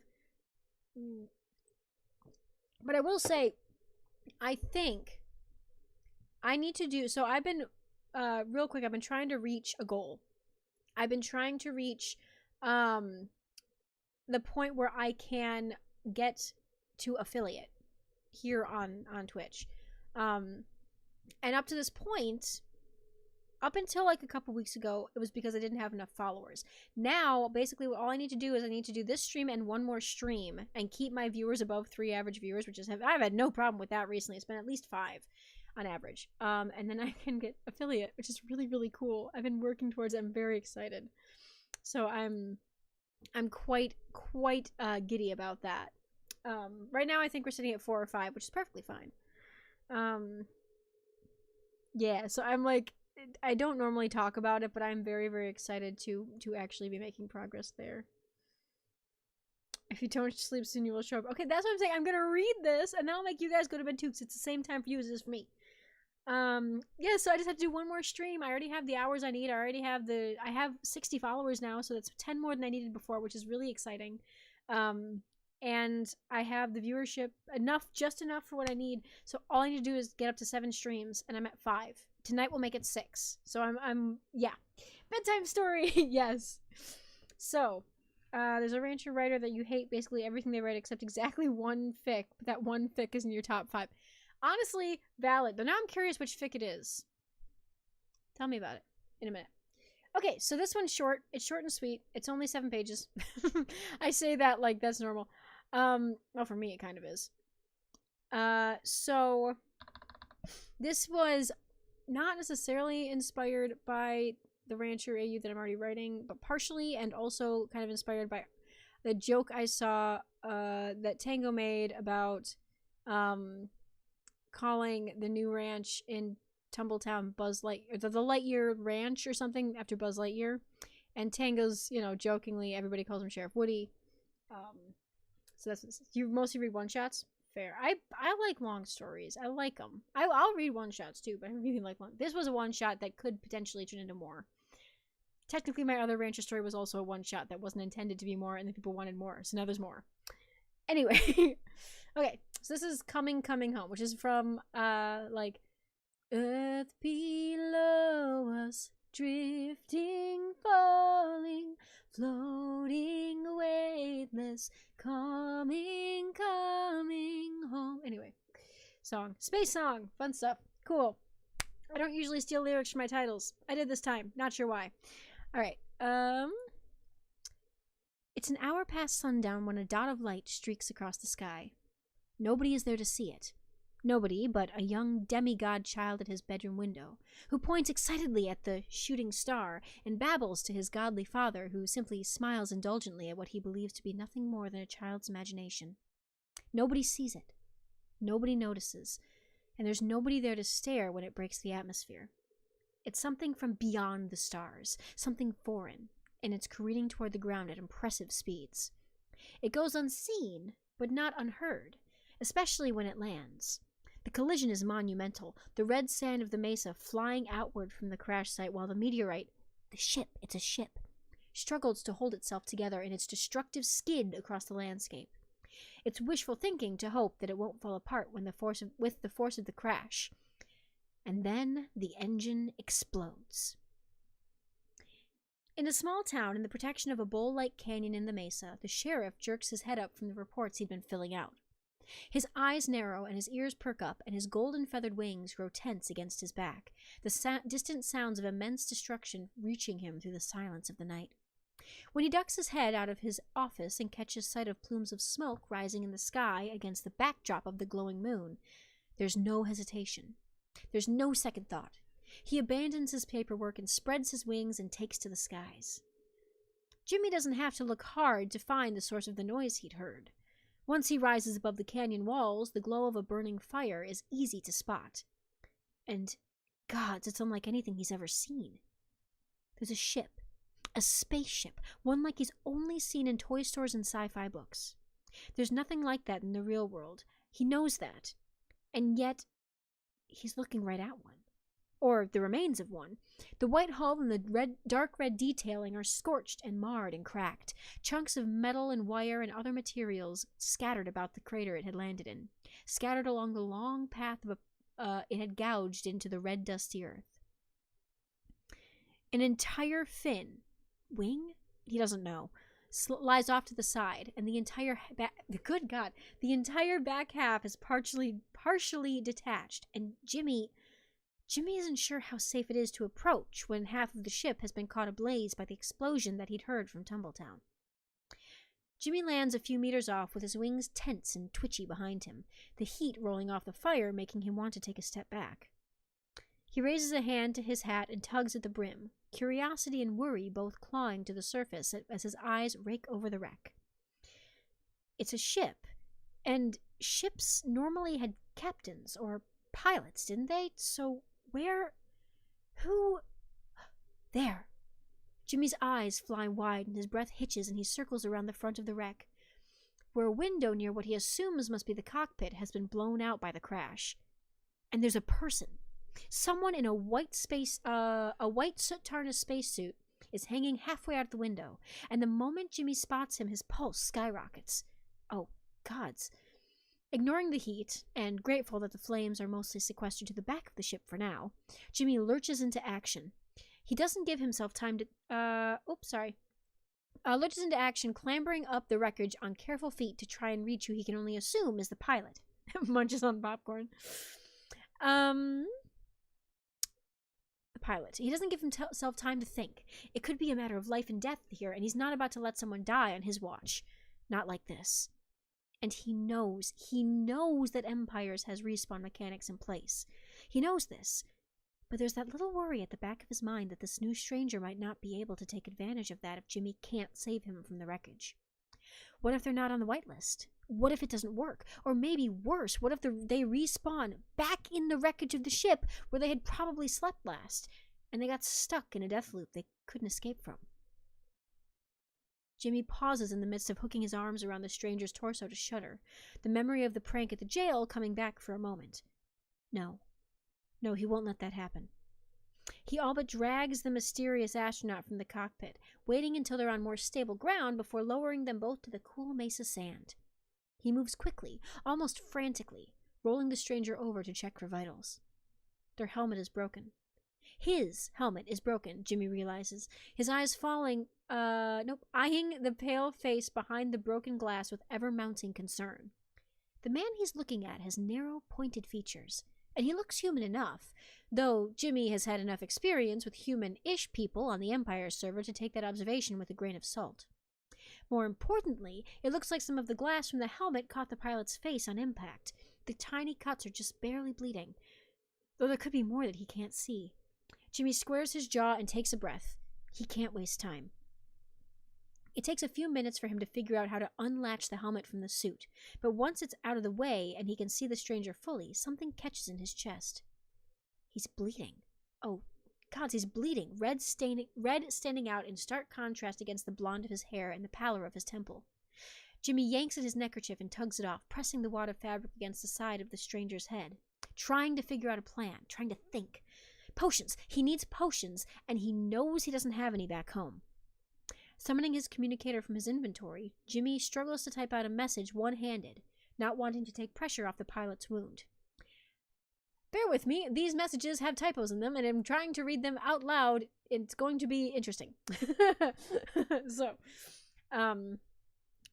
Shelby, do you have healing pots? I'm going to try not to laugh. It's going to be hard. Jimmy can't help but wince at his own spelling mistakes, but there's not much he can do about it. He's in too much of a hurry to care. It takes a minute or two for Shelby to even see his message, and in that time, Jimmy tosses his comm aside, his focus on the astronaut. He's breathing. Thank God he's breathing. And when Jimmy presses 2 fingers to his throat, the guy's pulse seems steady. Though he's not exactly a doctor. He wouldn't know if it's slow or sluggish without something to compare it to, and his own heart rate is far too rapid to be a good comparison right now. His communicator beeps and he scrambles for it, his eyes dancing over the brief message quickly. I do. Are you looking to trade? No time. Emergency. How fast can you get to Tumbletown? Oh, wow. Maybe 10 minutes? Is everything okay? Someone crash landed outside of town. I can't talk now, sorry. Meet me at my house. Oh gosh, okay, I'll be there soon. Okay. Okay. Jimmy casts a look over the astronaut in front of him and nods decisively. Oh, it's Shelby. Sorry, it doesn't say. I didn't say that, but it's Shelby. I don't know if I said that or not, but she is responding. So it's Shelby and Solidarity Gaming. Oh no! I just realized a continuity error in my post, and I already posted this on AO3. God damn it! I'm gonna have to fix my thing on archives. Okay. Anyway. Okay. Listen, I spelled Shelby's username. Okay, for clarification, her Minecraft name is Shelby YT. So it says Solidarity Gaming, Shelby YT. Solidarity Gaming, Shelby. Solidarity Gaming, Shelby. I'm missing the YT from like the latter half, almost every other one after the first one. I did say, okay. I couldn't remember where I'd written it. You type Shelby's name in like 5 Fair. Researching, the worst part about doing chat for stories like this is you have to research the names of everybody so you get their chat name right. And then you have to look at how they type. So Pixel Riffs is more likely to type in full punctuation and proper capitalization. So is Sausage, but sometimes Sausage might lowercase things if it's the second or third message. Joel never uses any capitalization. Sometimes uses punctuation. Jimmy's usually lowercase. Shelby uses mostly normal, good grammar, but not always capitalization. And I don't know. I'm trying to study this shit to write it. I wrote an entire scene, and there's not a word yet, where I had all the Empire's members, except I forgot Joey. I realized afterwards that I'd forgotten Joey, which I'm so glad nobody noticed. It's a good thing to study. Yeah, no, I really wanted to sound, but it meant that when I put Ollie Orion sounds in there, he said something about I showed up at spawn, but I think I broke my bed recently, with a little pff, like a little sound that he makes when he's talking, just because I was like, it sounded like something he would type, because that's what he says out loud. So I was like, psh, pff, like he makes that sound a lot, and so I said that, and somebody actively was like, this sounds a lot like something Ollie would say, and I'm like, excellent, somebody noticed my efforts, thank God. Isn't studying point. Well, it depends. If I'm studying Minecraft blockmen typing lingo, not really. I have a great time with it, but yeah, I think it's fun. But I've literally been searching up screenshots of how people type just so I can get it right. Also, who's more likely to use slang? Who's more likely to use full words? It's fun. It's like Scar is probably likely to misspell things, and he's also likely to forget names of things, and he's sometimes likely to potentially spell like the wrong version of a word. There kind of stuff. Yeah, smileys, and I have to figure out who uses emojis and emoticons in chat and who doesn't. Like, it's interesting. It's fascinating. Anyway, okay, let's finish this so that I can go. After this, I'm going to bed. So, all right, okay. Etho uses smileys.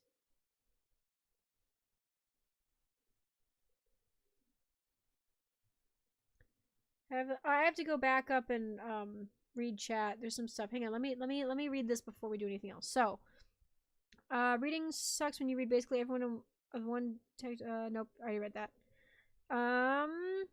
Oh, if you've already read basically everything in one of the tags you like. Yeah, so like if there's a limit of how many fics are under a certain ship or tag or ship. Yeah, I get that. There's limited stuff for ranchers, so I feel that.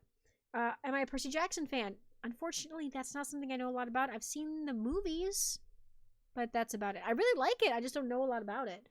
Munches on popcorn. Everyone was correct. Yes. And then listen to Epic the Musical.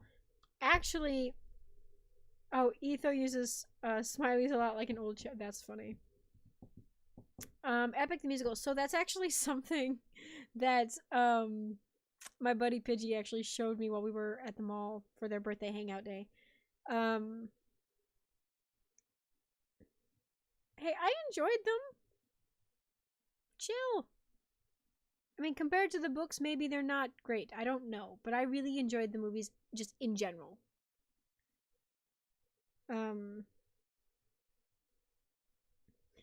But yeah, they've shown me the soundtrack. Okay, let's jump back into the story. So we have chat. Shelby's on her way. Things are happening. Well, that's fair. I could say the same for the Harry Potter films. I still love the Harry Potter films. I just know they're also canonically inaccurate in places. There was a fawn in it, so you liked it. Yeah, I know. You and your fawns. You have a thing for people with creature parts, like creature attributes. And I really like your art when you draw them, so I'm good with that. Yeah, okay. So, back in. So, okay. Jimmy casts a look over the astronaut in front of him and nods decisively. Okay. He needs to get this guy inside, preferably on a bed, so he and Shelby can do a better job of making sure he survives this ordeal. He digs into his inventory and pulls out a spare block of wool, shredding a piece off into soft padding and swapping his bandana for the new fluff. Tying it around the stranger's head is a little trickier to do, but he manages well enough. And once he's sure the makeshift bandage is secure, he does his... Oh, fuck. I just realized... He puts the bandage on Tango's head. And he brings him back to the house. And then he's cleaning off his face. And I never mentioned the bandage again. Fuck. Keeping track of props and actors when you're writing a story is the worst thing in the world. Putting a coffee mug into a scene. A nightmare. Who knows what that thing is doing? Jesus H. Christ. Already trying to get him into bed. The rancher's difference. Hibbs, I adore you. Also, I hope you know, I need to tell you this. I don't know if you were here for this. Recent stream, Jimmy and Tango have been added to the cult. I think you saw that was a thing. We were joking about there being fish meals and Jimmy's a fish and cannibalism. And so I said, Jimmy's eating fish, and then I don't remember. Well, actually, no, I remember who it was. In our chat went, Jimmy's also eating Tango, but don't. And I went, did I read that right? I hope I read that right, because that's hysterical if that's the case. So, and I will tell you, it was someone in this chat who said it, and it killed me. And I was like, oh my god. Also, yes, old man Jimmy. They go really quick. True. I mean, how the Hibbs, how do you think, in my secret story, how do you think they ended up in that position if they weren't really quick to get into their relationship? Just a bit. You were there, but you missed that. No, I am like, if I'm remembering 90% sure, I'm pretty sure it was Pidgey. I'm 90% sure it was Pidgey who made that joke, and I was surprised because when I first meet somebody, I'm careful to keep my more mature jokes out of the way for now, just to like get to know someone better. And I don't think we had made jokes like that yet. And I noticed, I was like, oh, okay, cool. So you're chill. Good to know. You're chill with that kind of stuff. Good, excellent. But yes, Hibbs knows what I'm talking about. Yeah, it was you. And it took me a minute to register. I'm like, maybe I read that wrong. You're like, no, you didn't. I'm like, oh, no, I didn't. Oh, wow, okay. You're also very chill. Okay, excellent. So if I make a dirty joke, it's fine. Good. I won't do that much on stream because I am trying to keep this like PG-13-ish with a little bit of extra on the up end. But like NC-17, maybe. Like that's where I'm keeping my stream level. But the gates have been open. Well, listen, okay. Because that's like half the reason why I waited to tell you that the secret fic was my secret fic, because of, you know, certain implications in it. I was like, I don't know if that's the kind of thing you share with somebody you've just met, so I waited. Technically, Grover is a satyr. Fawn is the Roman word for them. Ah. Right. Satyr. True. You're right. Okay. Yes. Just trying to get... We ignore this. Okay, so... tying it around the stranger's head is a little trickier to do, but he manages. Fawns are better. Listen, I have a pair of twin fawns in a story I was gonna write that I never wrote, that were named Eugene Rune Quince and Rosalie Eudora Quince, and they went by Rosie and Rune. And they worked at they ran a magical, like a creature, like basically magical creatures exist. They can disguise themselves as humans. They live among us, and there are secret places that they can go that are just for magical beings that are safe for them. And they run a magicals bar, a mythos. They're called mythos, mythologicals. They're mythos. They run a mythos bar called Phase Filter. F-A-E phase, P-H-I-L-T-E-R, filter as in like a potion. I would love, actually, God, I could tell you all about Rosie and Rune. They are my favorite little pair of twins that I've created, because I've never, the first twins I ever wrote, they used to be Hogwarts characters. They were Hufflepuff Hogwarts characters. And then I turned them into fawns, and I adore them. This pic is never getting read. They're very cute. Rosie's very high energy. She's much more bombastic. Rune is very much more quiet and like.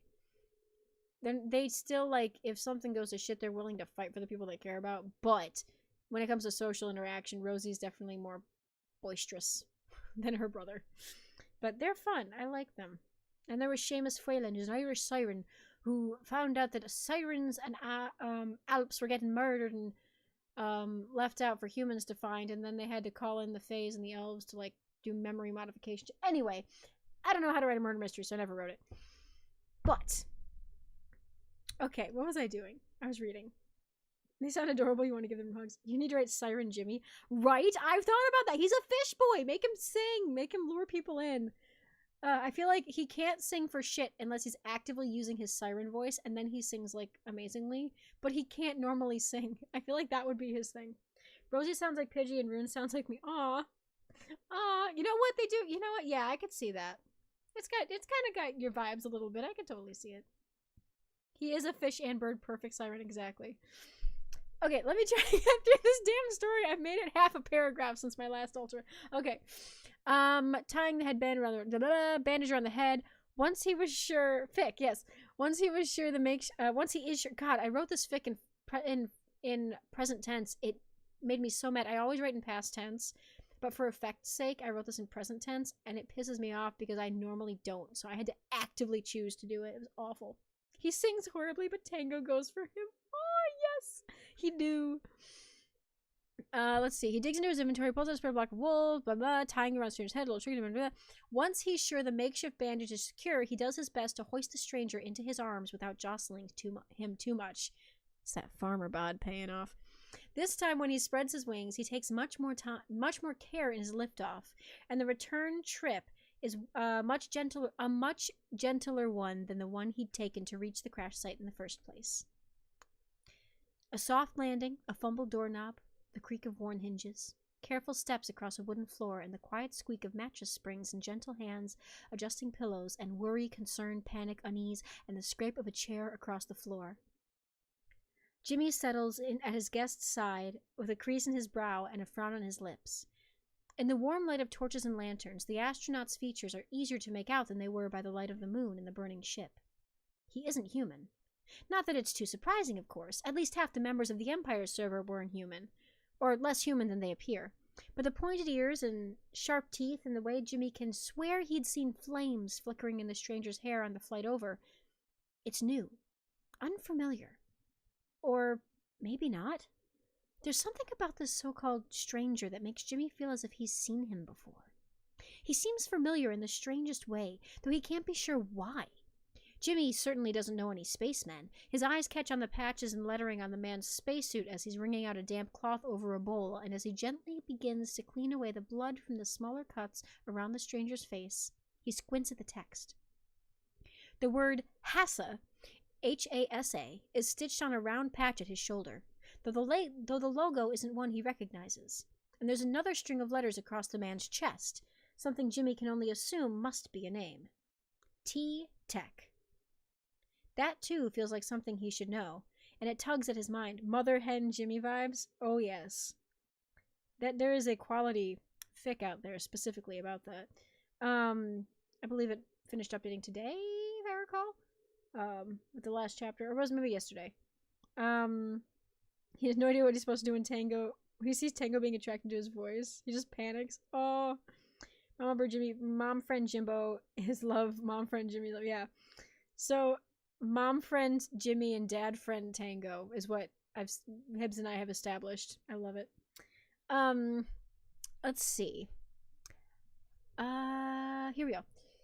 There's something, another string of letters across the man's chest, something Jimmy can only assume must be a name. T-Tech. That, too, feels like something he should know, and it tugs at his mind, and a memory just out of reach. Of the tech variety. Nice to meet you. So he dragged you into his game too, huh? Should be a good time. There's a cocky sort of grin hovering out of sight, and eyes that he can't make out the color of that sparkle with a chaotic sort of mischief. He pauses and pulls the cleaning cloth away to stare at the still and expressionless face of the man on the bed. He swears he knows him. Welcome, contestants. This is Dare to Flare, called You Bet Your Life. Basically, what it is. Jimmy reaches out against his better judgment and runs his fingers over the name tag, the stitching raised beneath his touch. He frowns, chewing his lip, a flurry of familiar words and voices running through his head as he puzzles over what that first initial might stand for. Then, no, I'm so sorry. What happened, Tango? Walk me through it. Tango Tech. Jimmy lets out a breath with wide eyes, tracing the letters again with his fingertips and letting that revelation sink in. He doesn't know how he knows it's right, he just knows. He can't explain it. He's still staring in wonder at the soot-dusted name tag when he hears the sound of approaching rockets and jolts from his thoughts. Shut up, Hibbs! I'm trying here. I'm literally reading this live. I haven't practiced these lines. I haven't practiced the voice. He's British, alright? He says tango. And he also does the thing that Shep posted today, was like, he does the thing where he's like, stop! Like, he does the little, like, the at the end. It's so funny. Nice voice. Oh, thank you.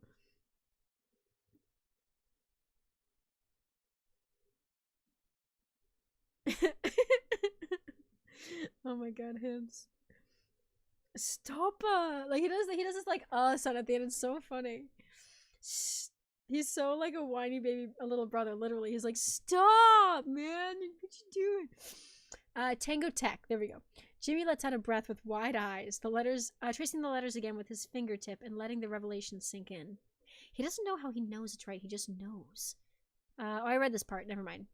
He's still staring in wonder at the soot-dusted name tag when he hears the sound of approaching rockets and jolts from his thoughts. Oh, Void, right, the crash. Shelby, potions. Gods, he's being an idiot. Jimmy carefully cleans the rest of the blood and soot from Tango's face with all the gentleness he can muster, and he's only just depositing the cloth back in its bowl when he hears Shelby calling from the front door. 4.5 hours, nice. Yeah, I know. This was meant to be a 2-hour stream, by the way. In here! Oh, sorry, he's British. Hang on. In here! He returns, his eyes lingering on Tango. Bedroom! Now that Shelby's here, he feels a lot, more confident that Tango's going to be all right. For now, he can focus on helping patch him up. For now, he can shove the odd familiarity of the not stranger from his thoughts. Later, he can ponder at why he even knows Tango's name and why his face feels so achingly familiar. But later. Later.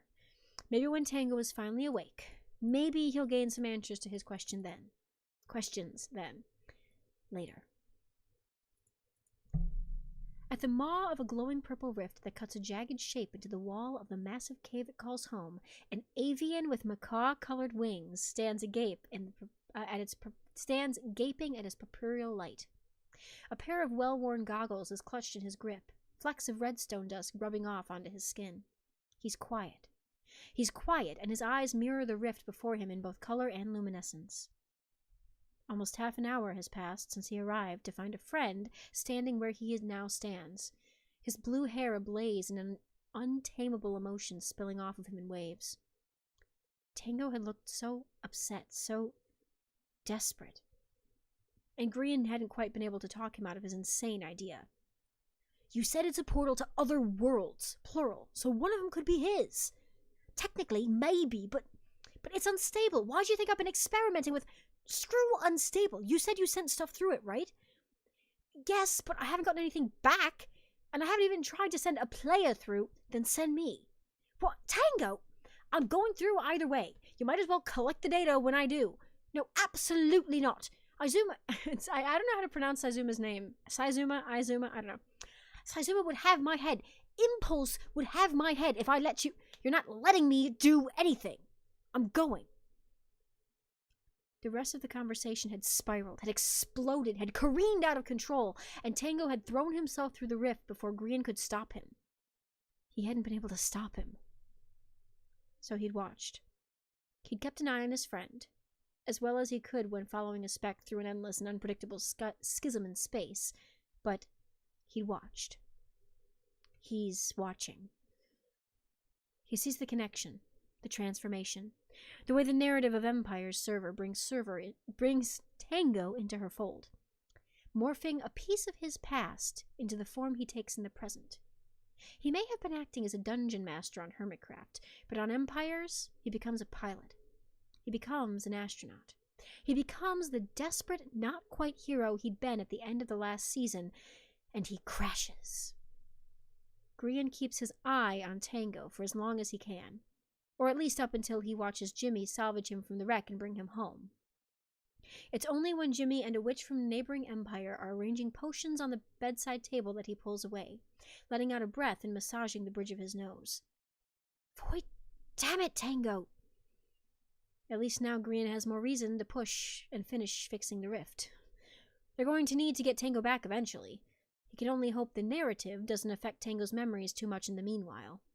At least he found his soulmate again. He'll be happy there until the hermits can reach him. Jimmy will make sure of it. Grian knows. Soulmates don't ever stop being soulmates after all. So that's that. Tango brain cells go bye-bye. Let's see. Okay, what do we got? Walk me through it. 4.5 hours since. Didn't go to plan. Literally. Grian, yes. Why do you have the nagging desire to make out with this guy? Literally. It's like, he's your husband, but you just don't know. It's like, man, that guy's hot. Why do I like him? Because you're literally soulmates, dude. What the fuck? It's okay. Grian also doesn't know how to pronounce it. Fair. Exizuma. Also, Hib, I can't stop laughing at what you typed about nagging desire. Tango, it never stops. Yeah, it's a really cute one. So this is one that came to me because I was literally like, he's the Buzz to Jimmy's Woody. But, like, make it gay. It's very cute. And it's gonna be, so Tango wakes up and he literally, so the problem is, the reason I haven't continued it, partially is because I already have ongoing stuff. I need to make progress on other stories before I let myself continue this one. 2, I also haven't finished season 8. So I don't actually know what goes on with Tango and the rocket ship and trying to save Hermitcraft's server. It's almost 2. Yeah, literally. It's almost 2 for me as well. So I'm gonna, after we're done here, I'm gonna log off. Hot take, I kind of hate it when people call them boyfriends. It's either soulmates, rangers, or husbands. That's fair. I do partners, because they're A, partners in crime, B, partners in the game, and C, partners together. So I do that more often than anything else. But I also feel like at some point after this, they would be husbands because they've been together for long enough and it's been so significant. Yeah, people call them boyfriends, which I get because they're dating. Like, I know if it's post-double life, they're not technically, you know, linked, so they don't always call each other soulmates. It's boyfriends, which is fine, but yeah, I don't know. It sounds weird to me, too. Like, Scar and Grian, I can see that being boyfriends. Like, I don't know why, but that to me has boyfriend vibes. Tango and Jimmy, different. Don't know what it is. Don't know what it is, but it's completely different for me. But yeah, so, yeah, I was gonna continue it, but the other reason is I want to, Ranger's is a different vibe, true. The other reason that I want to wait until I work on this is because I want to finish Tango's POV. I mean, I'm watching them all, but I want to make sure I finish Tango's point of view before I try. There actually was a fic out there of season 1 Jimmy, of Tango crashing his Hermitcraft season 8 ship into the swamp at Jimmy's Empire in season 1, and Jimmy fishing him out of the water. It was actually kind of cute. And his husbands, except when they aren't. They're very cute. They're very fluffy. No, there is one. It's very brief. It's like they don't know each other very well, and I don't remember if they were meant to have known each other already somehow, or just kind of have a vibe that they're soulmates and not realize what it is that they're feeling, or what. But at some point, Tango leaves because he has to go back to Hermitcraft. So it's not like they stick together or anything. They're not dating. It's just that they meet each other. Jimmy saves him, and then he goes back. Like, but no, it exists. If you go through the I don't know if it's in the Jimmy / Tango or Jimmy & Tango tag, but search them both, and if you go by most recent, you'll find it. Jimmy was attracted to him, but Jimmy's with Scott. Yeah, it's / okay. Yeah, no, literally. So because of season 1, Jimmy and Scott are together. So it's not like it's not a relationship thing. It's like, but it is Jimmy being like, this guy's actually kind of cute, but he can't, you know, he's not going to do anything about it because he's got Scott at the time. But it should be, because you're right. I think it has been semi-recent. But yeah, no, if I continue this, I want to write properly, because Tango, when he shows up on Empires, he thinks he is the astronaut who couldn't save his family from a crashing moon in season 8. He doesn't know if they're alive. He knows people were leaving. He doesn't know what's happening. So I'm gonna have to figure out exactly what his season 8 character arc is. I do know they do figure out, they get their memories back because they're just stuck in a story. It's not real. Like, Tango, yes, season 8 happened. Yes, for me, season 8 is canon. It is not a VR experience when I write it. Season 8 is, everybody did leave, but because, like, it was what they, with the moon thing, it was literally like a mod. It was a mod, and they actively were doing this for the story. So when it was done, the server did get destroyed, and they were kind of trying to see if they could stop it as a challenge. They never did figure it out, and then they kind of had to rejoin to get to the next season. But it was part of the plot. Like, that literally was, they were role-playing that whole thing as an experimental season to see if they enjoyed it. For me. But because because when he jumped into Empires, they created a narrative for him to play as a character, because Jimmy is the sheriff of Tumbletown, and Shelby is the witch in the swamp, and, you know, so Tango is the astronaut that crash landed in their world. Yeah, it was gonna be sad. Yeah, I don't want it to be VR. I like it better if it's like, I don't know. But so what was gonna happen is he was gonna show up with no memories. But he's also going to get that vibe of, like, I know you, why do I know you? Because the soulmate bond is still strong. Oh, there's something I kind of want to tell Hibbs that's, it's a later plot reveal. But if you don't mind spoilers, I kind of want to share with you over chat later. For There's Not a Word Yet. Because it's a later reveal. It's a good reveal. It's before Jimmy remembers who he is, but after some other things happen that this is revealed. And dude, it's gonna be good. I'm not gonna tell anybody on stream because I do want to make sure that Ravio, and I'm also saying this to Pidgey to read. I want it to be like not spoilery, but I will send it to. Yeah, Hibbs has told me they enjoy spoilers, so I will send them thing. But just this concept that crossed my mind the other day when I was like, and I'll tell you what it is in chat when I message you. But anyway, but yeah, so they have this connection because they were soulmates, and so they're gonna remember eventually, and they're gonna be like, well, we gotta play our part, because Jimmy's like, no, you don't get it. This is Empires, and somehow I think when they separated in this particular story, it wasn't on the I'm gonna talk to you all the time kind of thing. It's not a like, I feel like when they separated, they were sad because it was the end of the game. Jimmy felt awful for killing Tango. Tango felt awful for being half the reason that Jimmy, well, thinking he's half the reason Jimmy was out first. And it was just this heartbreaking thing. And so they separate without talking to each other at the end of Double Life. And then, like, not much time goes by and Tango decides to reach out to him, but Jimmy's in Empires Season 2 at that point. And Empires, in this particular sense, is more than just roleplay.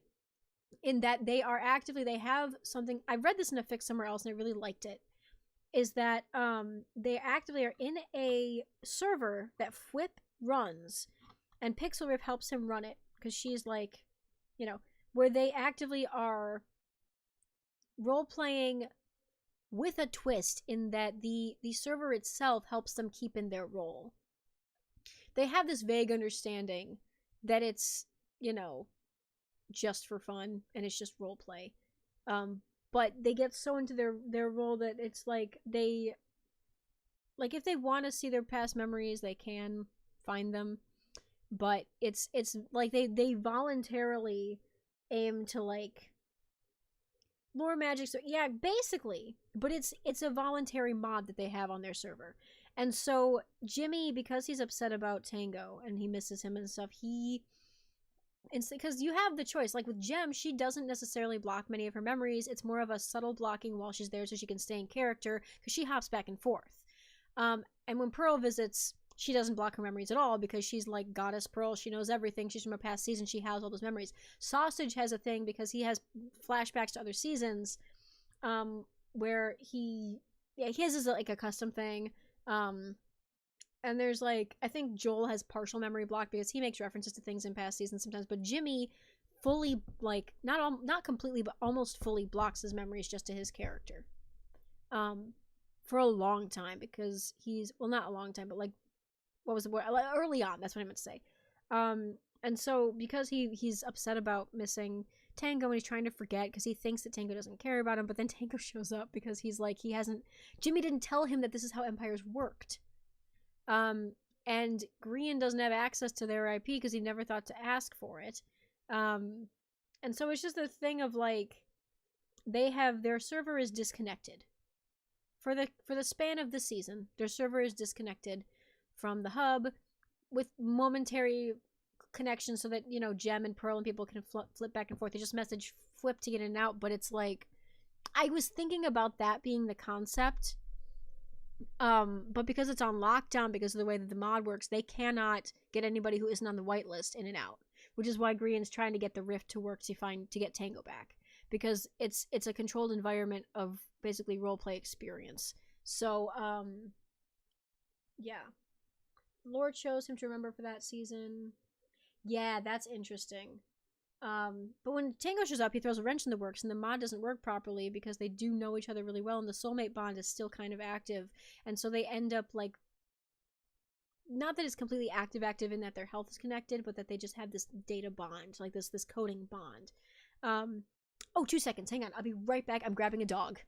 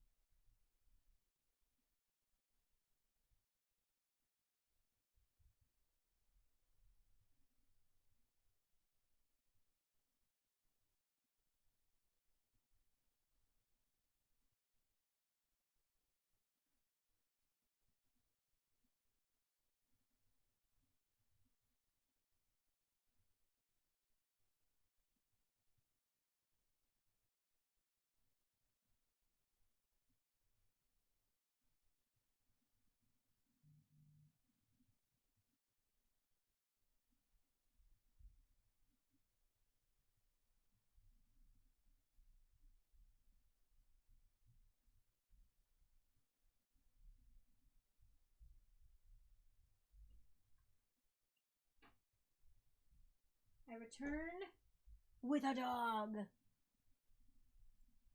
You gonna say hello? Say hi, Archie. Okay, look at that. Good boy.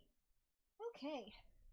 We're going headphoneless. My hair's a little creased from the headphones, but it's fine.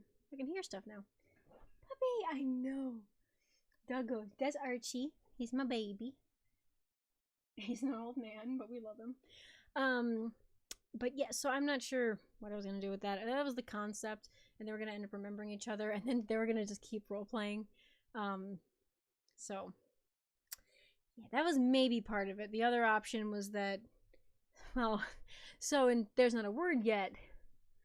There's a plot point I haven't revealed of exactly why they can't remember anything outside of Empires, so it might have been a spin-off of that, in that it was the same universe, in a different timeline.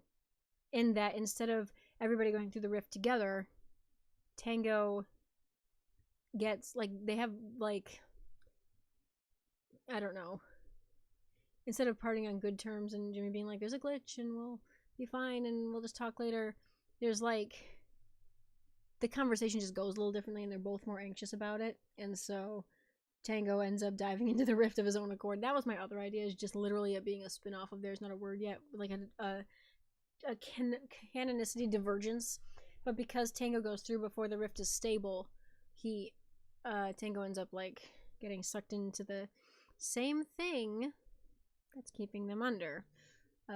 So that would have been really interesting, because then I was like, okay, so is he gonna have an empire that's like an astronaut space sci-fi empire somewhere? I don't know.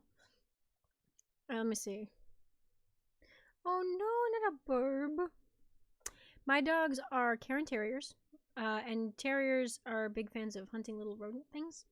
And last summer, I think it was last summer, maybe 2 summers ago, there was a nest of bunnies in the dog pen that a mama bunny left there. That must have been like the night before. Like, they were babies. And Ellie found them and kind of attacked them. It didn't go well. And they, another empire, please. Well, you can terraform. They don't use the net. That's fair. But so the three of them, two of them didn't make it right away. The third one made it a little while and then didn't. And the fourth one was actually okay for the most part. And so we moved the nest and we were keeping an eye on him. We were like, okay, well, we're gonna come back tomorrow, and if, you know, the mom doesn't come back, we'll see if we can, you know, get him some food and stuff. But we didn't want to mess with him if mom was nearby. And we don't know rabbits. We don't know anything about them. And so he ended up trying to get out of the nest because he was hungry. And he didn't have food. He didn't have enough food, and so he ended up not making it, which was really sad. But my mom named him Nemo because in Finding Nemo, he's the last fish who survived the attack, which is really sad but really funny. And so we buried Nemo in the garden, and we had a funeral, and then my mom played Here Comes Peter Cottontail on her phone as we walked away, and it was like, this is very silly. I don't know what we're doing, but it's very cute. So we have a little memoriam for Nemo. But now I know if I ever see bunnies again that are doing that are crawling out of the nest all the time, then I will know that they are really hungry and mom's not coming back. So next time that happens, I will be aware, because I just didn't know. And I did research post, like, after it had happened, and I was like, okay, this makes a lot more sense now that I know what's happening. I do a lot of research to make sure I knew what I was doing, but yeah, so next time if we get bunnies and if something bad happens, I'll know how to salvage the situation. But you learn. But yeah, Rip Nemo, he got a really cute little, he got flowers planted in that garden, so it was very cute. And they kidnapped some wild, no! Yeah, I would love to see another temple, another something. I always love fics where Tango is like another emperor. He's like the ruler of the Nether Empire, like the Nether Prince or something. I love that so much. I am tempted to just have him casually be like Nether royalty. Like, he's not the one in line for the throne. He's like some offshoot branch of royalty, but he is like a prince. But because he's not the one in line for any kind of Nether or Hell's throne of any kind, he's just like, I'm gonna dip out, boys. See ya. I'm gonna go to the overworld. They got iron. I like iron. I like redstone farms. Let's go. I'll see you later. If enough people die that I need to come back, I'm on Herbercraft. Come say hi. Like, I just think it's amusing to do. Like, I'm very tempted to just have that be a fact of his existence, is, you know, Impulse is a demon. Tango's a Blaze hybrid who also happens to be a prince not in line for the throne. Zed is something we don't understand. And that's okay. Tango eats iron. Oh god. Golden Retrievers, one is an old man, the other is very skittish. Aww. Look frozen. Poor baby. We have Zed is Zed. Yeah, literally. Okay, well, I'm losing my voice. And it is, it's been almost 5 hours here on stream. So let me, where's my headphones? Let me make sure this is actually doing things. Tango eat the iron. I mean, I still love Hibbs' headcanon that Tango is like, Tango is a broken Netherborn and that he doesn't like gold, but then he finds iron in the overworld and he's like, this shit's badass! And then, yeah. Yeah, bedtime. I also probably need to, Archie, what the fuck are you doing? I was cleaning his paws. I'm like, I don't know what he's doing. He's nether autistic. He's just like, listen, the gold's weird. I don't like the texture. I don't know what it is. It just rubs me the wrong way. But iron? Bitch, I'm gonna make every iron farm on the fucking planet. The iron is my special interest. Give me more. That's literally, like, yes. Is that, yeah? See, I don't know enough about the characteristics of how, like, people with autism behave or what their mannerisms are or anything, so I don't know. Like, I can spy Peter Parker and Tony Stark are fucking ADHD. There is no doubt in my mind. At the very least, Tony Stark, canonically in the films, the way that Robert Downey Jr. played him is ADHD. But I don't know. Well, no, not actual Tango, but character Tango. Alexa, stop. Character Tango. Like, the way that you write him. That's what I was wondering, is like, what, I'm curious. Oh, hang on. Why did it block that? That's so funny.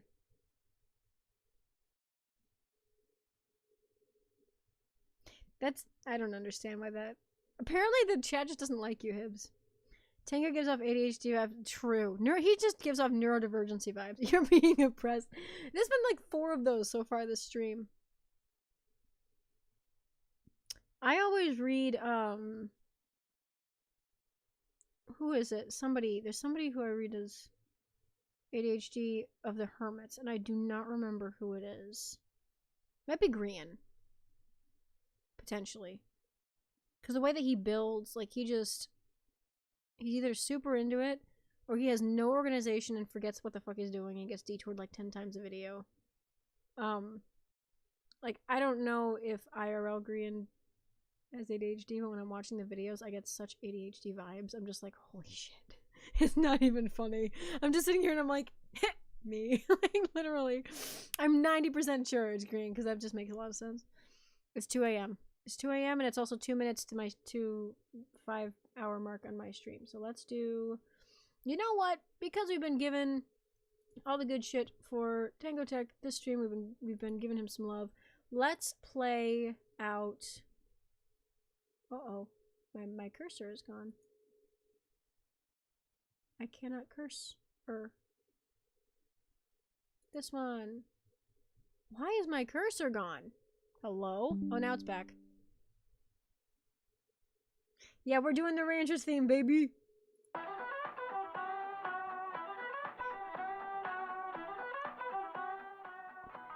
So just because this is a special stream, it's been a hell of a stream with you guys. It's been really fun just chatting about Minecraft shit and going bonkers, going nuts. But I'll go to bed. I'm so glad you guys came to hang out. I gotta hook up, get some time with the Chaos Twins over there. I gotta send Hibbs the spoiler thing that's making me really happy. I'm gonna try to get the next chapter out. If there's not a word yet, hopefully soon. We'll see what happens or when that goes down. I don't know. Writing's being weird. But maybe this weekend I'll see if I can get some work done. If not, maybe in a couple days I'm gonna see if I can do another stream, depending on what happens. We'll see. We'll figure out scheduling things. Whatever. But yeah. So I love you guys.